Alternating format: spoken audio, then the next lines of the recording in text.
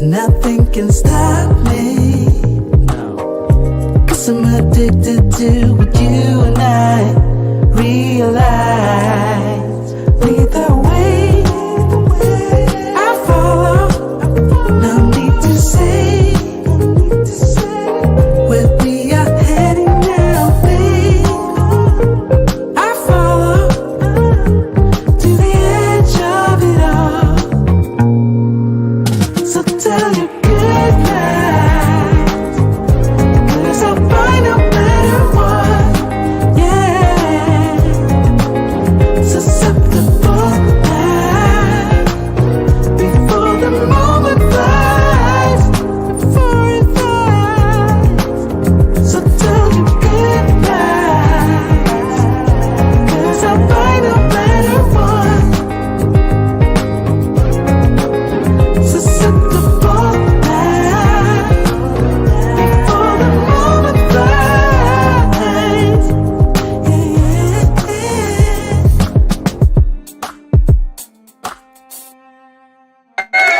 Shout out, shout out, shout out to all you men that are here and ladies that dare to tread this channel. Shout out to all you guys that are here. Let's get our music going. Shall we? There we go. It looks like it's pausing for a second. Let me get ready for the monologue. Anyway, the music is stalling for us on us. We are at the point of, looks like I'm frozen for a minute. Okay. We are at the point of, let me start like this. I got distracted for a second. I got this hat in Cuba. This hat reminds me of not only the good times that we had when we were there, but it also reminds me, if you've ever been to Cuba, you appreciate that you have choices. The choice to buy food when you want to, the choice to live in whatever state you decide to live in, the choice to enjoy your career or change to another job. You've got choices. Unlike many places around the world like Cuba. And one of those choices that many of us men who are getting older are discovering is the choice of who we date and mate and marry. Many of you guys that are over 30 are starting to discover that you can be with 40-year-olds, 23-year-olds, 27-year-olds, 44-year-olds, or 37-year-old women just by cracking 30 years old as a man. Don't let you be 35. You can still smash them down at 21, still get away with some 51-year-olds. What's my point? You guys have something that many women around the world wish they had. A choice. Now, some women will sit back and brag, hey, I still look good for my age. I haven't hit the wall, blah, blah, blah. And other women who are younger will say, well, I don't date older men. That's creepy. That's predatory, right? But that's not the norm anymore. Yes, there was a time when everybody thought in the United States that an older man dating younger women, that was creepy. And yes, there was a time in the United States where we had very attractive, in masses, older women. These are not the norm anymore. But what has become the norm, younger women desiring older men, and older men having the choice of being with younger women or older women. And to the point that we're going to look at today, mothers and daughters are competing. This is becoming the norm around the world. Mothers are dressing like the daughters, talking like the daughters, even sleeping with the daughters' men. And in one case, we even have where the mother and the daughter have decided to walk down the aisle with the same brother. That's how desperate a lot of women are. Now, I know a lot of women are going to say, well, that's not for most of us. And we're not talking about the norm, the most. We're talking about the norm. I'll say this again. You don't have to have the most to notice that something is starting to become normal or normalized. And this is what we're seeing. So just like I had a choice to purchase this hat in Cuba, a lot of you guys are starting to realize once you crack 30 years old, I'm not 31, not 32, just 30 years old, you are at the point of choice. Yes, sir. Shout out to all you guys out here with your choices. With your choices. Hope you guys had a great day yesterday. I had a great day off yesterday, focusing on my classes with Theo. Got my next exam coming up in a couple of weeks. Shout out to all you guys that are here. Yes, sir. Black Nubian in the building. Shout out to them Canadian boys that's coming up numero uno. I told this guy where I was from. He said, oh, Canada. Yes, sir. And shout out to David Dice of the Dice family, that is. David says this. Shout out to all you guys that are here. Salute to all you guys in advance. He says, completely random question, Dre. Hey, Dave, first of all, completely random. Let me know if you received that email that I sent you with the video about the guy getting deported and come to find out the white guy was the real story. I sent that to you and I sent it from my Dropbox. So let me know if you received that email, Dave. If you didn't, then I'll just resend it through WeTransfer. Now back to David. Completely random, but Dre, did you hear about the sister who I did in Tanzania? And Andre and I plan on taking that trip where you feed the giraffes and all that. Now we know allegedly it was, yeah, I'm going with the allegedly part that it was her white boyfriend. I'm even going with the 9 times out of 10 allegedly that was her white boyfriend. Black women ain't never been known black people just in general ain't really been known for self-hanging. We try to stay away from ropes.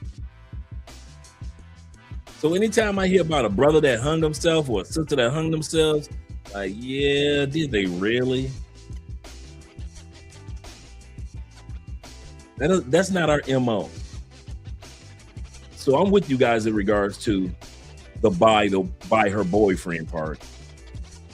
After she was saying grotesque things about black men, now look. That's why sometimes we got to watch what we say, monitor what we say, because it can't come back and bite us, without a doubt. That's why you'll never hear me talk about that. My marriage is perfect and no mistakes could ever happen. No, I don't walk like that. I don't walk in my ego. The Bible says pride comes before a fall. Pride comes before a fall. So I keep the young lady's family in prayer. I saw her dad on the news, saw her sister, I think a dad or a mom on the news. And they're just trying to find some answers right now. They're not accused. I saw mom and dad when they asked them, do they think the boyfriend did it? And mom and dad got quiet. And they're just basically trying to get some answers right now. All this happened in another country. It didn't happen in their own city. This happened in a completely different country. So hopefully the truth does come out, man. I really, either way, when the truth comes out, the young lady is still deceased. That's the sad part. That's probably the saddest part of all. No matter what, the young lady is still deceased. Let's give a shout out to my brother Rico as the numero uno. Shout out to Rick being here, number 1. Good evening, Andre and Shaq. This one's going to be spicy. Yeah. Daughters and mothers born to battle over men. You know I got stories. I ain't gonna lie to you. I ain't gonna lie to you. I got stories. Oh yeah. Oh yeah, you know I got tales to tell. Definitely. Salute to you as well, Dave. Salute to you as well, brother. Oh yeah. Shout out to my man Vic in the building, man. I hope everything. I gotta call you, Vic. I don't even see why I'm being waiting on YouTube to even catch up with you. I need to just go ahead, pick up this phone to give you a call. I'm gonna call you tomorrow. That's what I'm gonna do, because I'll be constantly saying I'm gonna call my man Vic, check in on my Florida brother, my fellow Ohio player. I ain't even called, man. That's my fault. Shout out to Ronan. Shout out to you, brother. Glad to see you here, brother. Good morning to all you guys out there in Southeast Asia. Shout out to all you guys in Mongolia, Philippines. Shout out to all you guys in India, China, Japan. Shout out to all you guys that are in Korea, Cambodia, Thailand. Shout out to all you guys that are in Indonesia. Hope you guys are having a wonderful morning. Great day. Great day. He says, good morning from the Philippines. Having an early morning cup of cafe and waiting on the store. Bruh. This is a good popcorn eater tonight. I kind of did bits and pieces. I want to do another show just on mothers and daughters relationships. It will amaze you how many older women are jealous just of the bodies, the curvation, the anatomy of younger women. There was one that I didn't get a chance to put in because it would just make the video just too long. This mother, and I saw several of these. Like I said, I'm gonna do a part 2 of this when I have to. Mothers telling daughters what to wear in the house. Mom's boyfriend is coming over, or mom's boyfriend is moving in. The daughter is like, I just got on a t-shirt and a pair of shorts, mom. That's what I wear all the time. Well, you can't wear that no more. Earl is moving in.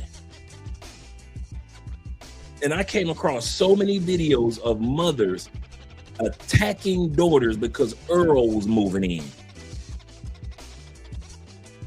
And mama don't look like daughter no more. And if Earl see what the daughter body look like, Earl might want the daughter instead of the mama. And that's what mama's afraid of, losing Earl. I didn't get a chance to put those clips in the videos, but I definitely will put those clips in part 2. Because I kept coming across it over and over and over again. Mothers attacking daughters because of the daughter's anatomy. Not because the daughter was dressing Miss Sexy and all that. The daughter could have sweatpants and a wife beater on, and the mama tripping because the daughter's breasts is still perky, but mom's breasts are all down here now.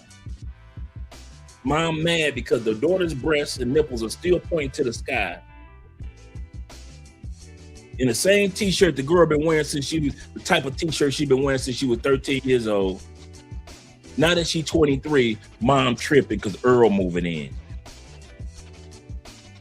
Why? Because mom knows that Earl might have a choice. Might have a choice. Oh, that's another one too. Yeah, Tia Mowry. Now, that's desperate. That's just straight desperate. That's falling from grace. And I ain't hating on a brother that's a school teacher. I'm gonna say that now. Shout out to the teachers. I used to be one. I ain't no hater on the teachers, right? But I can say, come on, Tia, that's the best that you can do, that you can go public with. So you left your husband, who was faithful to you, Mr. Pretty Boy himself, good dad, great career. You left him, and the best that you could get was your kid's school teacher. Tia, come on, man. Come on, and come on, man. Come on, man. Get it together. Shout out to Will being in the building. Shout out to Fisher Colby as well, brother, with the $2 love. Shout out to Will with the $10 love, as well as the love over on the PayPal. Appreciate you, brother. I really do. Really do. He says this. He said, good evening, Andre and Andre, chat family. Please smash that like button and support by way of Cash App. Thank you guys in advance, PayPal, and Super Chat. He said, "Oh, tonight is going to be funny." Yes, it is.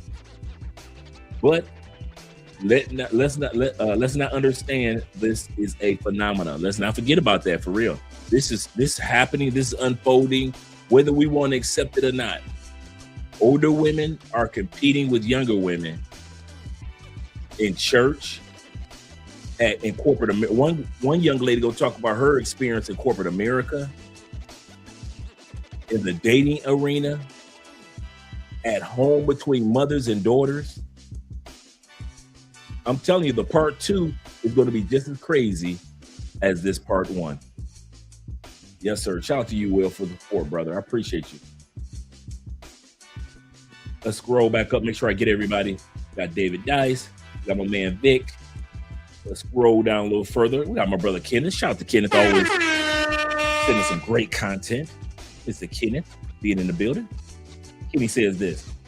He said, "Good evening, Dre." He said, "Just doing homework and library study and study hall." All right, shout out to you, brother. He said it should competing for men's peace. They should be competing for men's peace instead, but they're not. They're competing for a piece of man. That's what they're competing for. Shout out to Mr. Milner in the building. Glad to see you're here. Glad to see you're here as well. And them 313 boys, them Detroit boys are at it again, man. You better back the fuck up out my face, goddammit. I'm from Detroit, Michigan. Don't play with me. You know how we get from Detroit. You know how we get in public. Don't play with us. Don't play with us. Jim said this. Jim Rat says, because I just left the gym too. Just left the gym. I'm loving the kettlebell workouts, man. I'm telling your boys slowly but surely throwing that weight off. Just got done with Dr. Bobby Price detox, which was excellent. I'm drinking my healthy teas. Oh man, last night I made some I got a recipe for, what was it? Oh, cauliflower drumsticks. Fried cauliflower drumsticks. Fried in olive oil. The drumsticks, oh my goodness, they were, I let Andrea try them. Excellent with the barbecue sauce. Add a little honey to the barbecue sauce. I kid you not. If you ever want a great recipe, cauliflower drumsticks, you'd swear you were eating chicken. I swear. Yes, you would. Jim Rat says this with the $9.99 love. He says this. He said, "One of the worst things that you can do as a parent is to try to live your life through your children. It ain't all about you anymore." That's absolutely correct. There's a time and a season for everything under the sun. There's a time for your single life. There's a time for your relationship life. There's a time for parenting. There's a time for when parenting is now you just need for your wisdom. I'll say this again. For example, you got brothers like Victor. He's a parent at this time period. He's needed for his wisdom. A lot of you older parents, the kids are older, they're out of the house, but they still need your wisdom as a parent. But you're correct. It's not all about us anymore. Absolutely correct. That's a good point, brother. Shout out to Jay Anderson. Great being in the building. Salute to you as well, brother. Glad to see that you're here. We got 49 people in the building. Shout out to all you guys that are here. We got Poor Man 313. Another one of them Detroiters. Well, let's go. You better back the fuck up out my face, goddammit. I'm from Detroit, Michigan. Don't play with me. Jay Anderson says this. Salute my brother in the chat. He said, "I also want to give thanks to Andre and Andrea. Love crossing borders." Thank you guys. We try our best to make this channel interactive. Instead of you guys just watching, I ask you guys questions a lot. I shout you guys' names out a lot. I talk about what you guys say in the comments a lot. Why? Because I wanted to be interactive, a conversation between us all. I don't know everything, but you guys know quite a bit that I don't know. So if we share among each other as men that travel, that gives a little bit more insight than just some dude that's on a microphone talking. So I appreciate you guys, man. And I'm gonna tell you something else. Let me kind of like turn this music down for a second. I want to tell you guys something else, man. Andre and I really, really appreciate and love you guys. You guys have stuck with us through good times, difficult times. You guys, when nobody was watching, you guys watched us. When our content wasn't popular, you guys still came and checked us out. When we didn't have a mic, no lights, no computers, no nothing, no sound, you guys still hung out with us. I love when I meet you guys and you are exactly who I thought you were in person. When I met Jay Fleming, it's as if I already knew him. T-Mac, as if I already knew him. And a lot of you guys, man. Vic, shout out to Victor. As if I already knew you guys, man, because you guys have been with us for years, man. And we really, really appreciate your financial support, the videos that you guys send me. Shout out to my man Kenny Peoples, always sending me videos. Shout out to David Dice, always sending me videos. Shout out to T-Mac, always sending me videos that I could gleam off and create a topic about, or just use that particular video. None of this happens without you dudes. Now we're trying our best to bring the ladies in, but at the end of the day, just like Lead Attorney said, and like Kevin Samuel said, this is a male-centered channel. I remember Lead Attorney said that, and it was like thousands of women following him. And he said, y'all got to realize this is a dude channel. Dennis Sperling the same way. Thank you, ladies, but this is a dude channel. Kevin Samuels the same way. I love you, ladies. Thank you for the support, but this is a dude's channel. There's enough Passport Sisters content creators out there, but we need some positive dude channels. And so after 7 years of doing this, man, you guys have been here when we were healthy, and you were here when Andrea was under the weather. You guys have been here before we met Theo and Cloud Engineering. And you guys have been here as we all taking these exams to become cloud engineers. And we appreciate you, man. When I say I love you brothers, man. That's why I be so excited when I see you guys at the airport. That's when I be so excited when I meet you guys for lunch or for dinner. We go out to get something to drink or do some salsa dancing. I don't care. We're just sitting around just talking junk, smoking cigars at Reggae and Pops, or in the mall, or at Rico Richie's in the Granada area of Cali.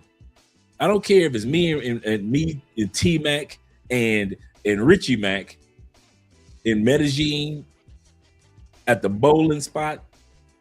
I don't care, because you guys always make me feel like I am somebody that's been a part of your life forever in a day, ever in a day, right? And so I don't take that for granted, man, ever. Don't ever think I take any of us for granted, ever, dude. Because there is so much that we learn from each other. And if it wasn't for you guys, man, we don't know where we'd be when it comes to the level of networking that we've been able to accomplish. So shout out to you, gentlemen. Yes, sir. Yes, sir. And I mean that. Now let's bring our music back. Now bring our music back up, Dre. Yes, sir. We go back to the shout outs. Let's see. Dre has that dragnet. What you know about that dragnet? Want the facts, ma'am. Nothing but the facts. The facts, ma'am. I not only watched Dragnet on TV, I used to listen to the radio show, The Dragnet. When I was a kid, my mom knew I had a problem with sleeping. So she got me a mini radio, and I used to listen to radio shows. You know, the radio shows that were out before television, where you could listen to the Little Rascals on radio, Jack Benny, The Shadow, Dragnet, Car 54. There were a lot of mystery shows that you could just listen to the shows on the radio. And so instead of, because I used to sneak and turn the television back on as a kid. My mom was like, turn that TV off. So for Christmas, she got me a radio. And I used to listen to radio shows as a kid. That probably started my nerd journey. Listen to radio shows as a kid. And one of them was Dragnet. And so then when the show came out in the 60s and 70s on television, you know, I was able to watch it on TV. But yeah. Yes, sir. My name is Friday on a Tuesday. Yes, sir. You guys are showing your age now. The young brothers are like, what? Who? What? Listen to shows on the radio? What are you guys talking about? You guys used to be listening to television on the radio? Yes, sir. T-Mac says this. He said, Terrell is looking to become my father-in-law. Uh-oh. He said he thinks my Novia's mom has, you know what? I could see Terrell with an older woman. I ain't gonna even lie. I could see he got that personality like that. So I wouldn't be surprised. Shout out to T, man. Yeah. He said, I'm supposed to set up a double date. I could, bruh. Yes. Set that up. Yeah, I can see T. T's a good man too, man. Good brother, man. Really good brother. I can see that. Let me scroll back down for you guys. Okay, we got, scroll back, make sure I got everybody. Got Poor Man. Got a shout out to, oh, we're doing good. On time. Yes, sir, Big. My name is Friday on Tuesday. Oh, man, you got me with that one. That's a good one. Salute to my brother, Zay. Shout out to you, brother Zay. He said, and the panel. He said, I just put my my big homie on a girl of mine. Shout out to, he's 47. She's 26. Good combination in my eyes, of course. Took her home and did a wild monkey dance the same night. Dang, that chemistry was strong. That's what you call some strong chemistry. I ain't mad at him. Shout out to him. Shout out to my brother, Mr. Darkest, the navigator, that is. The navigator. What's good, Dre? Listen to the broadcast from Ethiopia. Man, I've been following Ethiopia a lot lately, man. There's an Ethiopian couple that moved to another part of Africa. I'm thinking about getting them on to interview them. And they opened up a gym. They moved from Ethiopia and they decided that they wanted to open up a gym, kind of like what Theo's been talking about doing. And in their first year, they made 50, I think she said 58,000 the first year of them opening up their gym. And their whole Instagram is about their journey. So I've been following Ethiopia for, of course, the ladies are just flawless, but I've been following the culture and a lot of things that's going on. So shout out to Ethiopia, man. All you guys that over there that are enjoying it as well. Goodness gracious, you guys are on tour everywhere. Shout out to Black Nubian in the building. Shout out to you. Appreciate you once again, brother. Yes, sir. Simple Logic is in the building. Shout out to you. Shout out to you being here. And my man D. Kirk representing Dre in the chat. And my brother David said, yeah, Dre, thanks again. He said, I got that video. I'm telling my friends about it. Okay, cool. Perfect. Because dude still ain't talking about it. And I'm about to, tomorrow we're going to talk about Chill Chopper, who doesn't know how to chill. Tomorrow we're going to be talking about one of the topics. We're going to have two topics tomorrow. One of them is going to be about the YouTuber that left, the brother. Chill Chopper, who has forgotten how to chill. Every Instagram and other platforms where somebody is talking about what's going on, this brother is everywhere. With the it wasn't me, it's not what y'all think it is, it's not what you. Chill, brother. You said you're gonna come out with a video. Put the video out. You said you'll come with facts. Put the facts out. This dude all on Passport Sisters, Instagrams, and other platforms on Passport in their comments The passport sister say, hey, there's a brother who in the past, the one passport sister said, I didn't think that his content was that bad. I didn't think it was that bad. This dude is all in her comments. I didn't do this. I wasn't a pimp. I didn't do all that. I wasn't pimping. Did you not say your name is Chill? Then could you, bruh? Chill. All you doing is giving Colombia content to use. So if you dare to tread the country again in 5 years, they're going to tell you, wait a minute.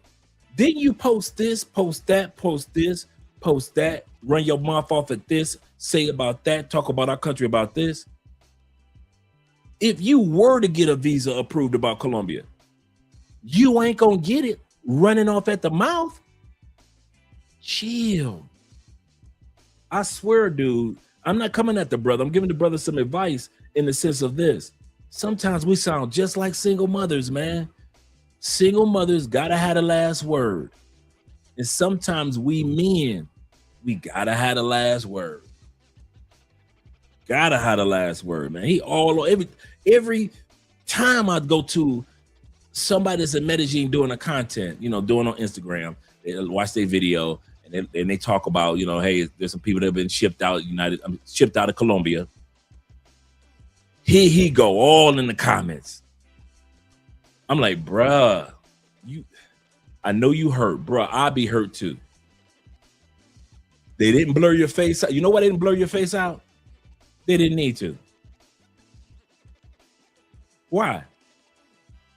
Everybody knew who you were. See, some of y'all kept saying, why didn't they blur his face out? Can I ask y'all a question?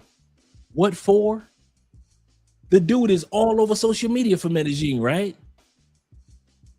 If they had blurred his face out, would y'all had not still known who it was? Yes. Yes, y'all would have still knew as soon as y'all saw the name, y'all would have been like, oh, that's the. So it wouldn't have been no you. See, okay. If a Russian dude, because they just shipped out a Russian dude yesterday too. I'm going to show that video tomorrow. For throwing loud parties for 2 months.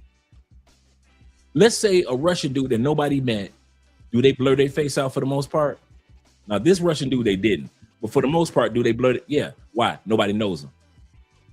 Black guys that come on, the one brother that had the black Michael Jordan jacket on, he had the M and the 25 on the back. Did they blur his face out? Yeah. Why? Nobody knows him.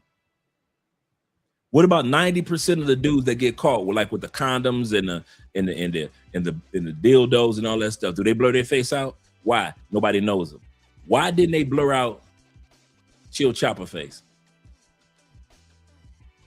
Because everybody already know him. A lot of y'all was like, it was racist and the brother was just no. There was no purpose in blurring out his face. They were trying to make trying to use him as an example. They're trying to use all these guys as an example. Every one of them. Every one of them that they show you on the news, they're trying to use as an example. Chill Chopper is not a special case. Stop doing that. He's not a special case. Like I said, I'm not coming at the brother because I don't know the brother. I'm just saying the reason they didn't blur it. If they ever shipped your boy out, do you think they would blur my face? No. Why? Everybody know me. Ain't no use of saying YouTuber in Cali, Andre Spence, blah, blah, blah, and blur my face out. Would y'all still know who it is? Yeah. Why? Because everybody already know me down here. That's why they wouldn't blur my face out. It wouldn't be like, look, they ain't even blur Andre face out. No purpose in blurring out my face. I've been on social media for 7 years. Same thing with the young brother. That's why they didn't blur his face out, because everybody already knows who he is. And the other people, nobody knows who they are. So they blurred their faces out. I don't think they should blur people's face out, but they do.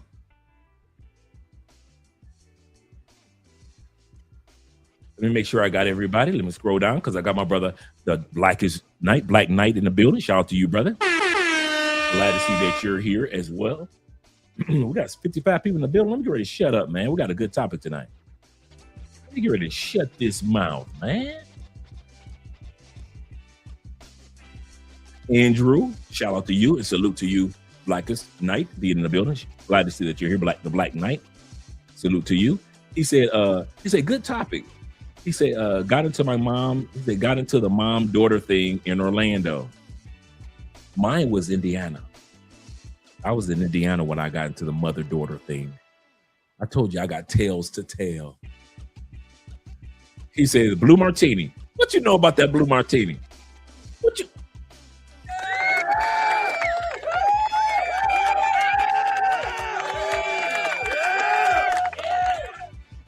Yes, sir. Yes, I know exactly what Blue Martini you're talking about. By the way, you guys, Blue Martini is like a lounge club. It's dancing, but it's kind of a little bit more. It's a little bit more expensive. It's upscale, but it stay packed. It really does. And so Blue Martinis are all over Florida. Shout out to the Blue Martini franchise. He said, change my perspective, especially the Latin moms and daughters. 'Tis true, my friend. 'Tis true. Let me scroll down a little further. Shout out to my man Dale Wind in the building. Glad to see that you're here. Salute to you as well, my brother. And William H. Money. What up, though? What up, East Side? What up, West Side? What up, South Side? What up, North Side? You better back the fuck up out my face, goddammit. I'm from Detroit, Michigan. Don't play with me. What up, though, Detroiters?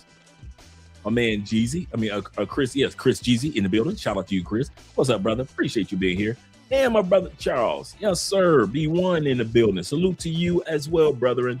Salute to you as well. And Bronx giving a love with the hello. Yes, sir.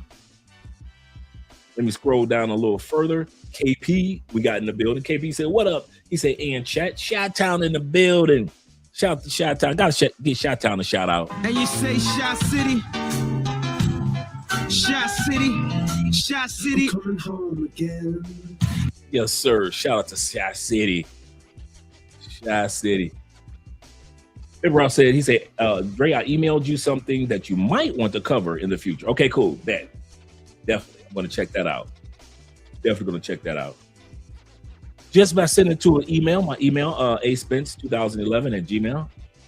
Just send it to my email and I will get it. And I will either use the whole video or portion of the video. And so guys are always sending me some great content, man. Great content. So just shoot me an email and I got your back. Yes, sir, gentlemen. Yes, sir. And make sure I got everybody.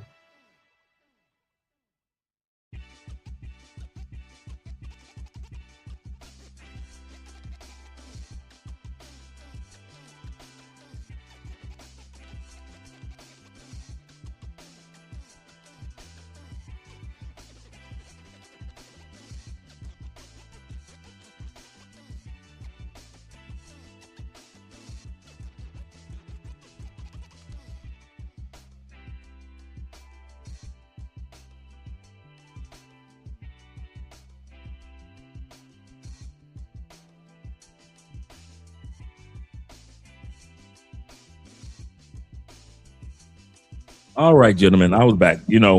Issue. Looks like it's back on track. Appreciate you guys for your patience. I'm looking down at the screen right now, waiting for the moment to come back on for you guys. Shout out to you guys. Now let me get back to the shout outs. Shout out to my man Jay Kaysen in the building. Glad to see that you're here. And the Black Chairman. Glad to see that you're here as well, brethren. Glad to say many blessings to you. And Jay Anderson the Great says this. He said, happy birthday to everyone who has a birthday, including my 7-year-old. Let me get this correct. Kalanya, hope I pronounced that, Anderson. Wishing you plenty of more. Shout out to the little one celebrating 7 wonderful years. Yes, sir. Yes, sir. Shout out to the little one. Gotta love the kids. Gotta love the kids. Yes, sir. And shout out to Zeta being in the building. He's crept up in here. Yo, Dre. Hola. And chat. Hola, y'all. Yes, sir. Shout out to Zeta. And my brother Vic says, make sure that we hit that like button, gentlemen. We like you. We really do. Make sure that you like us too. And we got Mr. Crawford in the building. He said, good evening, Dre. Hope that you and Andrea are well. Yes, we are doing great, man. One day at a time. We're taking it one day at a time. Right. Don't mix it up with the blue oyster. Absolutely correct. Blue martini is completely different. Good point. And shout out to my brother in the building, Don, the Don, or AKA the Don JP. Shout out to you, brother. Shout out to you being here. Looks like I got everybody. All right. And we got Jeffrey. Can't miss out on my man, Jeffrey Rice. Glad that you're here, Jeff. And if I miss somebody, blame it on my head and not my heart. Looks like I got everybody. Let me scroll up, make sure I showed everybody some love. Yes, sir. IMF in the building. Snuck up in here, man. I see you. Say appreciation goes both ways. You say, much thanks, Andrea and Andrea, and fam. Stay blessed. Yes, we will, brother. And so will you. Yes, we will, and so will you. Yes, sir. Make sure I got everyone. Looks like I got everybody. The Black Knight I got. Official Kobe, my dude. Oh, Twan. Salute to you, Twan. Shout out to you, brother. Glad to see you're here, man. Shout out to my brother Twan in the building. Got Mr. Darkest. Looks like we got everybody. Let's get ready to get started, gentlemen. Let's change up the music. We're not even going to waste any time this evening. I'm just going to shut up and drop the video. Move Andre out of the way. Shout out to my brother who kind of like started talking about this topic first. My brother TGS. Make sure you guys subscribe to his channel, Mr. Uncut himself. Always doing some great content. He's going to start off talking about this particular topic. And you know I had to put my little montage on top of it. So let's get ready to get started. Gents, in our latest live stream, you might remember this clip. We went to the auntie and uncle clubs, and they're running around. The aunties is running around. Yes. They're giving it out too. I feel like those are maybe the ones who time has ran out too, maybe. Yeah. So I feel like they're just like trying. They're competing with women our age. Where y'all fellas at? Okay, y'all may be in the bed getting ready to go to work, or y'all probably already at work, but why is it? Are we the ones that's out here getting the job done, making moves, going places? Like, it was just weird. Every time I stopped, I just a bunch of women that surrounded me. But I was just like, where are all the men? Do you think it's age? Like they should settle at a certain age, or do you think that? I mean, too. Don't laugh! Now, as you just heard, these women actually believe like we do, that time has ran out for some of these older women who are out here still competing with younger women. Most delusional, toxic relationships that you can ever have is with a woman who has a best friend relationship with her mother. And I'm not talking about women and daughters not having relationships at all, but I'm talking about where the daughter is obsessed and hyper fixated on the relationship with her mother to the point where she never grew up. These are the types of women that are absolutely narcissistic because their mothers are covert narcissists, and these traits have been passed down in generations. They're entitled, they're selfish, they don't know how to take criticism or feedback. They're the types of women that say, I don't need a man, and they're leaders of the house while simultaneously putting down their partners for not providing enough. This is also because their mothers have taught them that they can do no wrong and everyone around them is the problem. They're the same women that have their grandparents raising their children. These men get in these relationships with these women thinking, oh, this is so cute. They have such a good relationship and they're so healthy. But really, it's the sense of control. It's the sense that they don't need a man that's superior to the people around them. These mothers enable their daughters to be selfish. In time, you will never, ever co-parent. You'll be parallel parenting the entire time. They don't know how to have any constructive conversation about your children because they don't need you because they have their mommy, and they make all of their decisions. That is an excellent point that she just made. There are too many women, this growth of mothers and daughters being best friends, wearing outfits together, even sleeping with the same men. It's not healthy for the younger woman. It's not right for the mom to be doing that, but it's definitely not healthy for the younger woman, because she at this stage of life, when she should have the umbilical cord cut away from her mom and starting to develop her definition of a relationship with a man, she can't do that, because a lot of these younger women know that they can, if everything fails, I can run back to mommy, my best friend. Not mom, my parent. There's a difference between going back to mom and dad, my parent, but mom, my buddy, mom, my best friend. We dress alike, we hang out alike. I don't need no man. Why? Because me and mom going out to that movie to go see the new Michael Jackson movie. Me and mom are flying out to Dubai to get boo-boo put on our faces. She's saying this is not healthy. It's not healthy to be that woman, and it dang sure ain't healthy to date that woman. And I know a lot of very attractive older women and younger women that are best friends, and both of them are only good for one thing: to smash. That's it. Mentally, mom doesn't know or recognize her age, even though she looks good. No man wants to be with a woman that don't want to acknowledge her own age. The daughter is spoiled by the mother. So you don't want the spoiled mother, the spoiled daughter. So what's the benefit of both of them? Mom is attractive, the daughter is attractive. You're going to see this throughout the night. You're going to see that theme throughout the night. It's usually not an unattractive woman that's the best friends with the mom and the daughter. It's usually the mom and the daughter. The mom looks kind of young. The daughter looks kind of mature. They kind of gel, and they wear outfits, and they go get their hair done the same style and all that mess, right?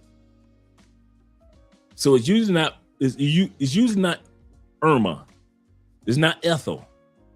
Not the big women. Not LaWanda. Usually it's attractive mom, look young enough to look like her attractive daughter, and both of them are mentally checked out. But men don't care. Why? Because them bodies looking right. Mom do look good. We ain't stupid. The daughter is looking good. We ain't stupid. And we gonna smash them both to smithereens. But we'll never take them seriously. The daughter or the mother. The daughter or the mother. He said, Chris says this. He said, Dre, you seen the video of the black mother and daughter fighting in the airport. The mom's skirt was so short that her butt, I didn't see that one. And I've seen a lot of them in the airport fighting, but I haven't seen it. I'll have to look that one up. He said, yeah, this kind of creepy. It is, man. It's like mom don't want to let go of her youth, and the daughter don't want to let go of her mom. So the daughter never falls into a serious relationship because she doesn't want to let go of her mom. She thinks she owes her mom. She thinks her mom is her best friend, her buddy. So she'll never let go of her mommy. So no man wants a woman that's dedicated to her mommy. There's a difference between dedicated to her mother. Mother's getting older, being there for her mother. That's one thing. And most women are like that. They're there for their mother. They're not there expecting their mother to still be mommy. And then you got a mom that doesn't want to grow up because she ain't got a man. And that's the problem. That's the problem right there. Don't want to grow up. Let's continue on. These types of women are the types that you need to run far, far away from. Because even on your best day, you're still going to be looked at as less than because the mommy in the situation is pulling the strings. Yep. Okay, bye. When you first met Danny, was there an initial attraction? Because I know that you want to be loyal to Jade, but This is not fake. This is real. Mother and daughter share the same boyfriend. You talking about interracial dating? I ain't mad at you, player. when you saw her, were you like, what went through your head? I mean, when I first saw Danny, it was like, I was shocked. I was like, man, she's so beautiful. You know what I mean? And I'm like, that's what I'm gonna have when, you know, she's older. And I'm excited for it. So when she came in, the relationship was just the best of both worlds, you know. Jade, how does it make you feel hearing that? Does that kind of, you know, do you have any jealousy that sparks knowing that your man thought that your mom was attractive? No, honestly, like these are my two favorite people in the whole world. I love them both so much, and so knowing that they share the same love for each other that I share for them is really special for sure. Okay, so you guys, you know, met the mom. None of that happened until a couple years later, I'm assuming, right? Since you guys been together for 3 years, you guys met pretty When early did we on. bring her in? Yeah, she's only been involved like for the past year. Okay. The first couple of years, like it was normal, you know what I mean? And I think they started talking about it at first. Yeah. I feel like it just kind of fell in my lap. But Yeah, like who initiated this? So, Nick and I were having some relationship troubles. There was some conflicts. We didn't know if we were going to make it through. And my mom is a life coach, and you know, we're best friends. And so I go to her for advice about a lot of things. And when I went to her for advice about, you know, the issues that we were facing, she suggested like bringing another woman in. I have to clarify though that when I first said that, I never meant that I would be that woman. That was not my first thought. But we couldn't be happier with the way it turned out. So it has worked out pretty well. Yeah, that was some good advice. And ever since we brought her in, I mean, we've been doing so much better also. I think it's exactly what we needed. It's like three brains. It's better than two. You know Well, what I I mean? want to know, Nick, your reaction when they proposed that idea to you. Tell me about that day. At first I thought it was like a test. Because like she said, we were kind of like on a rocky state. But I was convinced pretty fast. Once I figured out like, okay, they're being serious, I was like, I'm down to try it. You know what I mean? I think it's the best thing we've done. Like the relationship has been so much more fun since. What the fuck? So did y'all see that post going around Facebook that the mama started talking to the daughter boyfriend? So the girl was recording the whole time. She was basically telling her mama, like, why would you still talk to him after, like, you know, I talked to him and stuff, like, that's just disrespectful. So the mama was like, nah, he didn't want you. He told you in front of everybody he didn't want to be with you. She was like, you let this nigga disrespect you, talk to you crazy. And the daughter was like, well, you did the same thing. You kind of disrespected me too, because why would you go right after me talking to him to talk to him too? So the mama yelling and stuff, telling her how stupid she is, this, and that. Whole time I'm trying to figure out why the girl got a black eye. Her brother supposedly blacked her eye because he was upset for the sister talking to the boy. The girl said at the end of the day, she still loved her mama regardless of how many times she put her out the house, put her on the street, call the police on her, all this and that. And she said she's still just mad at the fact that her mama didn't check on her eye. The whole time she heard the brother's story of what he did and what happened to her eye, but she didn't check on her. I think the whole fucking situation is crazy as fuck. That shit is sad. Like, why would you even go behind your daughter back and talk to a man that she was talking to? I don't give a fuck if he wanted to talk to you or not. That's so fucking disgusting and nasty. I don't see how people literally sit there. That was fucked up. That child was so hurt. I heard that shit in her voice. She was so hurt talking and trying to explain herself. And her mama was just not listening to her. She would just think she know every fucking thing. Let me know how y'all feel on the situation. I think the mama wrong on so many levels. Here's one thing about the matchmaking that has pissed me off. And it's petty. It's petty on all fronts. The fact that men do not want to date women their own age or older. As a woman, it really grinds my gears. We're going to come back to that. This woman's supposed to be a matchmaker. Non-biased, right? No biasness. Matching people with love. But because men realize that they have a choice, when you hit a certain, I'm telling you guys, once you hit 30, you got a choice. You got a choice. You guys who hit 30, you can smash the daughter, the cousin, the coworker, the auntie, the mama, and I know dudes right now smashing grandmamas because women got pregnant so young, then the daughter got pregnant so young that mom is 39, 37, and she a grandmama. I know dudes running through grandmamas. Still looking good, still looking sexy, but she got a 2-year-old grandson, 18-month-old grandson. Mom got pregnant when she was 19. Daughter got pregnant when she was 19, 20. Mama, grandmama at 38, 39. And y'all smashing grandmamas and the auntie and the mama and the co-worker and the cousin and the daughter. And you just 30 years old. And women like this hate it. And she's supposed to be a matchmaker. And they can't stand the fact that you have choices. They can't stand that. And what do you expect from a community of single mothers? Absolutely correct, Jess. 100% correct.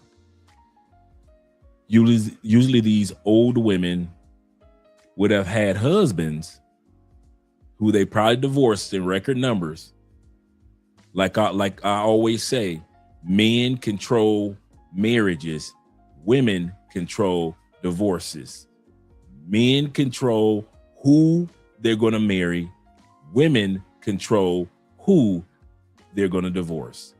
Men control when we're going to get married, when he's going to ask. Women control when she's going to ask you for a divorce. Women control marriage from the back end. Men control marriage on the front end. Don't ever forget that. Men, for the most part, statistically, divorce hits us blindsided. It's not 80% of married men filing for these divorces. It's the women that's filing for these divorces. Right? They control the divorce narrative on the back end. You were the one that got on one knee on the front end. And it's crazy how a lot of these women now that they're single, they want their daughter's boyfriend. Jess says this. T-Mac says this. Shout out to Jess. He said, in Colombia, the women get jealous over their own family members when it comes to a man. That's true. Who they want to keep. They talk up their boyfriend, and it makes the cousins and the aunts curious. Absolutely correct. Andrew says this. Shout out to Andrew Young and Andrew Craig in the building. Say Andrew Young, the mayor of Atlanta, the old school mayor. He said, I'm almost 40. He said, no lie. I'm about 2 months older than the woman who's now a grandmother, 38. I think her grandson is a year old. Absolutely correct. T-Mac says this in Mexican families. He said, my Mexican ex-wife's family were always flirting with me. And my ex-wife's my ex-wife would laugh it off. But in private, she was mad and talked all types of trash about her cousins. I can see that. Shout out to Roy Rush being in the building.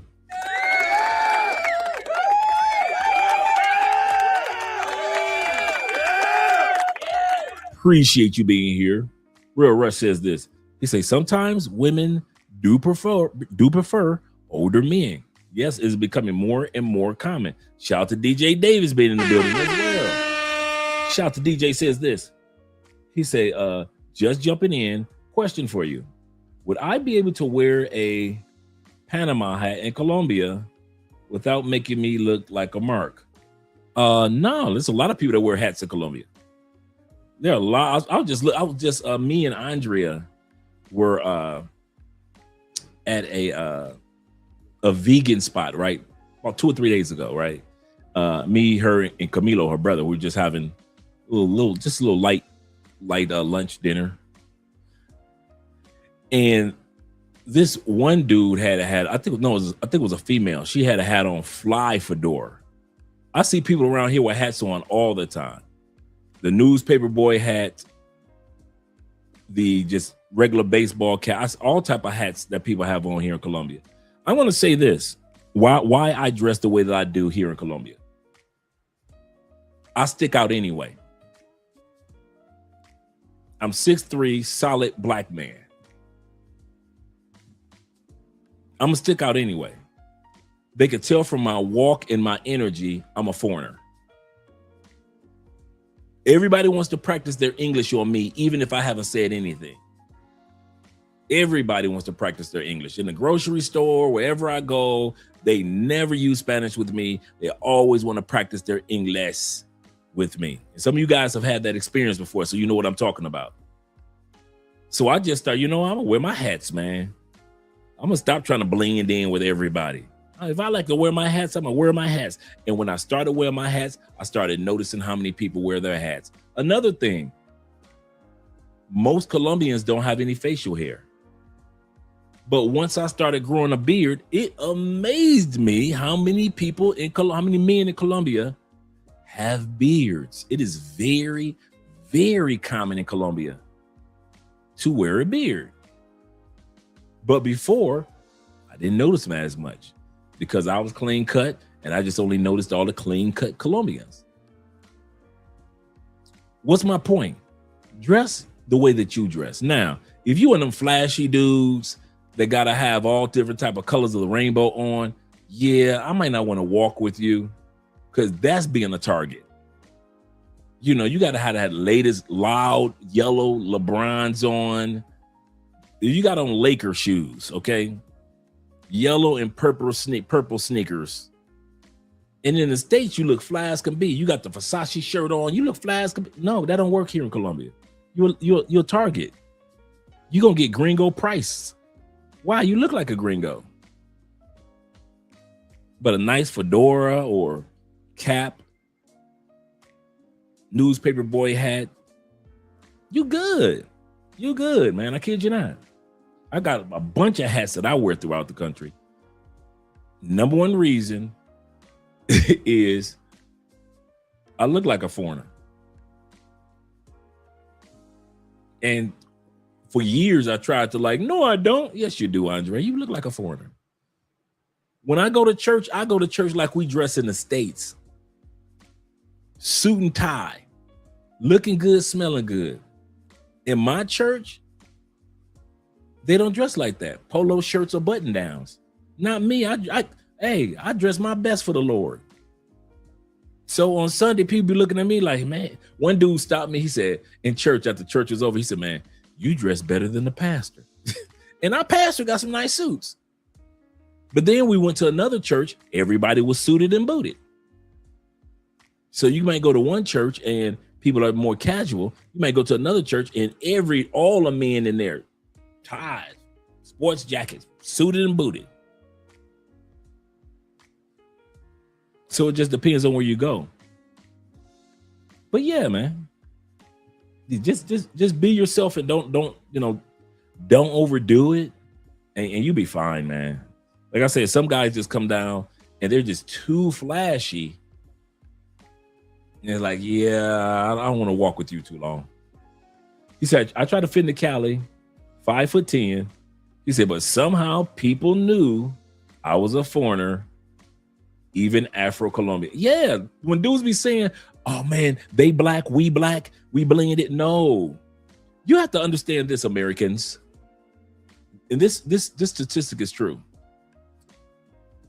Outside of Africa, did you know Colombia is the most, and I talked about this on in Facebook, and you can look this up. I looked it up too, again, just to be sure. Colombia is the most pure of African descent outside of Africa. You would think it would be Haitians, wouldn't you?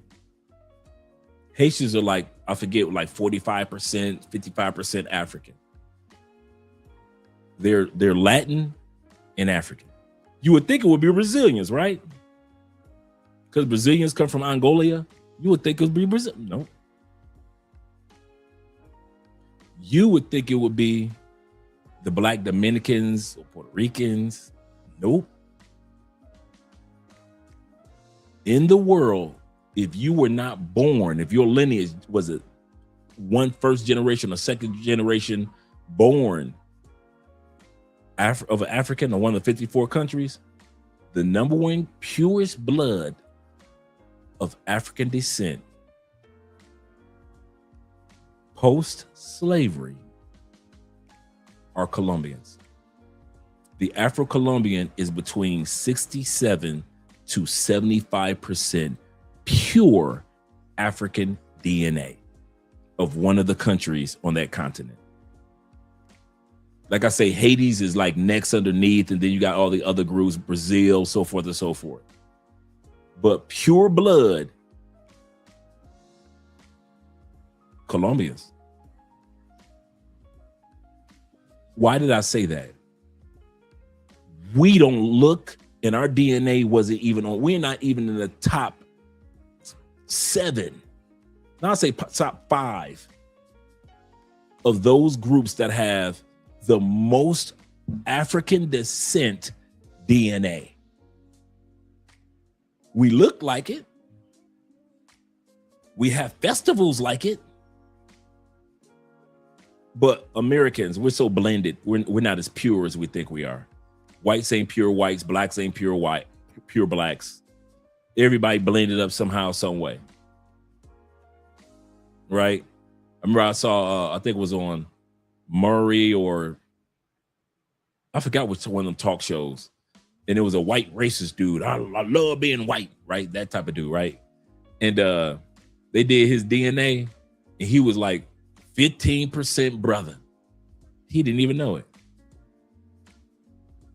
15% brother. He was like, what? Yeah, you 15% black.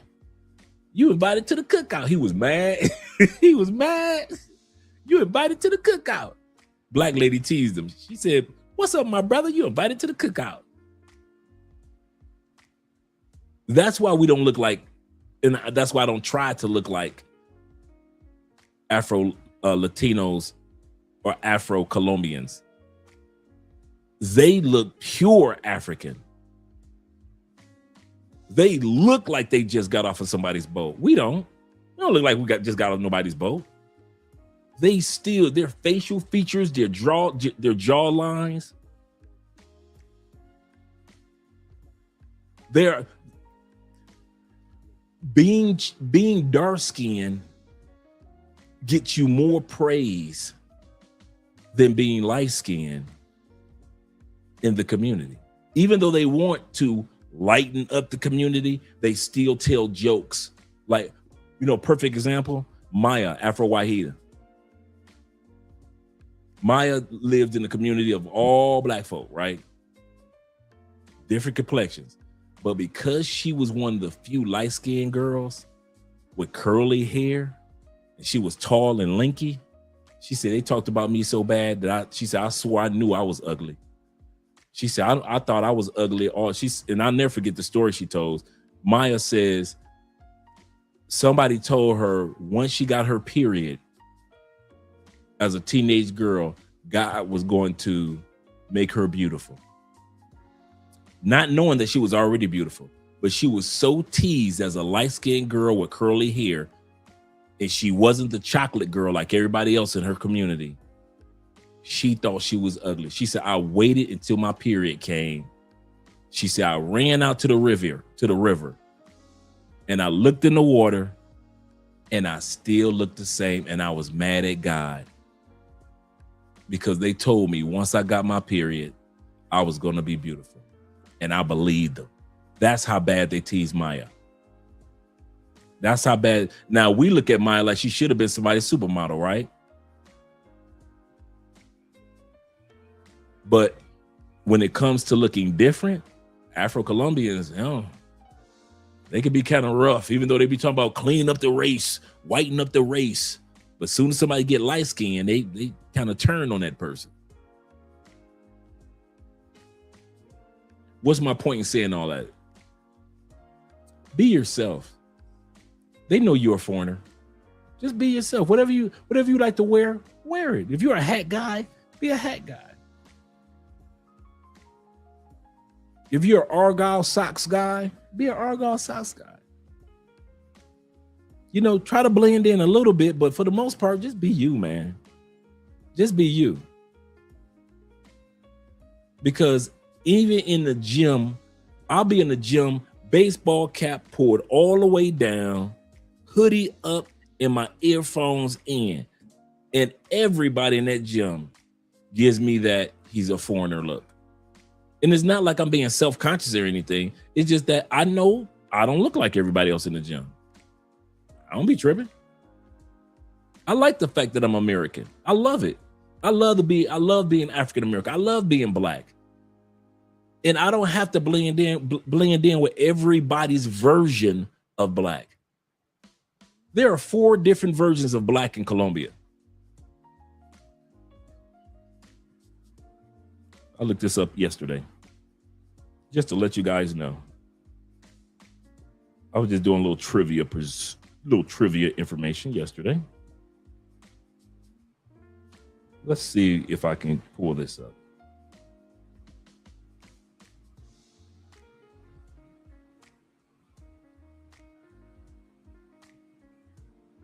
Not that. And let's go back.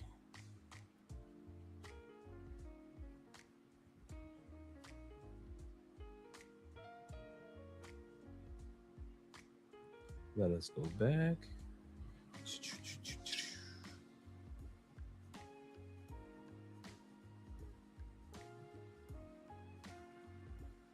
It's not there.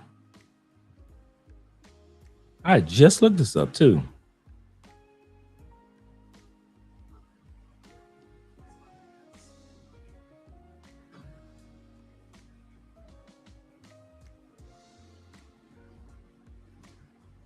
Wish I had this.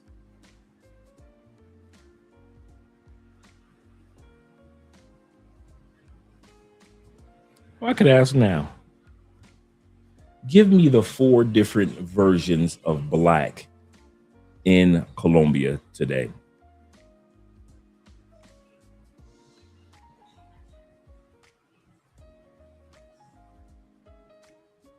Give it a second.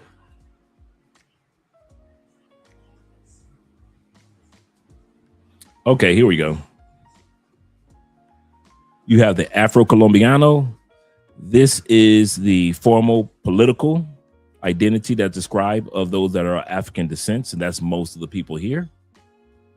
You have the Negro, which means black. No, that's not what I'm looking for.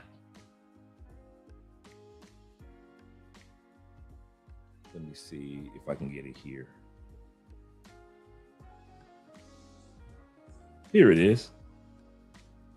Okay, you got Negro, Afro-Colombian, the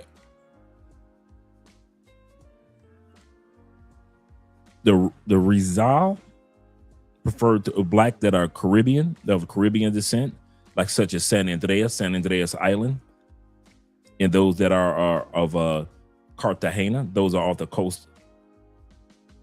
You have the Palenque era, those that are part of Palenque, those that are descendants off the slave ship. You have the mulatto, of course, those that are mixed between more than one culture. You have the Moreno or Morena, and that is also of a mixed culture here in Colombia with African descent. So there can be a person that is from the Amazon jungles, indigenous people, and then it could be a person that from the slave ship descendants, and they could be a blend as well. So you have more than one version of black here in Colombia. So to say that you blend in, well, which one do you blend into if we were to blend in? I don't worry about it anymore. I really don't think about it and don't worry about it anymore. I know I look like an outsider. I don't care. I'm an American. That's exactly what I am.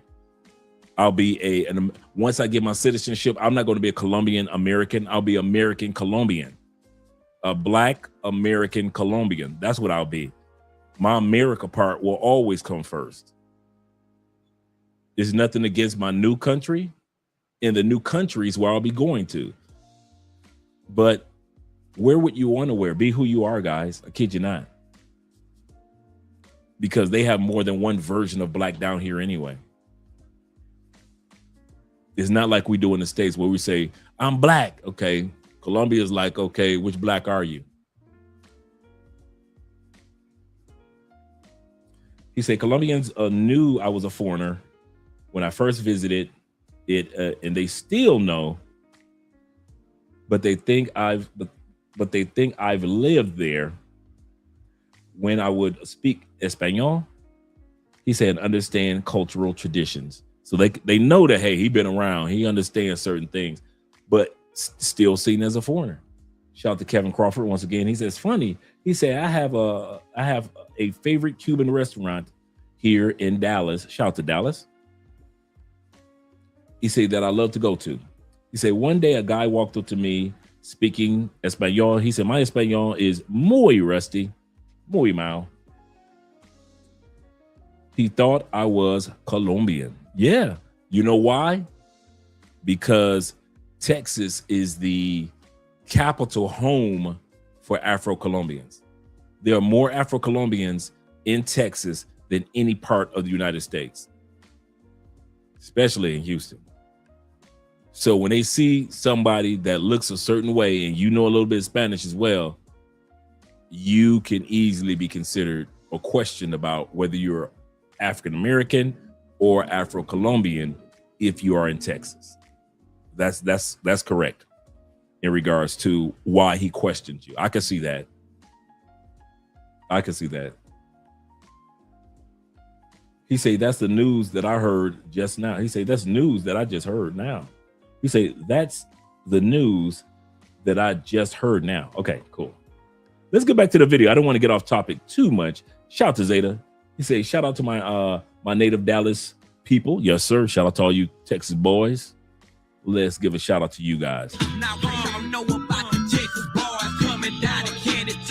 Yes, sir. Shout out to you guys. Let's get back to the video. Once again, this lady is perturbed because you guys have decided to, she's a dating coach, and you guys decided to date women that are younger, and nobody wants most of her clients, which are older women. Here's one thing about the matchmaking that has pissed me off, and it's petty. It's petty on all fronts. The fact that men do not want to date women their own age or older. As a woman, it really grinds my gears. Don't care. Men should not be dating women anywhere near their age. Either go 5 years older or 5 years younger, minimum. You see, the idea that men should date women their age is rooted in the notion that men and women are the same. But it's very clear that we're not, especially men and women that are around the same age. Mind you, these are the same women that will turn around and tell you that boys and girls from a young age mature at different rates. They'll say that young girls reach maturity faster than young boys, which is why, on average, women are more mature than men. Well, then if that's the case, doesn't it make sense that men should date women at their same maturity level, aka younger women? Okay, jokes aside, a man and woman the same age have literally nothing in common. A woman's prime years of sexual urgency are on average 20 to 25. A man's is 30 to 38. And that matters because people's behaviors change in accordance to the level of options they have access to. So a 30-year-old woman, for instance, is way past her prime and looking to settle down. Obviously. But a 30-year-old man is just about to enter his prime. Different priorities entirely. Here's the skinny. If you're a younger man under the age of 23, date women in their late 20s and up. 27 and up. More than likely, you cannot compete with the men that are older than you with more experience than you for those women that are around your age. You're just not going to win there. Women your age have infinitely more options than you. You're playing a losing game. Date older women. Dating older women will literally supercharge your experience with women. It's literally like XP farming. If you're older, date younger women. Not that I need to tell you to do that anyway. You know better already. And if you need my help with dating, then join my one-on-one coaching program. I'm taking the new students for 2026. It's been Jay's favorite scientist. With all this information, what must be done? Bitch, you have to get out. You got to get out this game. Yeah. You can't be in a club competing with a goddamn 23-year-old at 38. Listen, there's a lot of women out here that are in their 40s that are still, still what? Like they're still youthful looking. Even salt looks like sugar from a distance, baby. Damn. I gotta bring that one back. Even salt look like sugar from a distance. I gotta put that one in my archives. I gotta put that one in the archives. Even salt look like sugar from a distance. At 38. Listen, there's a lot of women out here that are in their 40s that are still, still what? Like they're still youthful looking. Even salt looks like sugar from a distance, baby.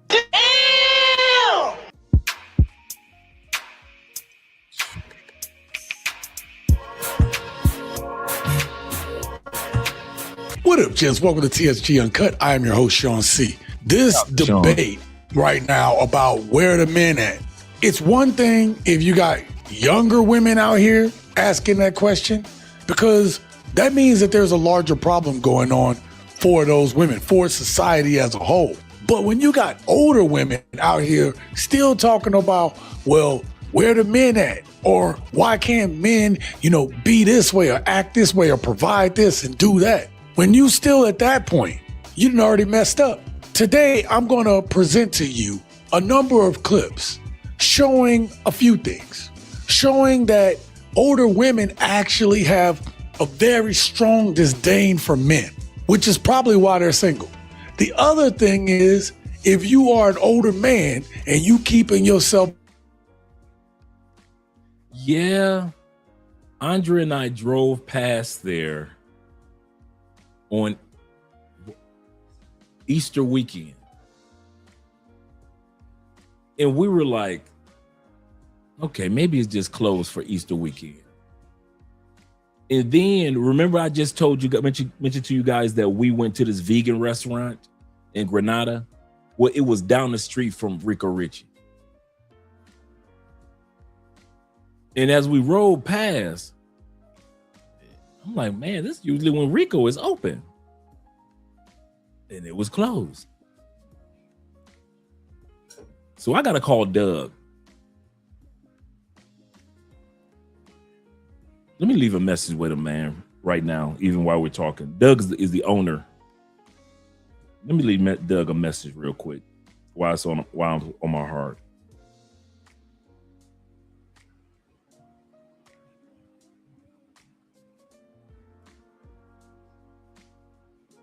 And I got to reach out to my brother Cam too, his brother. Hey, big man, I hope everything is going great with you, man. I see that Rico Richie is closed. That's what I've been noticing over the past couple of weeks. Do you plan on reopening, or is it just closed permanently? Let me know, because you might be doing some renovations. Hope everything is going great with you and your family, your mom and your dad and your boys, of course. I hope everything is going great with that. Also, question: if the club is closed down, are your Airbnbs still available? That's over the club. So let me know if the Airbnbs, because I'm letting guys know about it. So let me know if the Airbnbs are still available, Doug, or Rico Richie is going to be opening back up. Let me know what your plans are, man. Or is it just something that you just decide that you're going to let go of and move in a different direction business-wise? Just trying to keep up to date, man. Got you in my prayers, and I hope everything is going great. Talk to you later.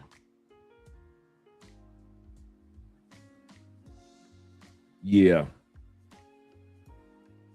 I don't know. I got it at when we were in Cuba, and we were in a beach town in northern Cuba. We were like 2 hours away from Havana. and I picked this hat up. And then, yeah, Zero is under investigation because of Zero is under investigation because the timing of the closing is too close.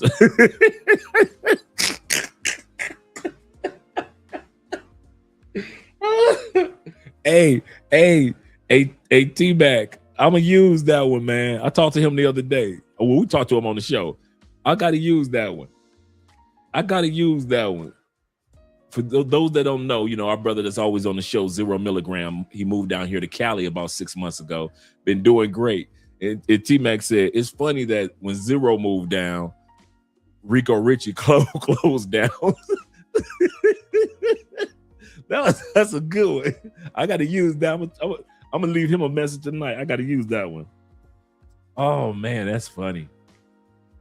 He said, no lie, my favorite part is when the guy said, he said, bitch, you gotta get out of the game. Yeah, for real. Gotta get out of the game. Sometimes you gotta let it go. Shout out to my man Crypto in the building. Shout out to Crypto.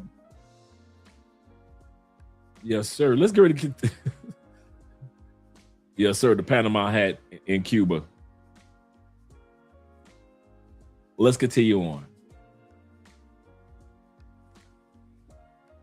Looking good, all right?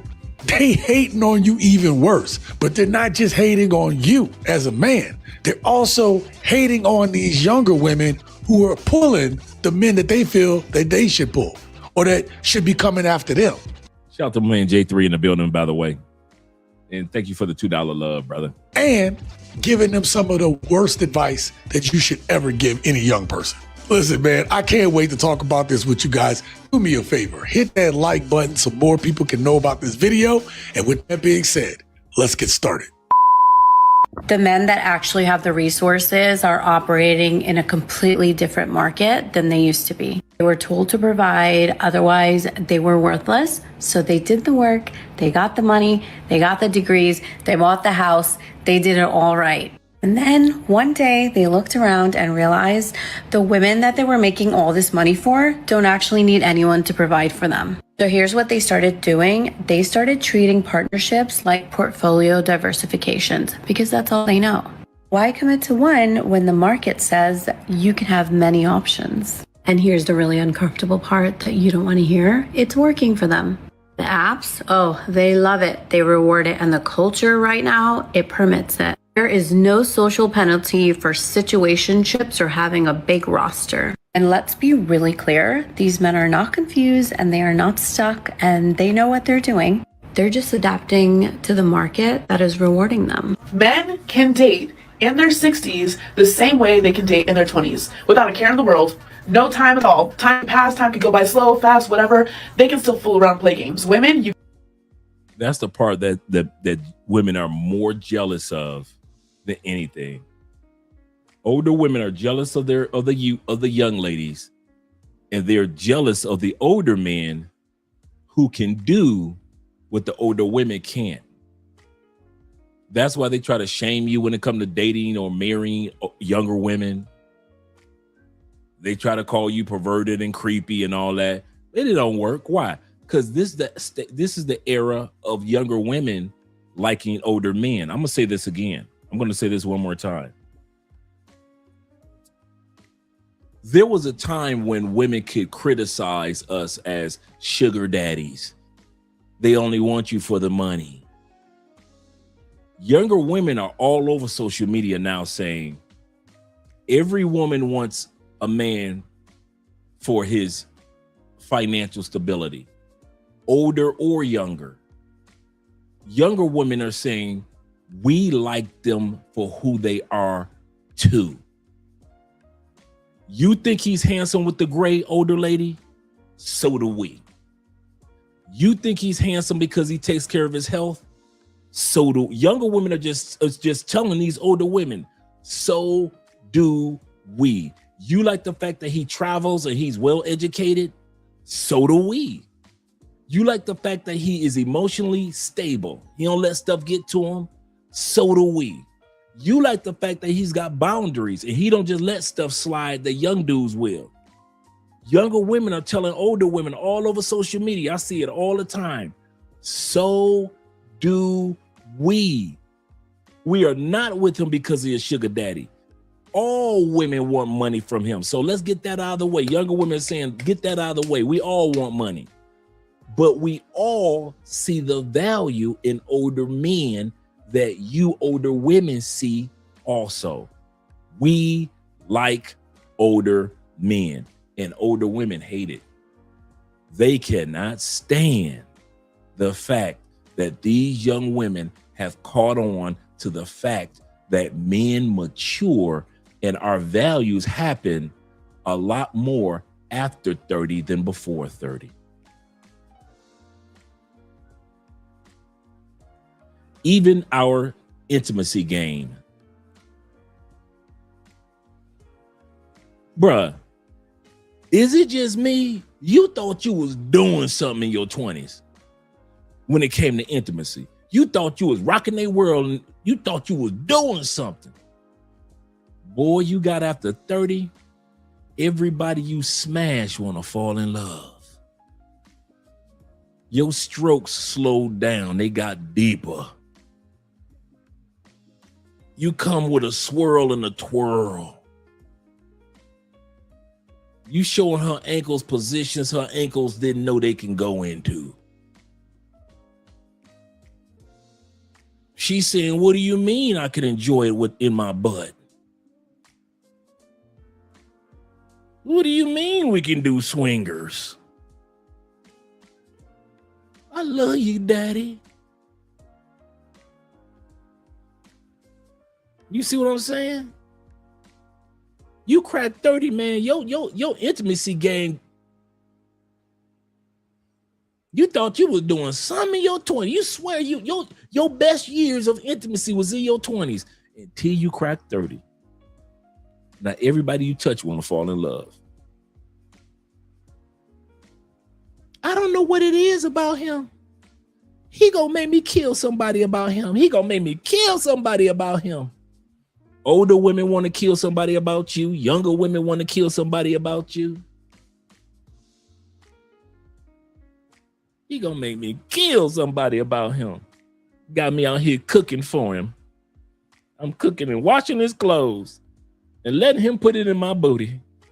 I ain't never let nobody, all my 20s, I ain't let nobody put nothing in my booty. I done let this man put it all in my booty and it feels good. Yeah, it feels good.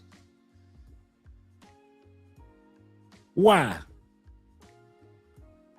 Over 30, you know how to get flowers, body massages. Under 30, you know how to, over 30, you know how to get that, use with that oil. Coconut oil, baby oil, freakum oil, castor oil. Give her a body massage and then give her that happy ending at the end of the massage. You ain't thinking like that in your 20s. You ain't thinking about slap it up, flip it, rub it. Oh no. You ain't thinking like that.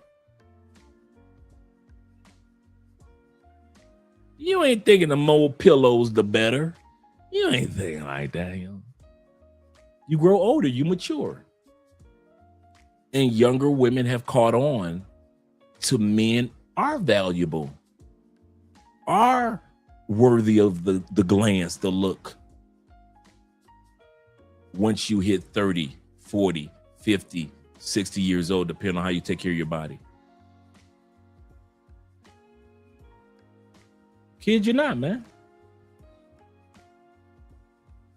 Oh yeah, yes sir, the party oils, without a doubt. Known by many, used by few. See, plus older men have their own, older men have their own place, so they have no such thing as the walk of shame. Absolutely correct. Absolutely correct. Most older men have their own place. Zeta says this. He said, get the right wine, drink, the mood music, everything. Older men think about all that stuff. Not saying that a lot of younger dudes don't, but it's not the norm when you're young.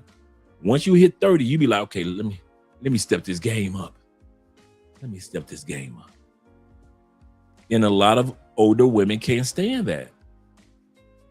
And now we're hearing from the dating coach. She just said, it just grinds my gears.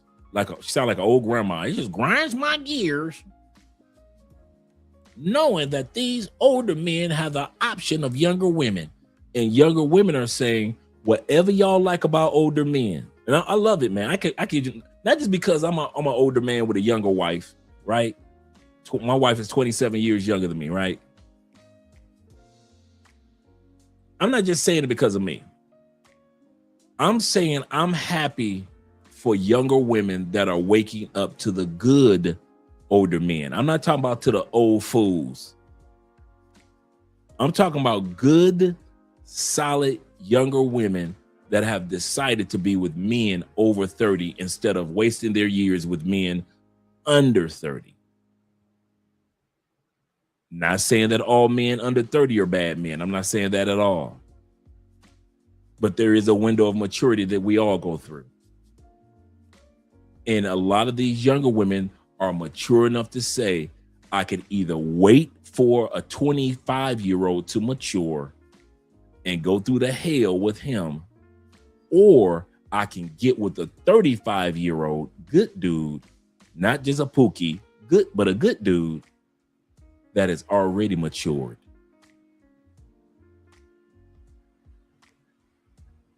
Women been doing that since high school. You got the 18-year-old girl about to graduate, and her boyfriend is 25. He's either out of college or he's been working on his job for years. He's got money to spare for an 18-year-old girlfriend. We've been saying that for years. Women have always been mature enough to realize, why get with somebody my age when I could go ahead and get with somebody that's a little older, a little bit more mature, a little bit more resources, a little bit more common sense. Now you're gonna have a bunch of other women that'll say, man, I don't date nobody that's older. Ooh, that's creepy. I won't do that. That's cool. You're gonna hear that all the time. But I'm telling you, I don't think women realize we don't need the masses to get what we want as men. I'm gonna say that again. I don't think you ladies realize in any category, in any shape or any form, we don't need most of y'all to get what we want from women. We don't need all y'all in the gym. We just need enough so we can enjoy. The rest of y'all can blow up to 600 pounds. Men ain't tripping. We just need enough for us good dudes. We don't need all women to be educated. We can let them Walmart stealing women be who they are. We just need a pool of women that are traditional, good, educated, and know how to be interdependent instead of being Miss Independent. We just need enough. We don't need all women to travel. We just need enough women that will enjoy travel and discovery and cultures and countries along with us. I don't think women think that men think in extremes. We don't. Men think in just enough. Can we get some of y'all to be able to cook for us? Some of y'all to be able to talk about investments for the future. Some of y'all that'll make great mothers and great wives and great girlfriends. We don't need all y'all. Most of y'all can be 600 pounds, hating on men, Miss Independent. I got my degree. I'm a diva. What most of y'all could be like, we don't care. We don't need men. Never ask for all the ladies to support us and support family dynamics. We just need enough. If we got enough ladies and enough men working together, we don't even notice the ones that don't want to work with us. And I don't think women realize that. I don't think women realize that at all. We do not need the masses. Don't y'all ever think that men have ever said, we don't go on panels, talk about it. We don't go on social. We need most of the sisters to. No, we don't. We need most of the white women to. No, we don't. Those of us in interracial relationships, we don't need most of the people to accept or want to be in interracial relationships. We just need just enough. Just enough women that may be interested in being with a brother. We don't need all white women. We need just enough. We don't need all Asian women. We need just enough.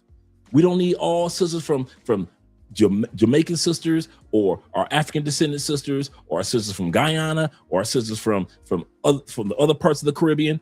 We don't need most. We just need just enough. Just enough that'll cover the amount of men that are interested in those type of women. We do not need all Jamaican women to want to be with us. We do not need all white women to want to be with us. We do not need all Asian women to want to be with us. This myth that men need all, that is a farce. We never have and we never will. So when most of y'all can't get a man, we ain't looking at most of y'all. That's the problem that y'all not catching on to, ladies.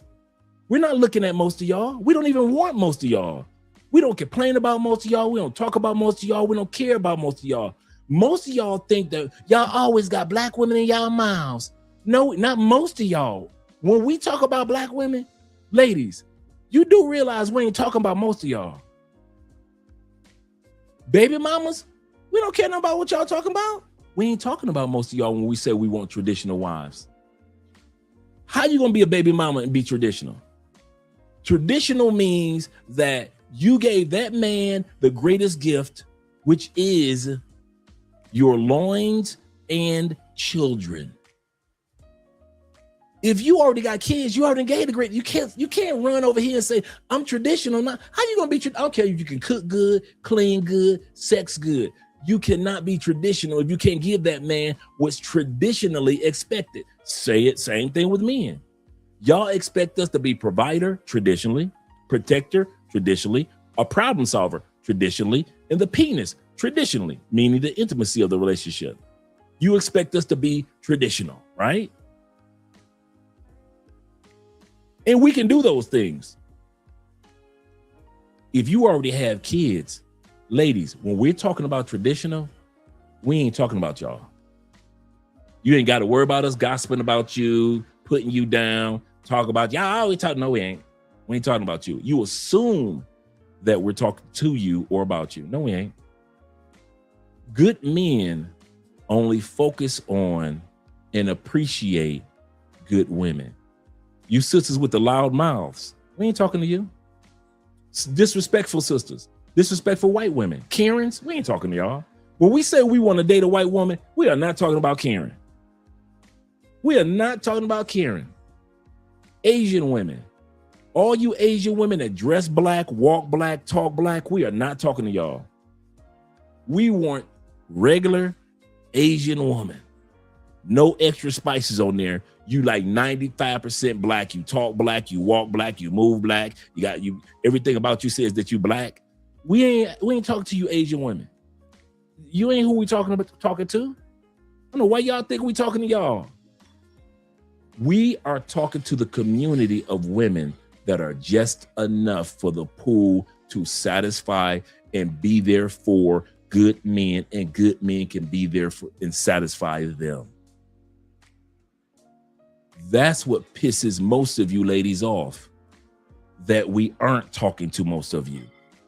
Oh, we'll go on a panel or two and have some fun conversing back and forth. But when the cameras go off and the microphones tune off, we ain't talking to y'all.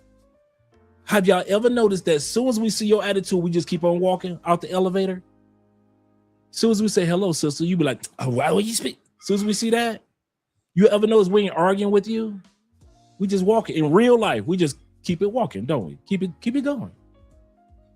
Why? Because we don't need all sisters and all white women and all Asian women and all Latin women to act like they got some sense.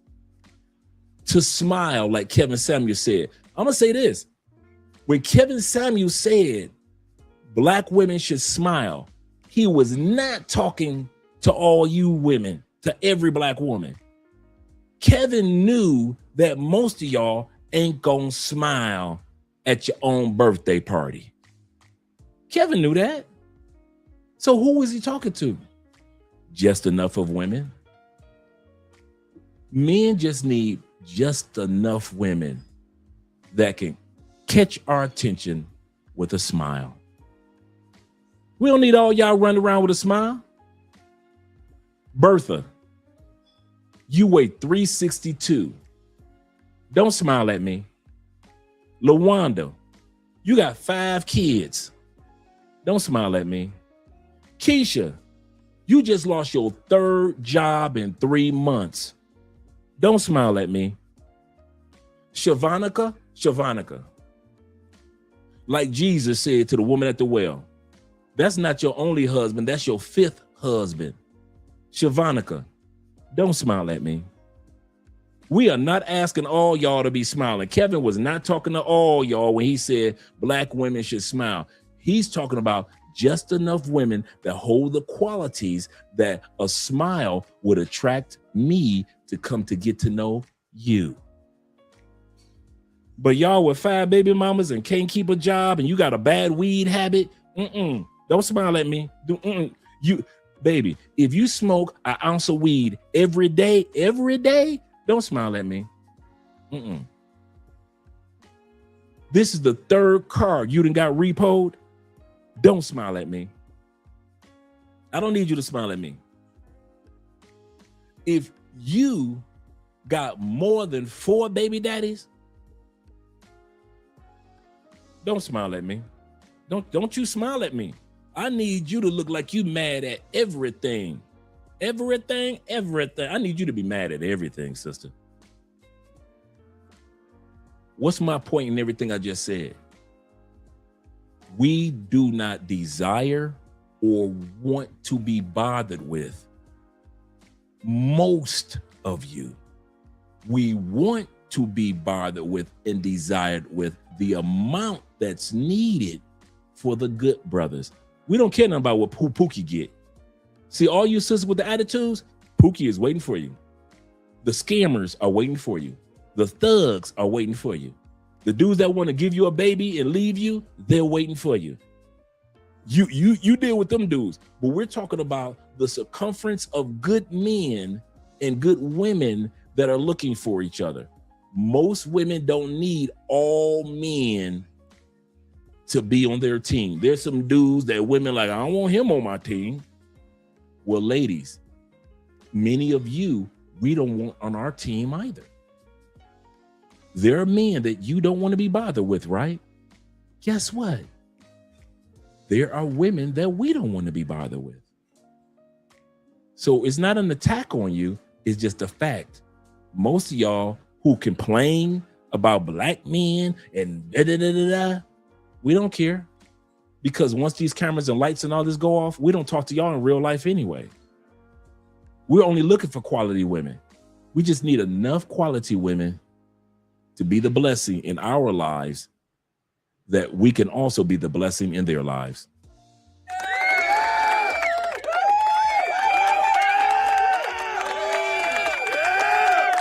And that's a fact. Shout out to you brothers with the super chats. Let me scroll down, show you guys some love.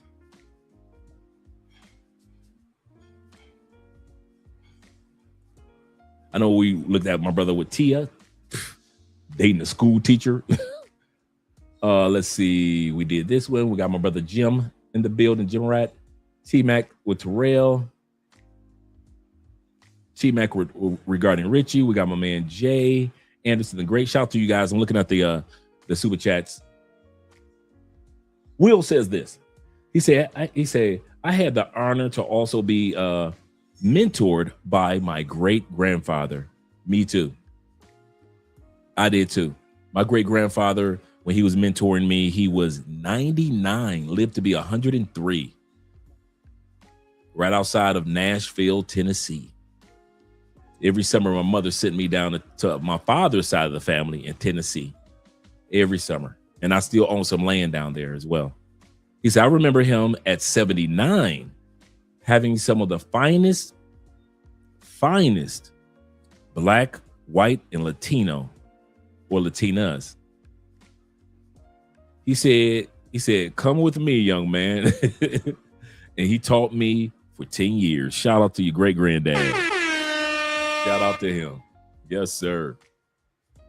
And I Am SM said this. He said, Dre, you ain't lying. You meet these women with kids, and the first thing they say, I don't want no more kids. And I'm looking at, right, you got to laugh at them because you're looking at them like, you shouldn't want no more kids. But the other thing that you shouldn't want is you shouldn't want me to be the one to come along and Russell Wilson them kids. I know guys that if I could get Black men, and I mean this, if I could get Black men to stop doing stuff out of guilt, the world for Black men would change. We do so much because we think we feel guilty if we don't do it. You were raised by a single mother, many of us. And so you feel bad if you shun single mothers. So you date single mothers just a little bit to keep the guilt away. What guilt? If you don't date single mothers? A lot of y'all do that. A lot of us do that. Smashing single mothers is one thing. I'm not saying you smash her. No. Some of you take single mothers so serious because you were raised by a single mother and you would want somebody to take your mama serious. So you take somebody else's mama serious when it's your turn. Guess what? All you single fathers, all you single guys out there that was raised by a single mother like I was, guess what? It took my mother, just like Kevin Samuel's mom, to her 50s and 60s to get married. A real solidified marriage. That means my whole life I saw boyfriends come and boyfriends go. Long term, short term, and so did you. My point is, somebody did not take, and a few somebodies did not take my mama serious. And a few somebodies are not going to take your mama, did not take your mother serious. So why are you guilting yourself into dating and marrying baby mothers when there's nothing wrong with not taking them serious? And I'm not saying in the sense of using them. I'm saying that if they say they're not going to have any more kids for you, have any more kids, and you want to have a kid, why are you dating her? Smashing? Okay, I got you. Y'all having sexual fun. But to talk about putting a ring on her finger and she got 5 kids and 2 baby daddies already, and you ain't got no kids? So now you're taking on 2 men responsibilities? Now you're in a poly relationship. I ain't no poly relationship. She could be impacted by the baby daddy, can impact her emotionally and financially, can he? The second baby daddy, can he not impact her emotionally and financially? You marrying her, or being a boyfriend, can you not impact her emotionally and financially? Yeah, sounds like poly to me. Sounds like poly to me. The only difference between you and the other 2 dudes is that you're the only one that's currently having sex with her. So we think. I'll say this again. All you guys that date women seriously that got kids and the father is still in the picture, you are in a poly situation. The only difference is you're the only one that's having intimacy with her, but in every other aspect, he impacts her just like you do. She expects things from him when it comes to the kids. She expects things from you when it comes to the kids. She expects you to step up the plate as a stepdad or step boyfriend. She expects him to step up to the plate as a dad. He can make her day great with just one statement. I'm coming to pick up the kids. You can make her day great with one statement. Baby, I'm taking you out to dinner. He can piss her off. Baby, I can't make it. Hey, I can't make it to pick up the kids this weekend. She can put that phone down and be pissed.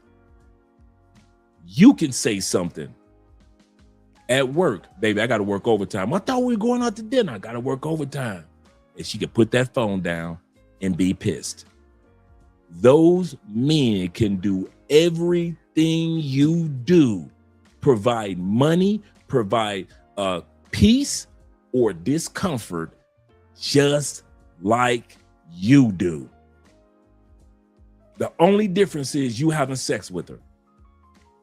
And you better hope you're the only one having sex with her. And I'm gonna give you the benefit of the doubt that you're the only one having sex with her. But if you think that you're not in a poly situation, you're crazy. And some of y'all try, no, it's not poly. Poly means this. Okay, all right. I'll put it like this, a pseudo poly situation. I said this on a panel at one point in time. I said pseudo means a fake poly situation. It looks poly on the outside, but it's not really poly. So let's do it like that. But it looks poly on the outside. And I'm talking to every one of you dudes that's dealing with baby mamas or a woman. And then that farce that y'all try to sell when you go across the country. Well, hey, man, I'm 40 years old, man. Most of the women I'm going to meet got kids. I'll tell you guys this, and I mean this. I've been smashing chicks across the United States and around this world. I could easily say, and I mean this, maybe 40% had a kid. Maybe 40% had a kid. When you ain't look, I'm talking about from jump offs to older chicks. I'm talking about from the 41s, the 51s, from all the way back down to the 23s, 25s, 29s. And all these women I've smashed across the United States, all these women I've smashed in all these other countries. I'm telling you now, that myth that everybody got a kid, that's some BS that you sold yourself. So you're going to gravitate towards women that got kids. And you will, so I gravitate to women that ain't got kids. Why? I ain't got no kids. And the universe is going to like attracts like. The universe says, hey, he ain't got no kids, going to bring a woman that ain't got no kids. Even when I was married, bro. Even when I was married and I was the step fool for 14 years. I kid you not. Most of the chicks I was smashing on the side ain't had no kids. Ain't had no kids at all. I could go to their crib that night and beat the brakes off that coochie that night and drive back home. You know why? They ain't had no kids in their house. While I'm talking to y'all, I'm going through the Rolodex of my mind. And I'm just seeing all the women that ain't had no kids. No kids. German chicks, Ukrainian chicks, Chinese chicks, Samoan chicks, black chicks, white chicks, German chicks. Ain't had no kids. Well, y'all be trying to sell that message. Everybody got kids. Dude, I kid you not. Here in Colombia, I probably smashed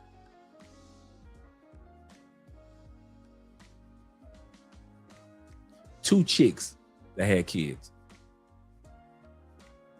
Everybody else ain't had no kids. And I'm talking about chicks that was even in a mid-30s and early 40s. Baddies. No kids. I'm like, no kids need kids.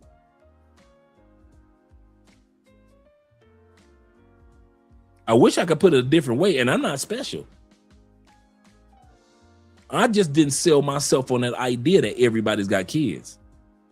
And since I didn't sell myself on that myth globally that everybody got kids, universe wasn't giving me a bunch of women that got kids. I don't know why y'all try to sell that to everybody, but that ain't what happens. AMSM says this: a man supporting men. Shout out to you, brother, being here as well. He said, Russell Wilson. He said, if I, Russell Wilson, some kids, that will be a big if. You gotta have some kids for me too. Absolutely correct. If I want to be a stepdad, you can't give me no kids. I can't have no kids. I can't have no kids. I can't have one kid. And then when you see, that's the odd part, because then when you do have kids, you're gonna treat your own kid different than the other kids. And a lot of you guys say, no, I don't. I treat all my kids the same. The ones we got together and the ones that are hers. Mother, you can sell that lie to her. I ain't your woman. Sell that lie to them kids. I ain't your kid. I'm a dude. I know that in little subconscious ways you treat your little girl different than her 3 boys. You can sell that lie to somebody else. No, I treat all the kids the same. I'm gonna tell you something. I wouldn't. I ain't saying I'll be evil towards her kids, but yes, it's gonna be noticeable that I'm gonna be treating my seed a little different. My little seed gonna get an extra scoop of ice cream. That's my seed. My little seed gonna have the best of the best shoes. Now we're gonna get some nice sneakers for her kids, but I'm gonna tell you something now.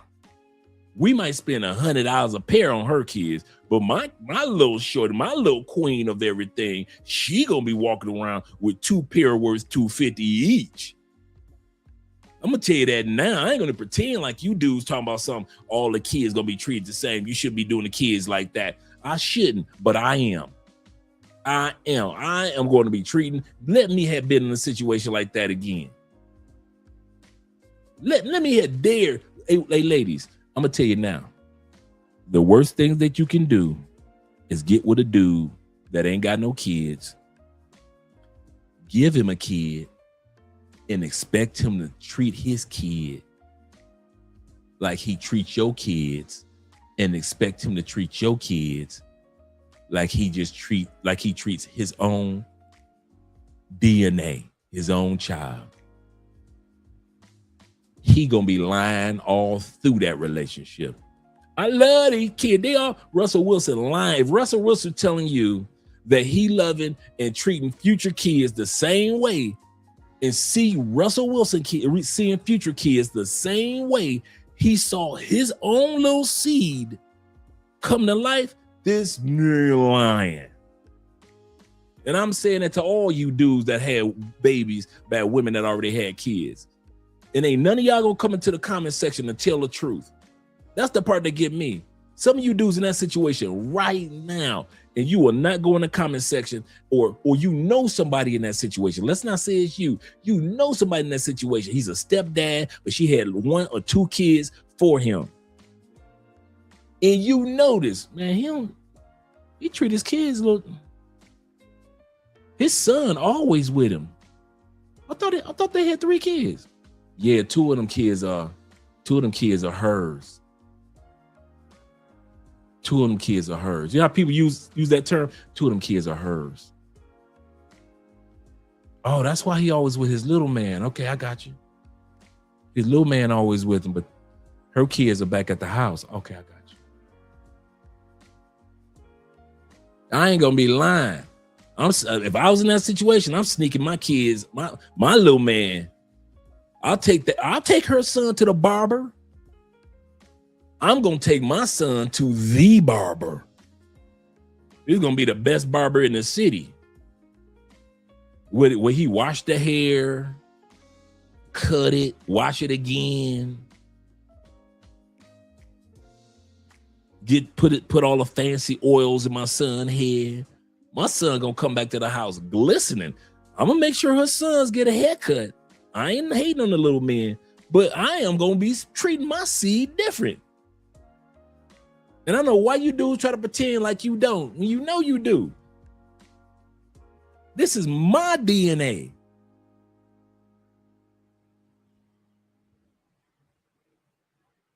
Man, y'all wonder why y'all ain't see no stepfathers in the Quran or in the Bible other than Jesus. Other than Joseph. You ain't see no stepfather. Moses was not nobody's stepfather. Abraham, Isaac, Jacob, Peter, none of the disciples were stepfathers. The Apostle Paul was not somebody's stepdaddy. King David, King Solomon, wasn't none of them stepdaddies. Not one of them prophets were stepdaddies. Habakkuk, Isaiah, none of them. Jeremiah, not one of them prophets were stepdaddies. You had over 360 plus commandments that God gave during the time of Moses. Not one of them had to do with a stepdaddy. Not a one. Were there commandments about mothers? Yes, treat your mother like this. What about fathers? Yes, treat your fathers like this. What about stepdaddies? Not one of them was in there about a stepdaddy. None of them. You ever wonder why stepdaddies' lives are so tempestuous? Every part of the Bible, God says there's a blessing for being a good father. There's a blessing for being a good mother. There's a blessing for being a good son. There's a blessing for being a good daughter. Ain't no blessing for being a good stepdad. It ain't in the Bible. What are y'all talking about? Find the verse. I want y'all to find the stepdaddy in the Bible. Don't be reaching for Joseph, talking about, well, Jesus. And don't be reaching for Joseph. Reach for somebody else. It ain't in there. It ain't in the Quran. It ain't in the Christian teachings. It's not in Hinduism or Buddhism. They ain't got no teachings on stepdads. In other words, there is no blessing that is to be bestowed on being a stepdad. There's nothing in the Bible that talks about that. The closest that you can get is do unto others as others, if you would want someone to do unto you. Meaning that, hey, if I was a kid and I needed a father, I would want somebody to be my daddy. That's the closest y'all can get. But there's no scriptures that talk about blessings are poured upon thee for taking on another man's responsibility. Where? Okay, all you stepdads mad now. Y'all mad, boy. Y'all stepdads like, hey. He say Drake trying to get canceled. Drake trying to share the truth. I'm trying to keep y'all from going to these other countries and becoming stepdads. If you're gonna be, you know what? Seriously, take it from a dude that used to be in the stepdad family. If I were to turn back time, right? If I were to turn back time, I would have waited until the kids got grown. 19, 20, 21. Then I might have walked in. Because, you know, in the movie Baby Boy, he was 20, 21, 22. And he was putting my man Vin Rames through hell like the first 6 months, right?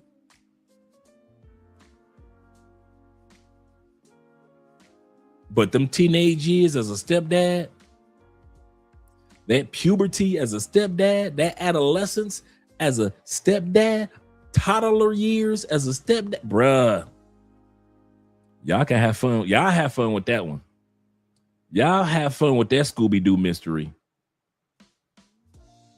Y'all have fun with that Scooby-Doo mystery. I'm telling you, boy. I'm not telling y'all something I don't know. I'm telling y'all from experience. And like I said, I had a good scenario. My stepkids were excellent children. Excellent children. I have nothing bad to say about those kids. They grew up and still are on the straight and narrow. Still on the straight and narrow.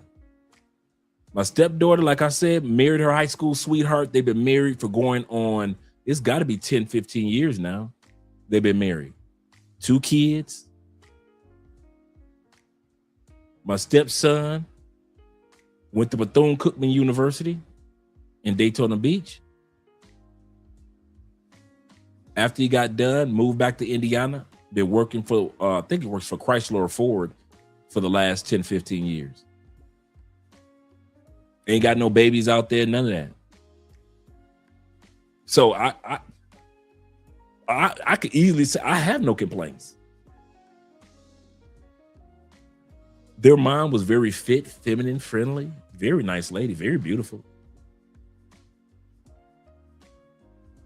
So if you guys think I'm saying it out of grief or beef, no.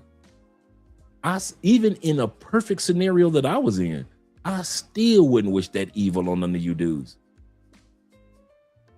I still wouldn't wish that evil on none of you dudes. Because even in a good scenario with good kids and the mother being a good person, you still got to deal with the knucklehead side of the stepdad. I mean, of the biological dad, and the emotional ups and downs that she goes through and the kids go through. And you got to counsel everybody through all that mess. And you're like, I didn't come into this relationship to counsel my woman. And then when the kids are mad because the dad did something, I got to counsel them. I got to do this. I got to do that. And ain't nobody counseling me. Ain't nobody patting me on the back for being a good counselor. No, all them headaches. No. And some of you dudes are doing it with women with 2, 3 baby daddies. Y'all crazy, man. It is not the, hey, I'm telling y'all something that the coochie ain't that good. I ain't never met a female with coochie or gave head that was good enough to where I would want to take care of her kids and deal with more than one baby daddy. Some of y'all that had some coochie that was so bionic. She put it on you, snapped it, snapped it, snapped it. She put the Lindsay Wagner bionic woman on you. For all you guys that grew up in the 70s, you know what I'm talking about. The Lindsay Wagner.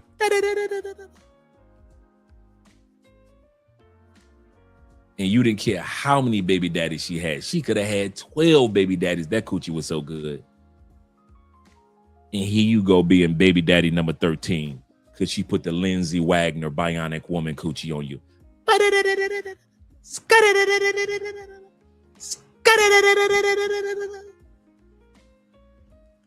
Y'all gonna slow down. AMSM says this. He said, I had a woman I used to deal with arguing with me about being a stepdad was fine. I found out that her dad was a stepdad to her older sister. Yep. Shout out to my man Growth being in the building. Growth says this. Shout out to you with the $5. I know, right? The Lindsay Wagner, $6 million woman. He says, being a stepdad got me a real son.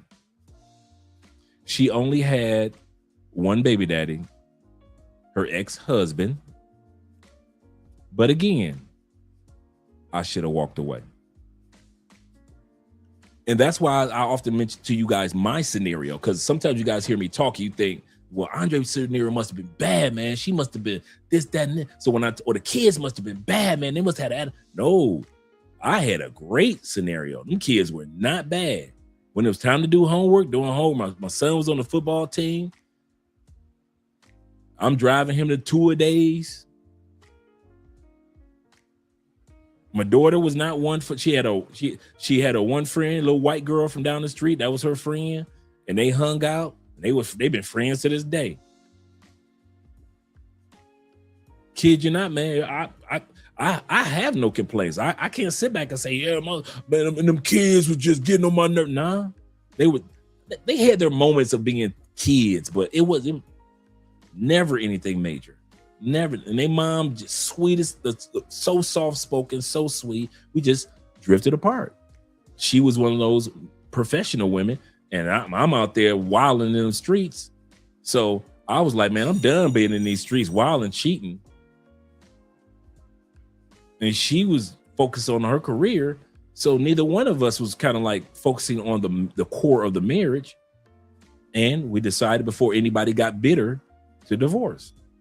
That's why to this day, we're still all right. We're not buddies. I haven't talked to her in years, but I could pick up a phone and give her a call. Why? We decided to divorce before anybody got bitter. Was the divorce painful? Yes. But I kid you not, true story, I would rather had rode out the pain of the divorce than ride into the pain of staying married. I had to pick my pain. I could either ride into the pain of me and her eventually being angry and spiteful and arguing and all that stuff that happens before most people get divorced. We could have stayed in that pain, or file for the divorce, but go through the pain of going through a divorce. Ugh. So that's painful. So we had to pick which pain. And so we realized, pick this pain because you only got to go through it one time. If we had waited, we would have went through the pain of not wanting to be with each other and the pain of divorce on the other side of it. Some of y'all dudes, a lot of men and women do that. Instead of, when you know that the relationship is over, file for the divorce, go through the pain. It's going to hurt. Nothing wrong with that. It's going to hurt. Even if you guys were in a good relationship, divorce hurts. Even if you cheated or she cheated, still hurts. Or you stick around each other and you hate each other now. That pain is there. And on the other side of that pain, y'all file for divorce, and now you go through the divorce pain anyway. So now you're hurting twice. Once, y'all stayed around each other because you can't stand each other, and also the pain of the divorce on the other side. Some of y'all still in relationships with women.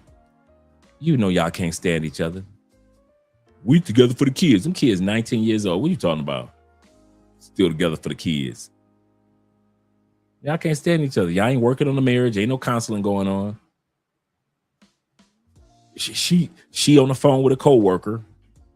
Female coworker, she talking about you. Male coworker, she trying to hook up with. I kid you not.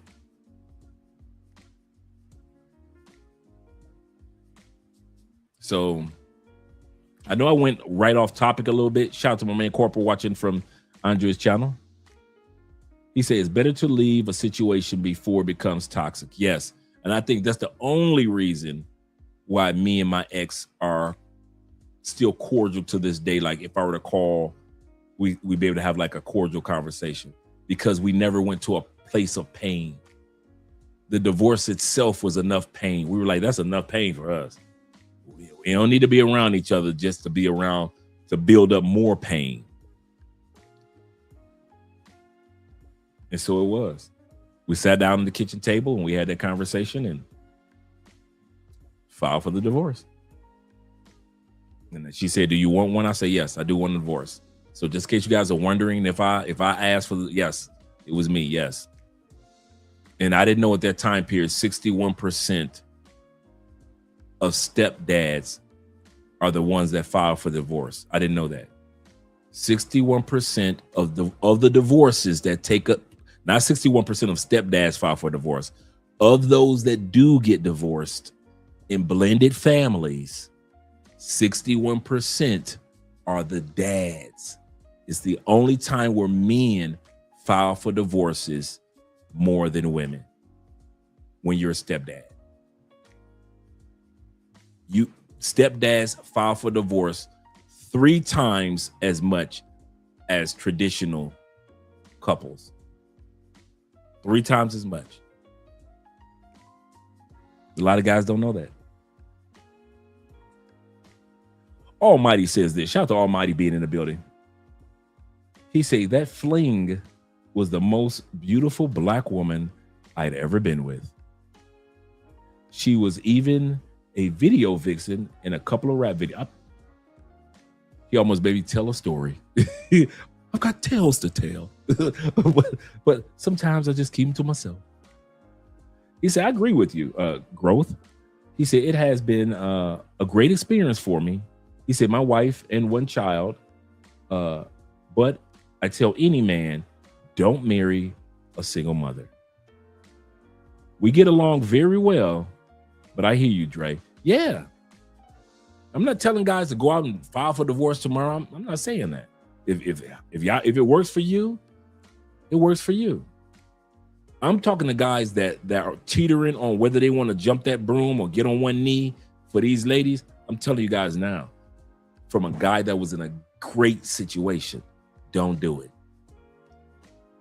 From a guy that was in a great situation with a great woman with great, wonderful kids, don't do it. I don't care what country you're in. Don't do it. I know some of y'all want to see y'all baby mamas get remarried. Don't do it. Some dudes will sick their baby mama on you. Yes. They're like, hey, I'm telling y'all, we don't talk about this enough. There are a lot of guys out there that want to see their baby mama get married. Whether it be, hey, we got a divorce, I'm paying alimony, I need her to get married so I can stop paying this alimony. I need her to get married so she can stop asking me for money for shoes for the kids, and she have a man in the house to help on paying for shoes for the kids. I need her to go ahead and get a boyfriend, get a man. I don't want her back. I need her to go ahead and get a man. I'm tired of picking up this boy from school every day. I need her to get a man who can pick up the boy from school every day. Not all dudes are jealous, bruh. There are some dudes that want you to be the Russell Wilson scapegoat for them. And I mean, not just some, a lot of dudes do. You know how much pressure that takes off of the biological dad when you step up and you're the one that's buying groceries and he ain't got to come by twice a week with a bag of groceries because you there? Do you know how good it feels to a dude that when he talks to his baby mama, she talking like she got some sense in her head? Why? Because she had some good sex last night and now her demeanor is calmer.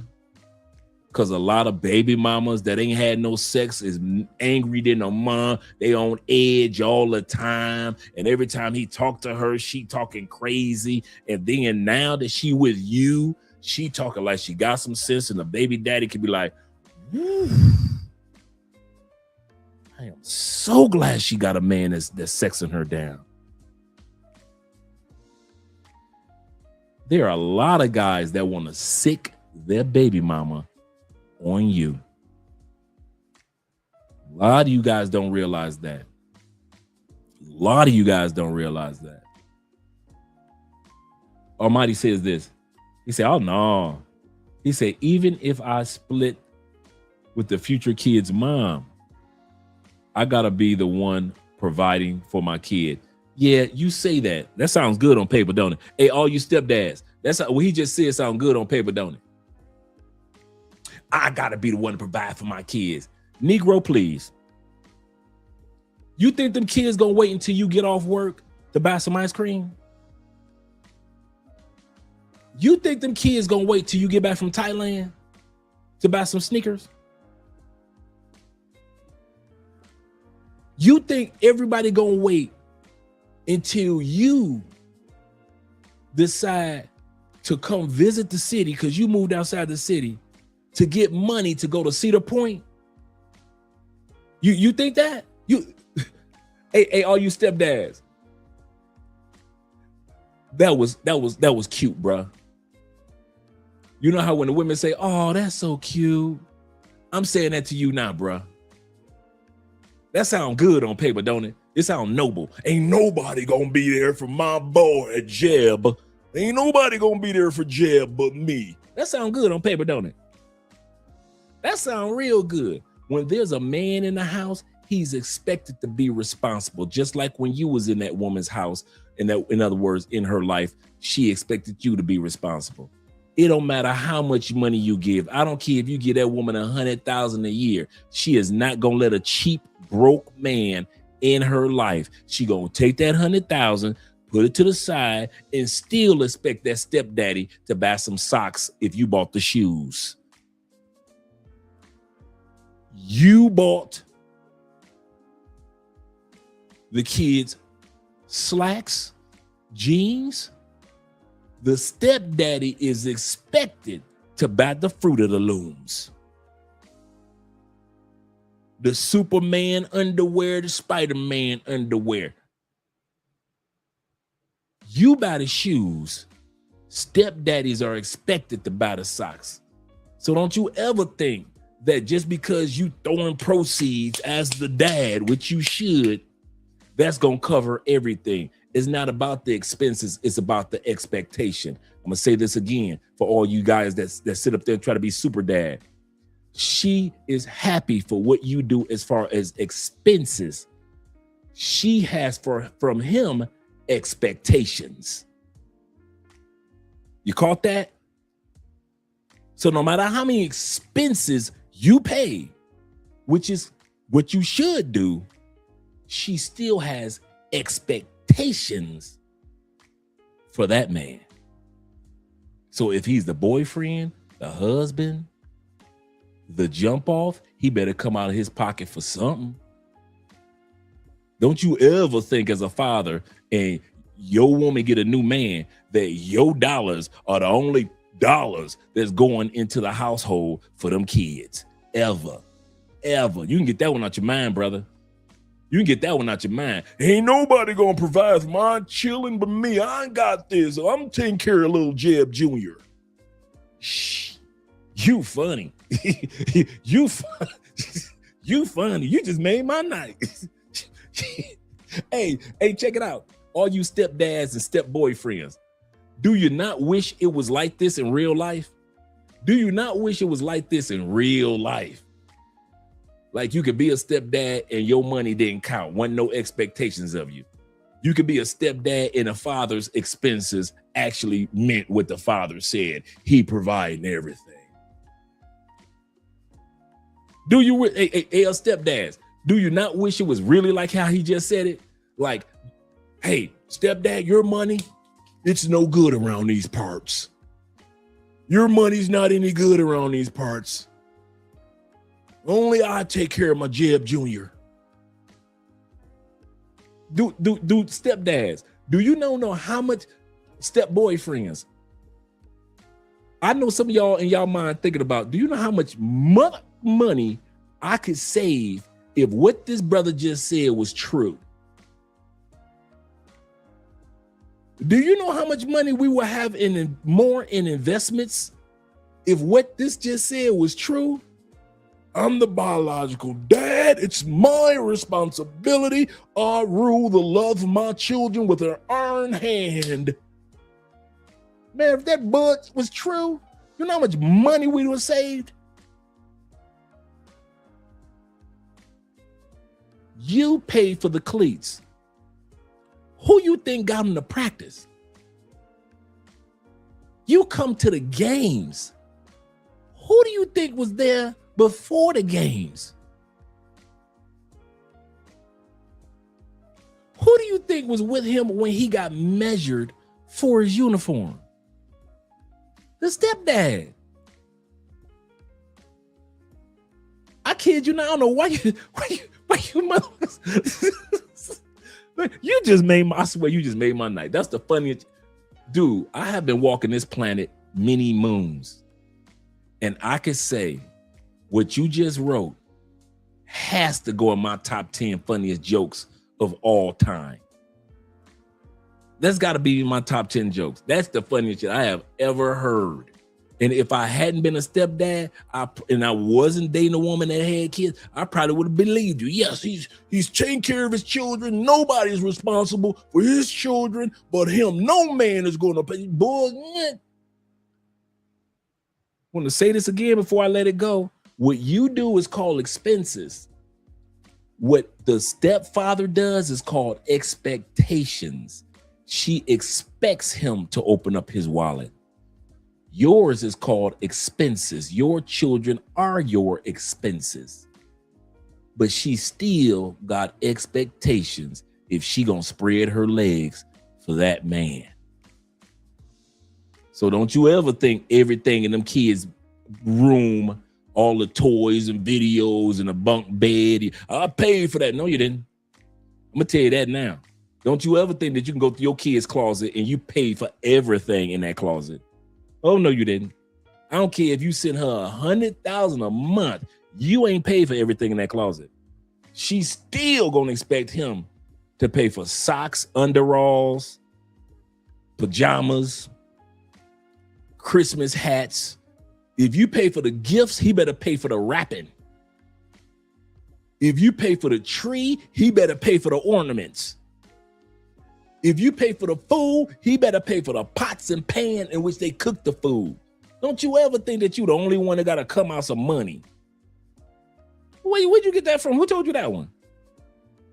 No, y'all notice I'm riding this one like a horse. Bruh, who told you this bullshit right here? Don't tell me your daddy told you this or your granddaddy. Please, just tell me it was something that you invented while you was drunk or high. You was high one night and you say, ain't nobody gonna take care of my kids but me. We can read it again. Nah. Even if we split with the future kid's mom, I gotta be the one, the only that takes care of the children. I am the shaman, the one from the top of the Shaolin Temple of fathers. I'm the Shaolin Temple father, and I am the only one to take care of my children financially. I don't know where you get that one from. Who told you that? Your uncle? On the drunkest of nights? Brother, bro, I'm trying not to laugh at you, Almighty. You my boy. But I'm gonna tell you something. That's some BS. That ain't never true. You know what makes it untrue? The common denominator called a woman. And as long as the common denominator in that scenario is the woman who you had a baby with and a woman that I'm dating, let's say I'm the step boyfriend or step dad, she expects things from you and she gonna always expect financial things from me, not just for her, but for them kids. So all what you just wrote, you might as well get whatever fortune cookie you got that from, whatever bumper sticker you was driving behind and you saw that. Yeah, I'm the only provider. Yeah, that's a good bumper sticker. Whatever plaque you saw, poster you saw, movie line that you saw, whatever pastor, imam, priest told you that, whatever shaman or guru on the mountaintop told you that lie, brother, I'm here to tell you by experience. And all these men in the comment section is laughing at you because I am laughing at you at this moment. I'm not laughing with you. I'm laughing at you. As a man of experience, I'm going to tell you something about women. They wish you would, as the boyfriend, be lazy economically.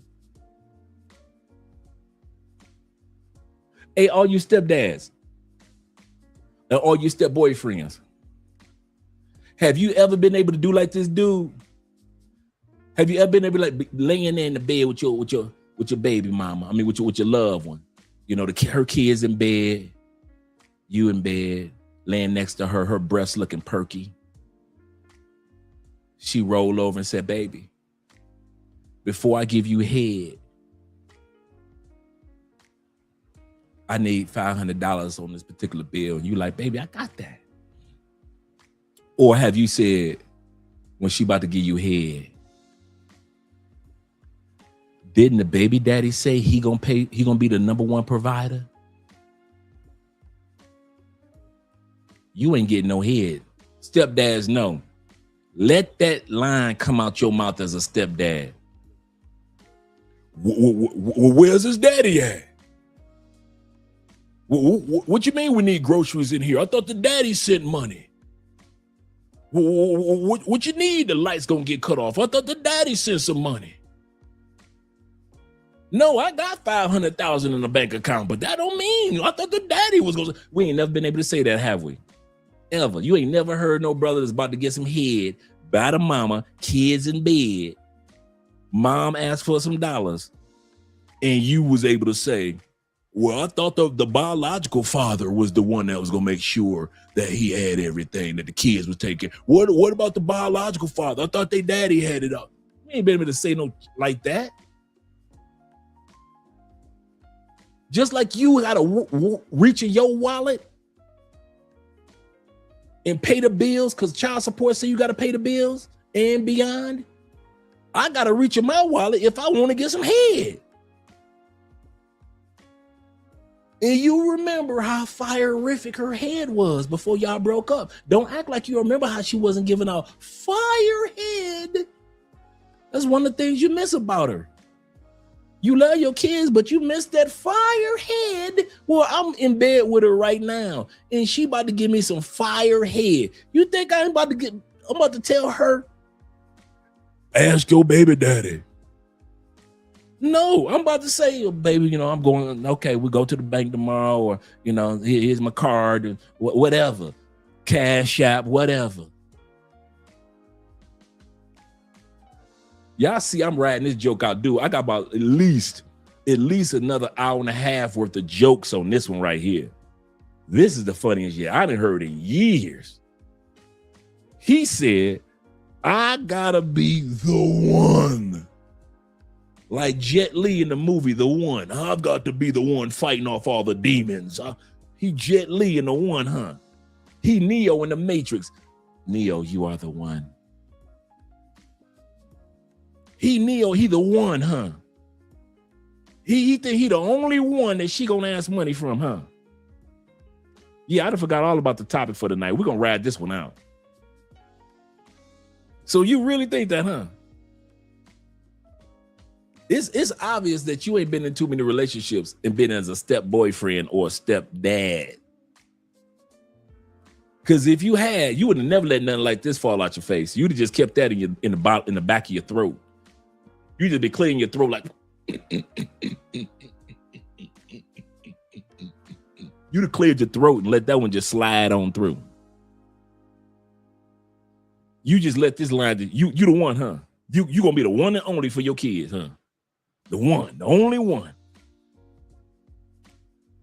Yeah, I love to see how that gonna work out. I love to see how that one gonna work out. Another dude is in the bed with your ex-girl, your kids in bed. She asked him for money, and she expected him to say no and come to you. And you think that's how it is, huh?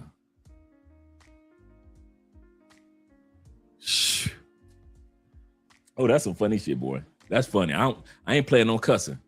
That's funny shit right there. That is funny. That's some hilarious, bruh. You hit the top 10 list of the funniest jokes I have heard in my life. If I passed on right now and God asked me, son, humor me, tell me a joke, I promise you, I will tell God this joke right here. This joke right here. Even God will fall out his throne laughing. Even God will fall out of his throne laughing at you. God will be looking at me like, tell it again. Tell it again, Drake. My stomach hurt. My stomach hurt, son. My stomach hurt. Tell it again. Tell it again. I say, God, this dude said he the only one that's going to be the provider. The only one. Ain't nobody provide for my kids the way that nobody will out provide me.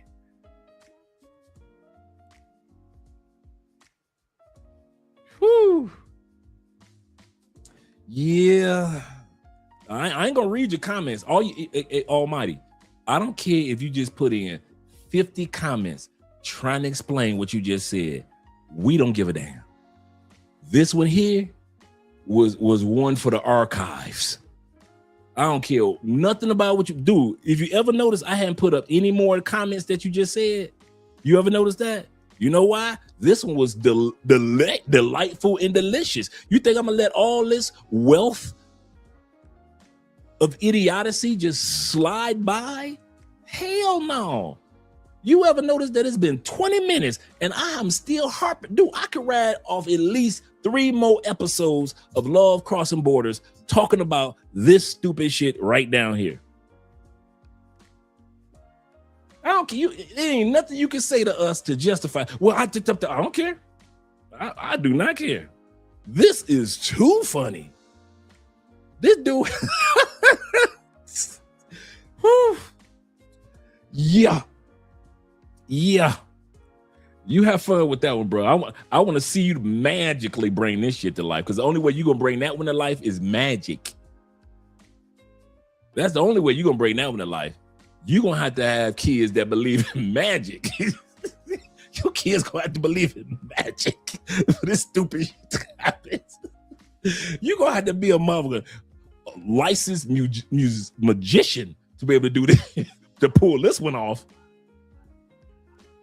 I'm gonna be the sole provider for my children. Ain't nobody gonna provide better than me. Shh. And here's the part for you, Almighty. Check it out. Your kids don't care where the money come from. That's what's gonna hurt your heart. Kids don't care. Dude, I don't care if your kid's 23. If a stepdad hand them $100, hey, here's $100 for your pocket, man. Don't never be broke, little man. That kid at 23 gonna take that $100. Hey, good looking out, Dre. Good looking out. That kid ain't gonna be talking about at 23, talking about, nah, I'm waiting for my daddy to bring me $100. I can't take your money, Dre. My dad, he's the one. He's the one. Your son could be 25. If your son want the latest Xbox or PlayStation, and I walk over with that PlayStation and say, hey, Merry Christmas or Happy Birthday, young man. Man, you've been doing great things with your life, man. You made your mama proud, man. You make me proud. Here you go. Here's the latest Xbox or PlayStation 92. He is not going to look at me at 25 years old and talking about, I'm waiting for my daddy to bring me an Xbox 92 because he is the one. Kids don't give a damn. That's what makes this even more funny. Your baby mama don't give a damn. And when your kids hit 25, and if I was their stepdad, and if I handed them a couple $100, they ain't gonna give a damn where that $200 come from. They gonna be sitting around waiting for your ass talking about something. I'm the one. Ain't nobody gonna provide but like I do for my kids. The hell wrong with you? Back to our regularly scheduled programming. You guys are correct. But that was one of the funny, bro. Come on now. That was one of the funniest ones I've had in a while, bro. That's one of the funniest ones. Let me hit the super chats at least. Can I hit the super chats, gentlemen? Well, I'll bring this beat back. Let's go back to growth. Growth said vasectomies and passports, gentlemen. Vasectomies and passports. You can always get your vasectomy reversed whenever you're ready to have a kid. Oh, yes, you can. Kofa also said this with the $10 love. Almighty. He said, I didn't know I had a son for 2 years. 3 more men took care of my son in that time period, in that time frame, because his mom wanted it that way. Dre clowning, but he ain't lying. Because his mom, and that's why I said the common denominator is the mother. For you fathers, it's expenses. For stepdads, it's expectations. In the scenario that Kofa just talked about, the woman had expectations for the other man, even though the actual expenses should have gone to, if Kofa would have known, to Kofa. And since he didn't know, he didn't get the expenses. Yet the other men in her life got the expectations of financial responsibility. Yeah. Okay, as we were saying, gentlemen, I'm going to bring this beat back just a little bit, because this topic tonight is about moms competing with daughters when it comes to being with men. Let's continue on. Provide for them. So here's what they started doing. They started treating partnerships like portfolio diversifications because that's all they know. Why commit to one when the market says you can have many options? And here's the really uncomfortable part that you don't want to hear. It's working for them. The apps, oh, they love it. They reward it. And the culture right now, it permits it. There is no social penalty for situationships or having a big roster. And let's be really clear, these men are not confused and they are not stuck and they know what they're doing. They're just adapting to the market that is rewarding them. Men can date in their 60s the same way they can date in their 20s without a care in the world. No time at all. Time could pass, time could go by slow, fast, whatever. They can still fool around and play games. Women, you can't. And that is the reality of nature and biology. Okay? You need to focus, laser focus on the man who actually likes you, who actually wants to start a life with you, who actually is responsible, can take care of you, can pay your bills, and can make you be able to be a wife and a mother without the stress of dealing with these men who don't care to waste your time. Now, we don't usually agree with this young lady. She's usually not on the right side of the dating dialogue, but this time she is. And this dynamic of where men sort of have a longer runway for dating into their later years than women is something that a lot of times women are frustrated about and argue over and blame men, when this dynamic to me is because of women. This mom is trying so hard to look exactly like her daughter so she can steal her boyfriends. But it seems like she's gone too far this time. Mother trying to look like the daughter to steal the daughter's boyfriends. Because now she's also ruined her daughter's life. You have your mother, and that's it. You focus on me. Gabrielle Vierto and her mom, Catherine, always gave everyone the ick. Because what started as a cute mom and daughter duo turned out to be the most cringy relationship. This all became clear when they appeared in the show Smothered. How long have you been planning this and keeping this from me? Best friends don't do this to each other. Not only do they look identical, which is nuts in the first place, but they are also extremely close. So close, Gabby can't do anything without her mom eyeing her every move. Even when it comes to the dating scene, her mom thinks it's her right to get involved in her daughter's relationships. This is just too creepy, man. This is just too creepy. That's crazy. T-Mac says she's the one who thought she was a 10.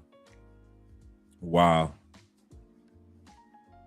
I don't know if I trust Gabriella on dates alone. But there are far worse rumors that have come out of this, because now people think that her mom copies her for a reason. And it's definitely not because she wants to look cute in matching OOTDs with Gabriella, but because she wants to steal her daughter's boyfriend by looking exactly like her. Creepy, I know. The woman holding this infant is being accused of a sordid crime, having an affair with her daughter's 14-year-old boyfriend. Yep, you heard it. 14 years old. The boyfriend. And mom took advantage of the little boy. 43-year-old Robin Polston is being called a disgrace, vile, despicable. Some are even calling her the worst mom ever. Kira Grove and Brendan Polston knew her well. They are her in-laws. Is she the worst mother ever? I will say yes. To learn that. Wait a minute, in-laws. That means that the mom was married?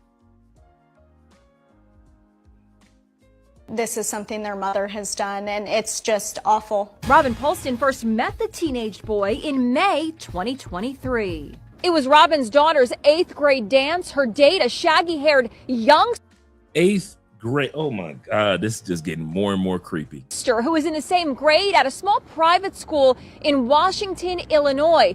And get this, Mom Robin was a chaperone at the dance. 7 months later, in December 2023, Robin sent this text to her local spray tan salon. Would you happen to have an opening for a spray tan? I have to look perfection. We are newly dating, so you have to make me look perfect. Last year, Kira says she learned that Robin was pregnant. Robin was doing my hair and she explained to me that she was pregnant, and I was so happy for her. She had always wanted a third child and I was very excited for her. Robin didn't reveal who her boyfriend was, but Kira says there was an early warning sign of his identity. What were the red flags? I had ran into both Robin and the victim, and she didn't introduce me to who he was.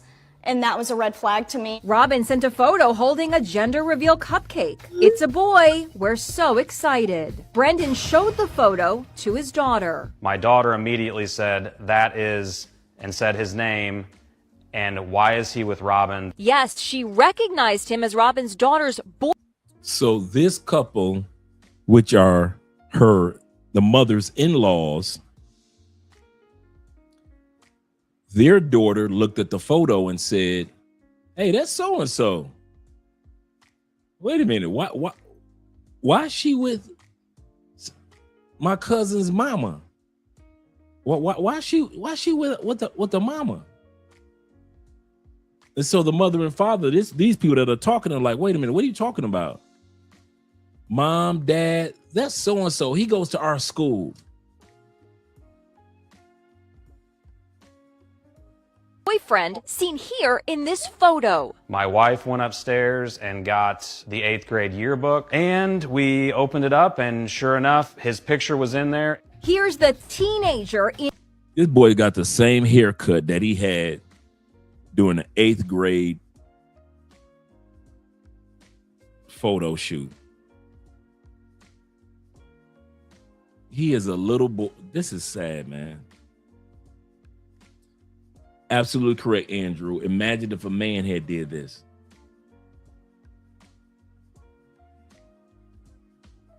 He said, damn, this is creepy. He said, wow, these women getting caught. Dre, nowadays, it's a bunch more. Remember every blue moon, there was a teacher messing around with a student. Now, every time you turn around, it's a teacher pregnant by a student. Yes, mom, sit y'all tails down and leave your daughter's boyfriends alone, bruh.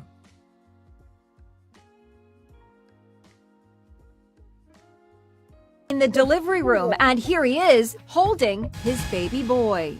Cops say a DNA test proved he was indeed the father and took Robin into custody, charging her with criminal sexual assault and possession of child pornography. It's just sad that there's kids involved that didn't ask for it, that don't deserve to go through this ever in any lifetime. Go away! Mother slept with 17-year-old daughter's boyfriend. No, I'm not coming. Oh my God, I'm not coming out. Open the door. Oh, wow, go I guess that's the boyfriend at the door. away. I already told you no. Open the door. I'm not coming out. I'm not, no. Listen, I don't do this behind the door thing. If you do not open this door, I will come in myself. No, did you even ask my mom what she did? All you keep trying to do is come in here and bother me. No. I spoke with your mother. She told me what happened. No. Oh, I guess that's not the boyfriend. That's the dad talking about open up the door. That's the dad saying open the door. Let's bring that back. So let's hear it from the perspective of dad. Mom lied to dad. Charging her with criminal sexual assault and possession of child pornography. It's just sad that there's kids involved that didn't ask for it, that don't deserve to go through this ever in any lifetime. Go away. No, I'm not coming. Oh my God, I'm not coming out. Open the door. Oh, wow, go away. I already told you no.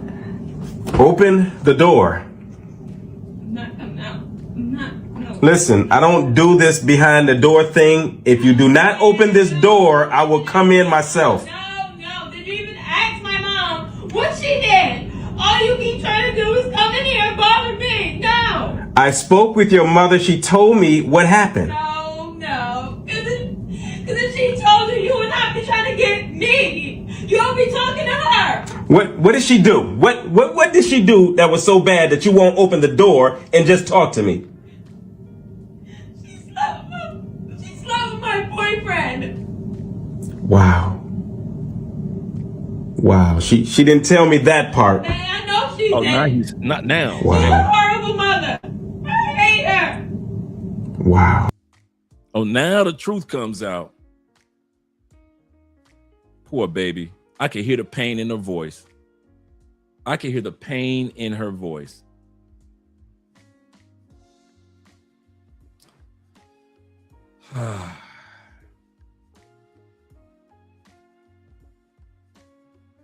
You don't be talking to her. What did she do? What did she do that was so bad that you won't open the door and just talk to me?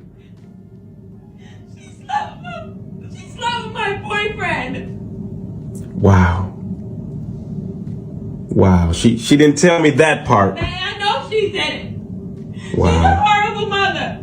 I hate her. Wow. No, she didn't tell me that part, but Please, just go away. Guys are so lucky. You guys do not understand. So I'm 25, right? I'm sitting here and I'm having to build a roster. I'm having to sit here and go out and do things I don't want to do. I don't want a roster. I don't want to go out and date. I don't like this hookup culture. I don't like any of it. But I feel like I don't have a choice. Men, you guys just get to sit there and you guys can go wait until you're in your 30s, you're almost 40, and you can just go get with a girl that's in her 20s and live a normal life. Girls don't have that luxury. I thought that too, T-Mac. I kind of get that stepdad feeling from him too. I got that same feeling. Absolutely, T-Mac. Good call, bro.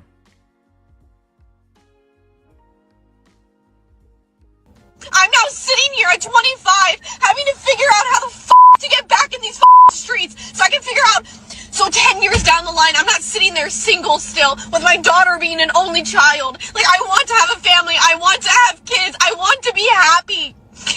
I would like to say no. Wait for it. Here it comes. Almost there. You said you're a doctor. Are you gonna provide for me? You gonna take care of me? It depends on what you need done. A lot. Bombastic side eye. Are you gonna like help me get through my career and stuff like that? What do you mean? Like I the need career you. that I want. Goddamn. Y'all seen that shit? How am I going to help you get the career that you want? Financially, more, support me. You want me to pay for you to get a career that you want? No. Okay. So, are you willing to do that? Am I willing? Can To you wait. be more specific with your question? Ah, cette vie-là, on a cherché, qu'on a trouvé. J'aimerais dire j'adore. On adore que dire.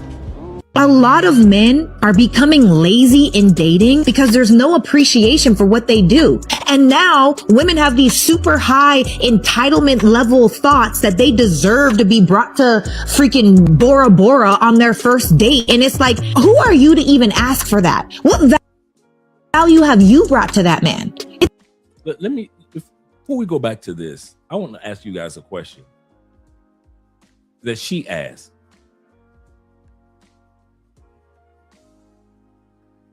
Have men become lazy in dating because, based off of what she says,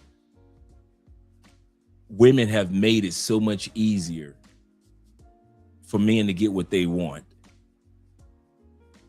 All I got to do is provide you with this, and you're going to let me between your legs as much as I want.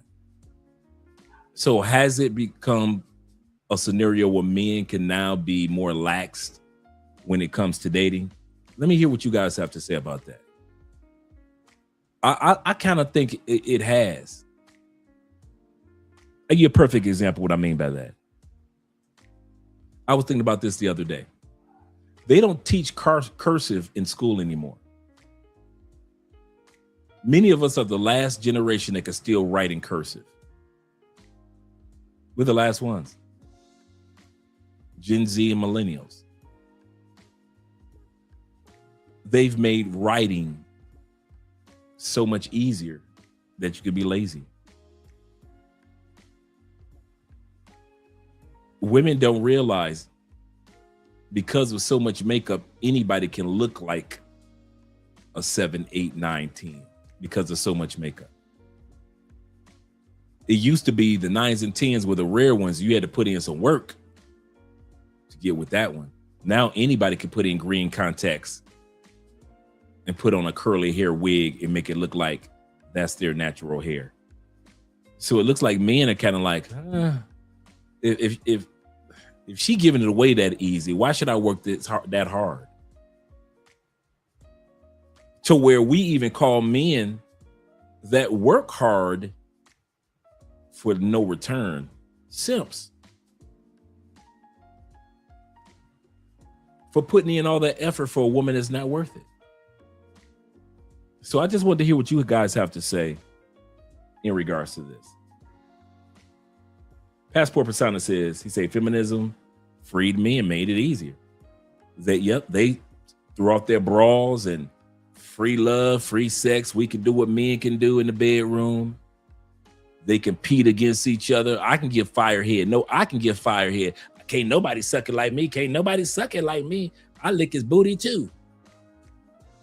So these women are so hypersexual now. Men can sit back with a glass of lemonade. It's so easy to get these women in bed now. Like I said, I just want to hear what you guys have to say. Will said this. He said, I don't think all men are lazy. I think some are also indifferent. That's true too. That's true too. I agree with that. Not all men are lazy. But many are indifferent. Like, oh, come on, ladies. Andrew says this. To answer the question, in current marketplace, yes. In the current marketplace? For me personally, no. I'm not there. I'm on monk mode. And so I could understand that.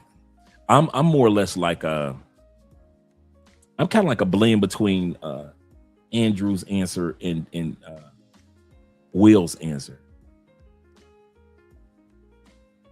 We can't deny what we see. These women are making sex too easy to get. It should not be this easy. It is just ultra easy to get between the most attractive woman's leg. To where a lot of men, back to Andrew and back to Will again, we don't like it like that. We're saber-toothed tigers. We like to hunt for our meal.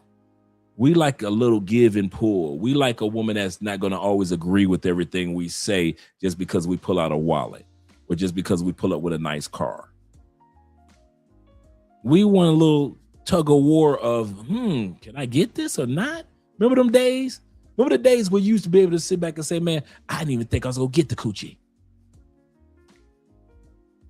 The days where you said, man, I was not expecting to get that coochie. You be flabbergasted like, dog, guess who I smashed last night? You lying. Dog, man, stop lying. Bruh. You ain't smashed so-and-so, man. She ain't let nobody hit that. Dog, everybody knows she don't let nobody hit. Dog, I know. And she let your boy get it. Remember them days of celebrating? Because you knew how much work you would have to put in for particular ladies in the community. And it's crazy how so many, not all, I won't even say most women are like that. But it's crazy how easy it is for too many women now that men have gotten to the point where they don't have to put in the effort for the good girls. You kind of like put the good girls off to where you get serious. Like, I get with a woman like her when I turn like 35, right? But I'm only 27, so I'm gonna run through all these other chicks, right? There is very little pushback for intimacy, man. It's crazy. To where I feel my brother. He's like, man, I'm on monk mode, man. I'm focusing on me, focus on my goals, focus on my game plan, focusing on my peace. I'm not about to let these women drive me crazy. Why do you think STDs are at an all-time high in the United States? It's so easy to get sex. And these women don't care about spreading it. Men don't care, women don't care. It's crazy, man. Let me see what T-Mac has to say. Oh, let's go to Dirk. Let's go to Dirk. Dirk says, he said, you were spot on with your assessment, Dre. Yeah. Let's hear what T-Mac has to say. He said, I went to Brazil for the first time in 2001. After that, he said, I lost the desire to chase after women in the U.S. because you got more appreciation and better quality in Brazil, and that ruined me. That I could say for me too. I look at American women now. No offense to you ladies. If I was single, it'd be a waste of time to even. It's a waste of time. Because if I smash a chick in the States, I'm gonna think, is this quality? No. I'm gonna be sitting back thinking, as soon as I get done smashing, I'm thinking about, man, I could have been in Brazil doing this, that. I'm not gonna keep this American woman. I might run through her, but did I really want to? Did I run through her because I was bored?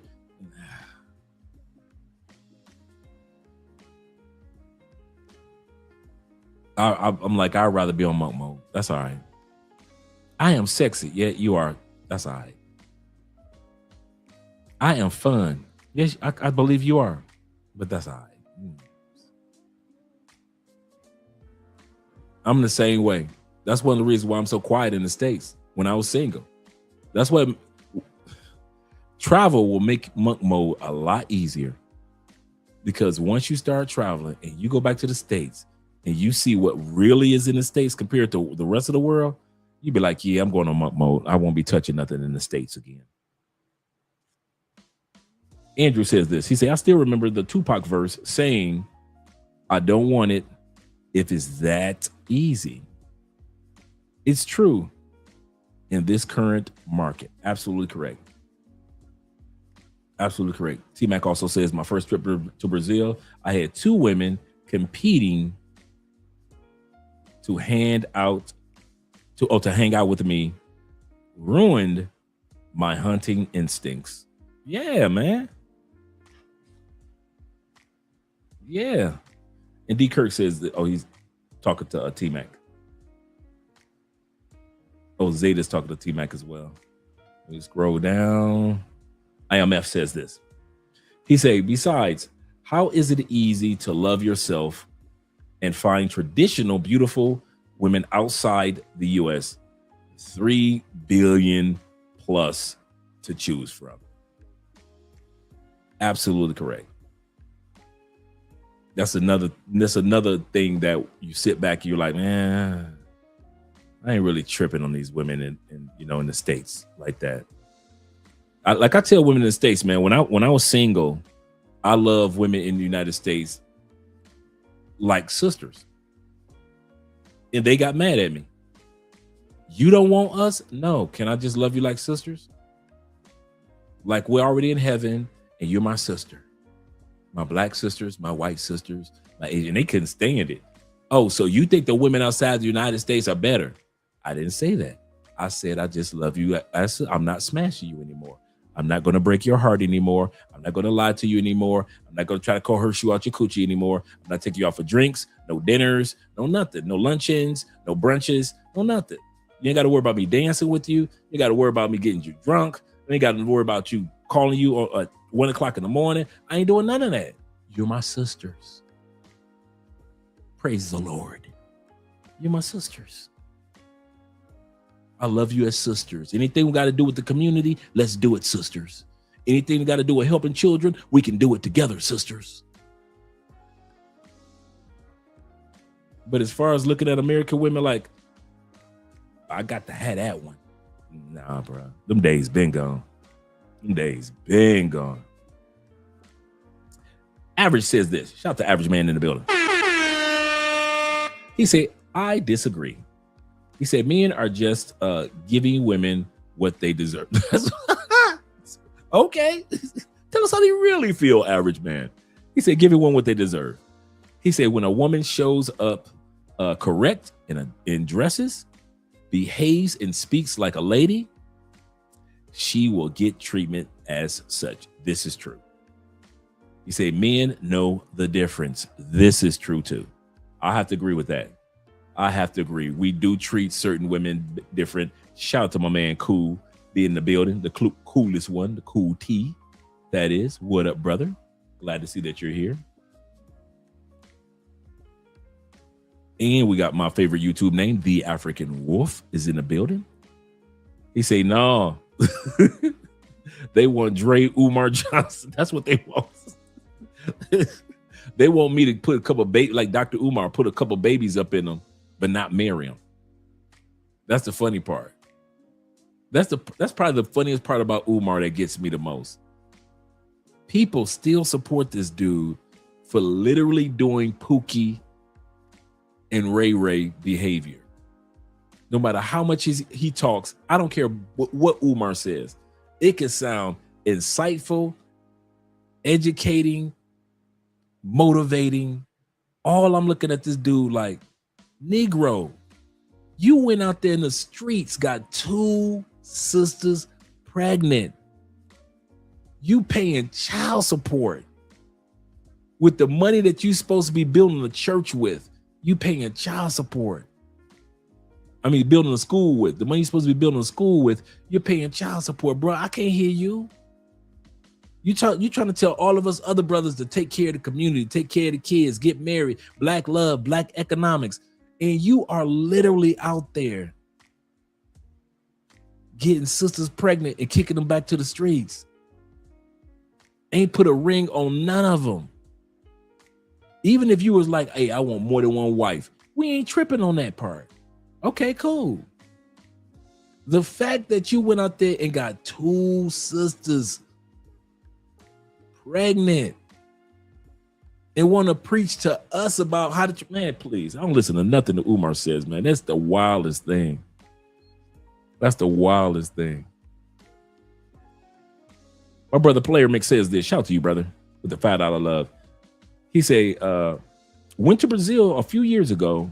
He said, I haven't been on a date or had a desire to do it, to do so in the U.S. He said, retiring next year, and I plan to never come back.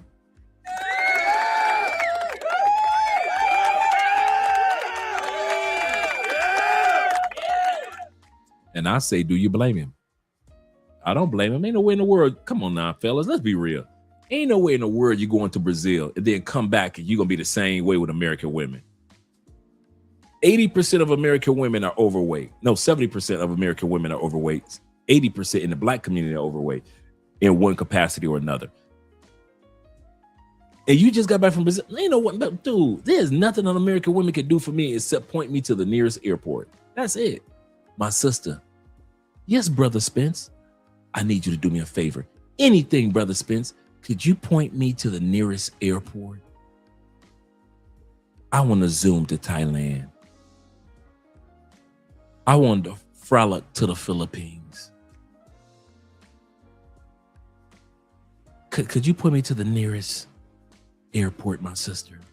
That's all they could do for me. When I was single and I got back to the States, I was looking. So this is what I was sleeping with, huh? You also look back at you go back to the States, man. You be looking at the type of women that you thought was your type, like it's nasty. You're like, so those were the type of women I liked, huh? That right there, huh? That was my type, huh? You don't even like your type no more. Don't you want this? No, sis, my sister. No, I don't want that. I just want you to be my sister. Keep me in your prayers, sister, as I keep you in mine. Seriously, man. I'll be.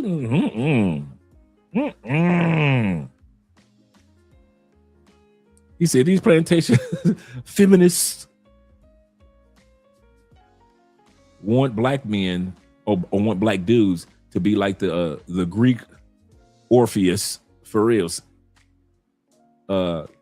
Catering a character, satisfying everyone until being pulled apart by medians I hope I said that, or Madians. Oh, wait a minute. My needs. With his head floating to Lesbos, or lesbians, islands.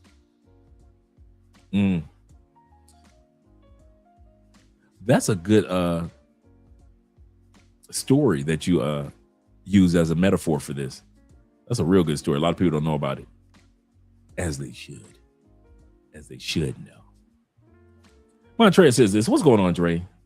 He said, I love being on monk mode. I did too. I ain't gonna even lie. He said, this is my second year on monk mode. He said, and my thirst for American women has diminished. I kid you not. I can hang out with them, talk with them, laugh with them. They ain't got to worry about me at all. They ain't had to worry about me at all getting off a plane talking about, I can't wait to get some American coochie. Shh, man, listen. I wasn't even thinking about it. Yeah, I can't stand Umar either, man. Hypocritical moves. Hypocritical moves. He said, Zeta says, Umar causing mayhem in the same community he trying to convince to use us to save. Fuck out of here. Seriously. Seriously. All right, let's get back to the topic because I know I was rumbling as well. Let me read one from D. Kirk. D. Kirk said this. He said, my introduction to Colombia and Brazil was Qatar. He said, my life has never been this. I could imagine, bruh. I could imagine being out there with the Middle Eastern women. And coming back to the States. I don't see how you military dudes do it. I'm gonna tell you that one. That's a murder mystery for me right there. That's an unsolved mystery right there. With Elliot Ness, right? Roger Stock, bruh. I don't see how you other than coming back, get your benefits, making sure your benefits are on point, or coming back, get your education, things like that, or coming back and make sure your kids okay. I got you on that one, military brothers. You know, make sure your kids okay, or come back and take advantage of some of your military benefits. I got you on that. Make sure you get your 100% disability. I'm with you on all that. But once all that is done, I do not get how military brothers still be in the States. After what you've guys seen, after all the fun and festivity, if you're not being deployed, of course, fun, frolicking, and festivities that you guys have seen, and to go back to the States, man, listen, the moment I got the military and got my 100% disability, I'm gone. Ain't no looking back. Y'all can have fun with that. I'm not going to sit up there in the United States and lie to myself like I want to be here. I don't care if I worked in the United States. Every Friday, I'm on a flight somewhere. Every weekend, my coworkers going to be knowing Andre is gone. He ain't never in this country. I'll be still in the States only to make money. That is it. Did I make some money this week? Yes, I'm out. Don't let it be a holiday. Man, please. Y'all are the unsung heroes. You military brothers that go back after all you've seen around the world. And I'm not talking about the madness and the mayhem. I'm not talking about that. Because I know some guys come back with PTSD and things like that. And I understand you guys when you say, hey, Dre, I need to come back to the States. Give me some help. Get my mind on track. I'm with you, brothers. But once you get your mind on track, and once you get your 100% disability, man, I don't see how y'all be in this. Fuck the Memorial Day parades. Fuck them Veterans Day parades. I ain't gonna be around for. If I was ex-military, I wouldn't be around for none of the motherfucking parades. Ticker tape parades, none of that. I'm watching everything from Brazil on television. Hey, you know it's Veterans Day back in the States. It is? Yeah, dog. I'll be turning on my cell phone while I'm on the beach, turn my cell phone sideways, looking at the president give a speech, looking at everybody doing parades throughout the city for the veterans of Memorial Day and Veterans Day. I'll be watching all that shit from a beach somewhere. I'll be back in Germany with a German chick sucking on my toes while I'm looking at ticker tape parades celebrating Veterans Day with a German chick sucking on my toes. I ain't gonna, dude. I'm trying to understand. I'm serious, military brothers. No joke, no jokes. I'm trying to understand because you literally have to go to these other countries. And some of y'all got kids and families, and y'all been dating these women in other countries, and you literally have to go back to the United States and forget everything you saw in Qatar, everything you saw when you were based in the Philippines, in Taiwan, when you were based in Germany. You got to forget all them pretty much. You got to pretend like it never happened. You got to pretend like none of them bad motherfuckers ever existed. Oh, and you got to go back to the United States to them fat chicks? Oh, no. I just feel y'all taking a knife and shove it in and just twist it. And I'm serious. I kid you not. Because I've traveled, then I go back to the States. I can't forget that. I'm like, what the? Whew. Now, out of respect, and I'm serious, out of respect for the brothers that go through certain things and disabled and guys that have been hurt, I understand that. I'm not saying all military guys. I'm saying when you got your education and you done took care of the family and you didn't, you've done everything that need to be done. You got your therapy, you got your mind right, you got your medication, you got your 100% disability or 70 or 80% disability, and you still mess around with stay sad chicks. That's what got me scratching the back of my neck. I don't get it. I ain't gonna lie to you. Ain't no way in the hell you gonna deploy me to a country with a bunch of fine women, and then I'm supposed to fly back to the States around fat women and pretend like I wasn't back in 2002. I was deployed and I forgot all about them fine women I was with in Germany and in France. So I'm supposed to literally forget? Man, y'all military brothers, y'all gotta tell me something. I'm serious. Because there ain't no way in hell I'm gonna be deployed to all these countries, especially you Navy dudes, deployed to all these countries. I'm smashing chicks country to country while I'm defending America, right? I make it back home. Ain't nothing but chicks with, no matter what race, attitude, mouth, and fat. No matter what race I choose in the States.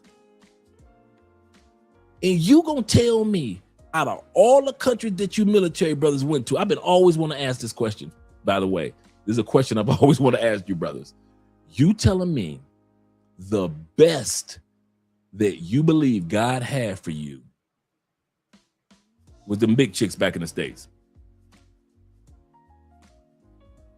I am not joking. I have always wanted to understand why military dudes stay back in the States when it came to relationships. Everything else I can understand, patriotism, so forth. There's a country you serve, the country of my ancestors. I got you, all that. I hear you. I'm a patriot. I got all that. I'm not talking about that. I'm talking about the relationship part. When it comes to looking for a woman, you telling me all them Asian baddies that you was around when you were deployed in the Philippines, you telling me you don't miss none of them? You telling me you'd rather be around all them chunky attitude, Walmart stealing chicks in the States?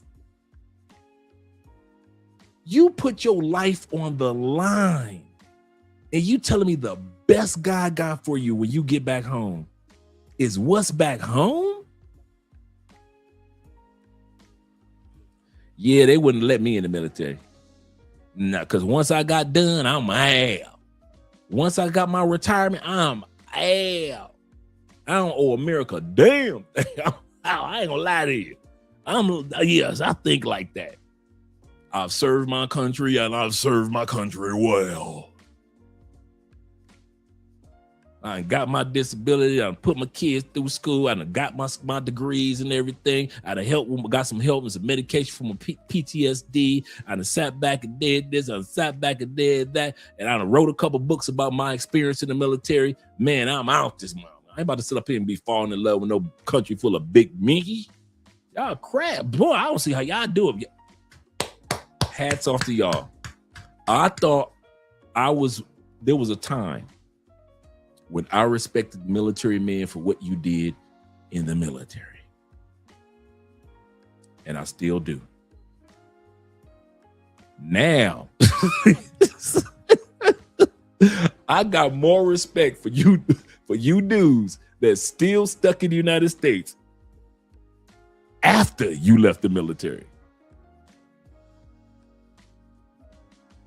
Keep on serving, brothers. Keep on serving. Because that part ain't no way in hell. Ain't no way in hell. Ain't no way in hell. I ain't got a relative that can convince me, you were in the military, you need to stay here. This is your land. You gave your life for the soil. You put your life on the land for this American soil. Shh. All that might be true. But when it's time for a relationship, I'll be gone, bro. I love you, brothers. I'm like I said, I'm not coming at my military brothers. I love y'all.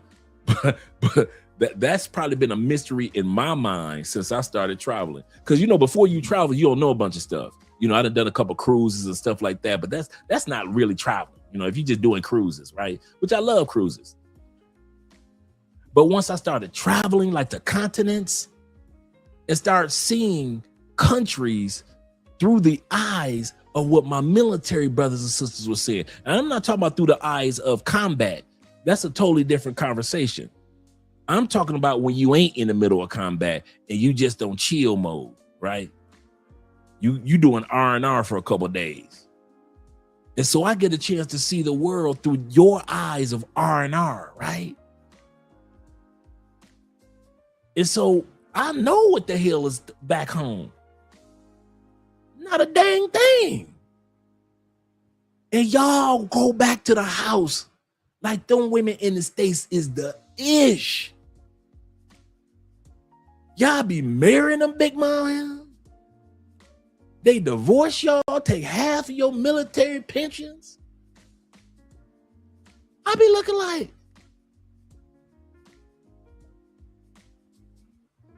when you could have kept your ass in Morocco, you could have stayed in Egypt.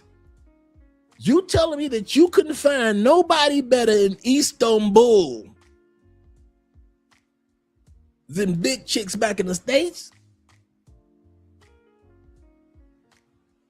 What? You telling me you was based in Japan and was not one Japanese chick better than what we got back in the States?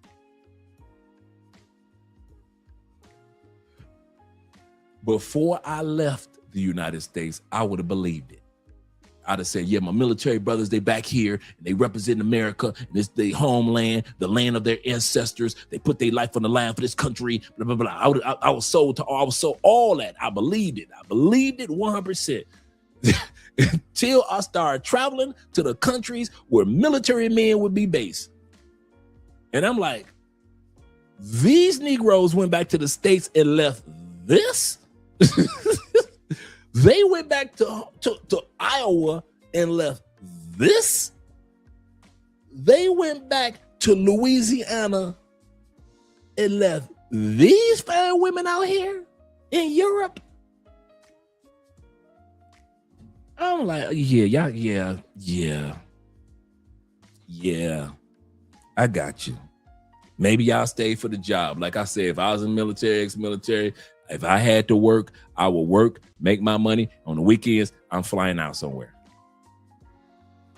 Some of you military brothers, man, once y'all get home, y'all don't fly nowhere else ever again. Y'all don't fly around the country. Y'all don't fly across the street. Y'all not flying to a school. Y'all not flying to church, mosque. Y'all ain't flying nowhere ever again. I'm like, what? And I never, that's probably, like I said, that's probably one of the biggest mysteries I might not understand. I'm not ex-military. So in a certain extent, that's why for so many years, I kept my mouth shut. But I always wondered, like, why the hell would you see all of this in another country? Healthier foods, more peaceful people, people that ain't got no attitude, people that act like they got some sense in their head. Other than combat, don't get me wrong. So I'm not taken out of the combat part and you not knowing who you can trust or not. Understand that part. I'm talking about when you're not in the middle of combat, because America is not always at war. We just take a couple years off, but we're not always at war. And I don't understand. I never understood it. And y'all come back and y'all have y'all see what's back in the States. And you literally have to pretend like you don't know what China is like. I mean, Japan is like, Taiwan, Philippines, Thailand. All you dudes that was based in Europe, you gotta pretend like white girls in the United States look like them Europeans, knowing that them Europeans way finer than the white girls we got back in the States, even in the Midwest white girls. You gotta pretend like that ain't true. You gotta pretend like the only good-looking Asians are in the United States. They are not in Southeast Asia. No, they ain't. They all ugly in Southeast Asia. You gotta act like that on purpose. You gotta lie to yourself like to the end of your days that the Ukrainian chicks that when you were stationed in Ukraine wasn't that fine. Polish chicks wasn't that fine. You gotta lie for the rest of your life that American women are the finest women that God gonna give you. Ain't no way in hell.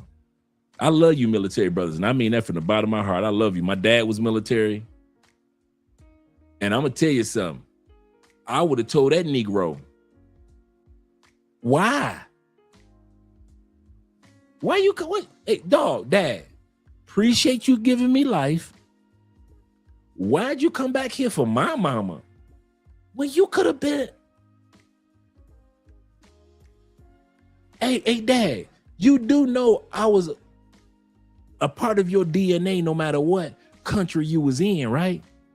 I would have still been your son no matter what incubator you used. You do know that, right? Dad, how come you ain't just stay alive?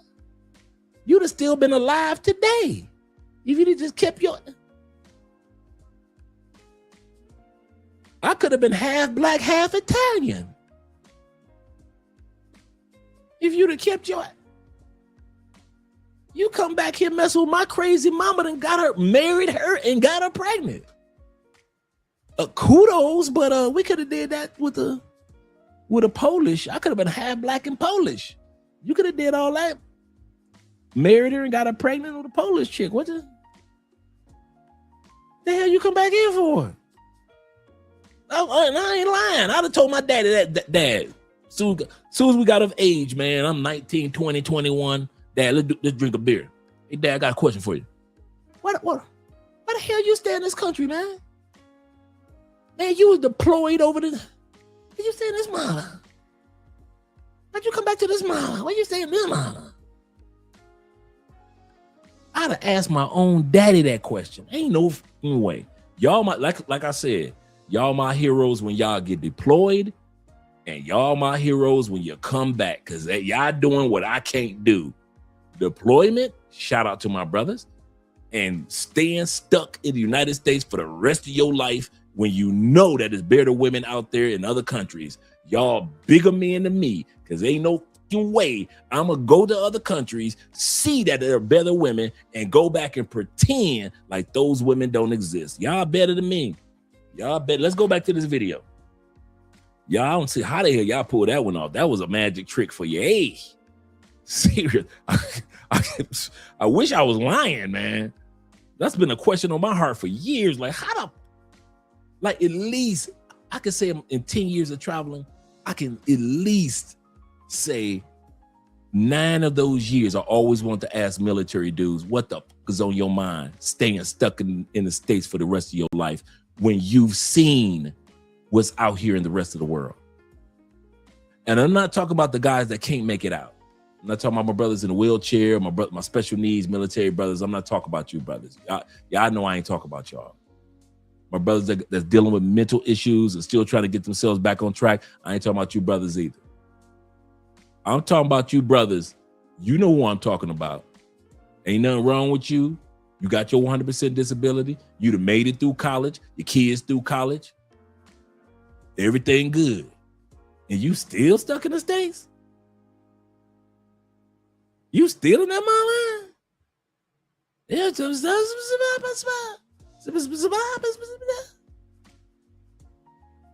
so you those in the military be treating their experience in other countries like it's a fake moon landing. Like we went there, but it wasn't real. like a fake moon landing. Like we may have went to that country and saw beautiful women, but maybe we didn't.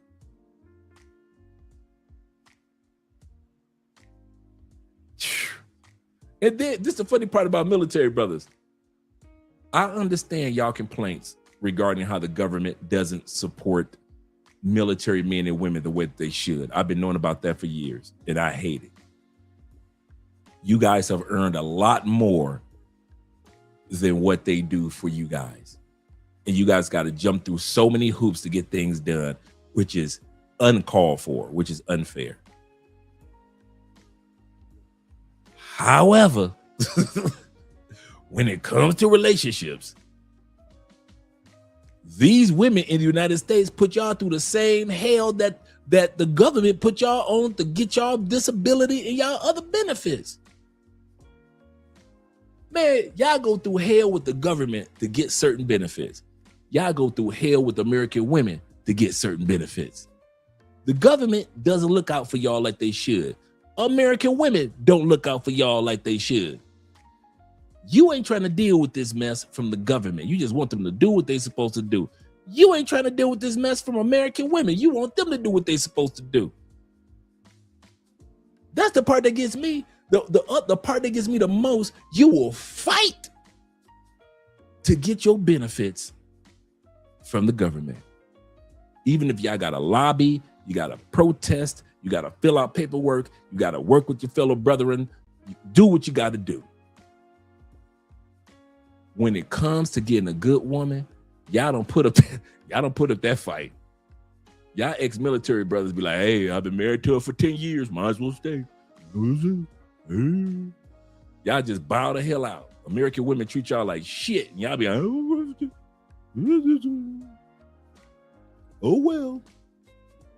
And I'll be like, what? What about the ladies when y'all was winning in Poland, dog? When y'all was in Kuwait? What about all them Kuwaiti baddies, them Morocco baddies, bro? When y'all was out in Morocco and Egypt, when y'all was based in Germany, bro? What the bad German chicks and them French chicks, man? So we just gonna forget about them Spain chicks? You gonna forget all about them Spain chicks?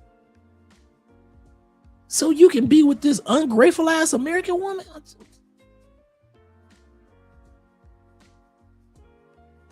like, damn. And I've been like that for years. I have finally got that off my chest. Because I've always wondered, what the make y'all stay in the States other than your benefits, other than the kids? I don't get it. If y'all got property and business to take care of in the States, got you. Take care of that. Get the hell up out the States. Y'all ain't got to stay. Just come back, take care of your business, take care of your properties, take care of your family, make sure everybody good. Okay, I'm out. I'll see y'all in another 3 months, right? I'd be like T-Mac. I'd be like T-Mac and Richie Mac. I'd be zooming in and out of America like a month. I ain't gonna lie. I'd be like Chill Will. I'd be in and out of that mother. Y'all don't know which country I'm in because I'll be in and out of that motherfucker. Ain't no way in hell you gonna be sitting up there, seeing me standing in front of parades with a flag. That I'll be at a beach with my flag like this. I have my American hat on at the beach. Have my ex-military hat on all my military garb. I'm on a beach with a Brazilian chick rubbing suntan lotion on my toes. I have earned that suntan lotion. But then y'all when it comes to women, y'all stay in the States.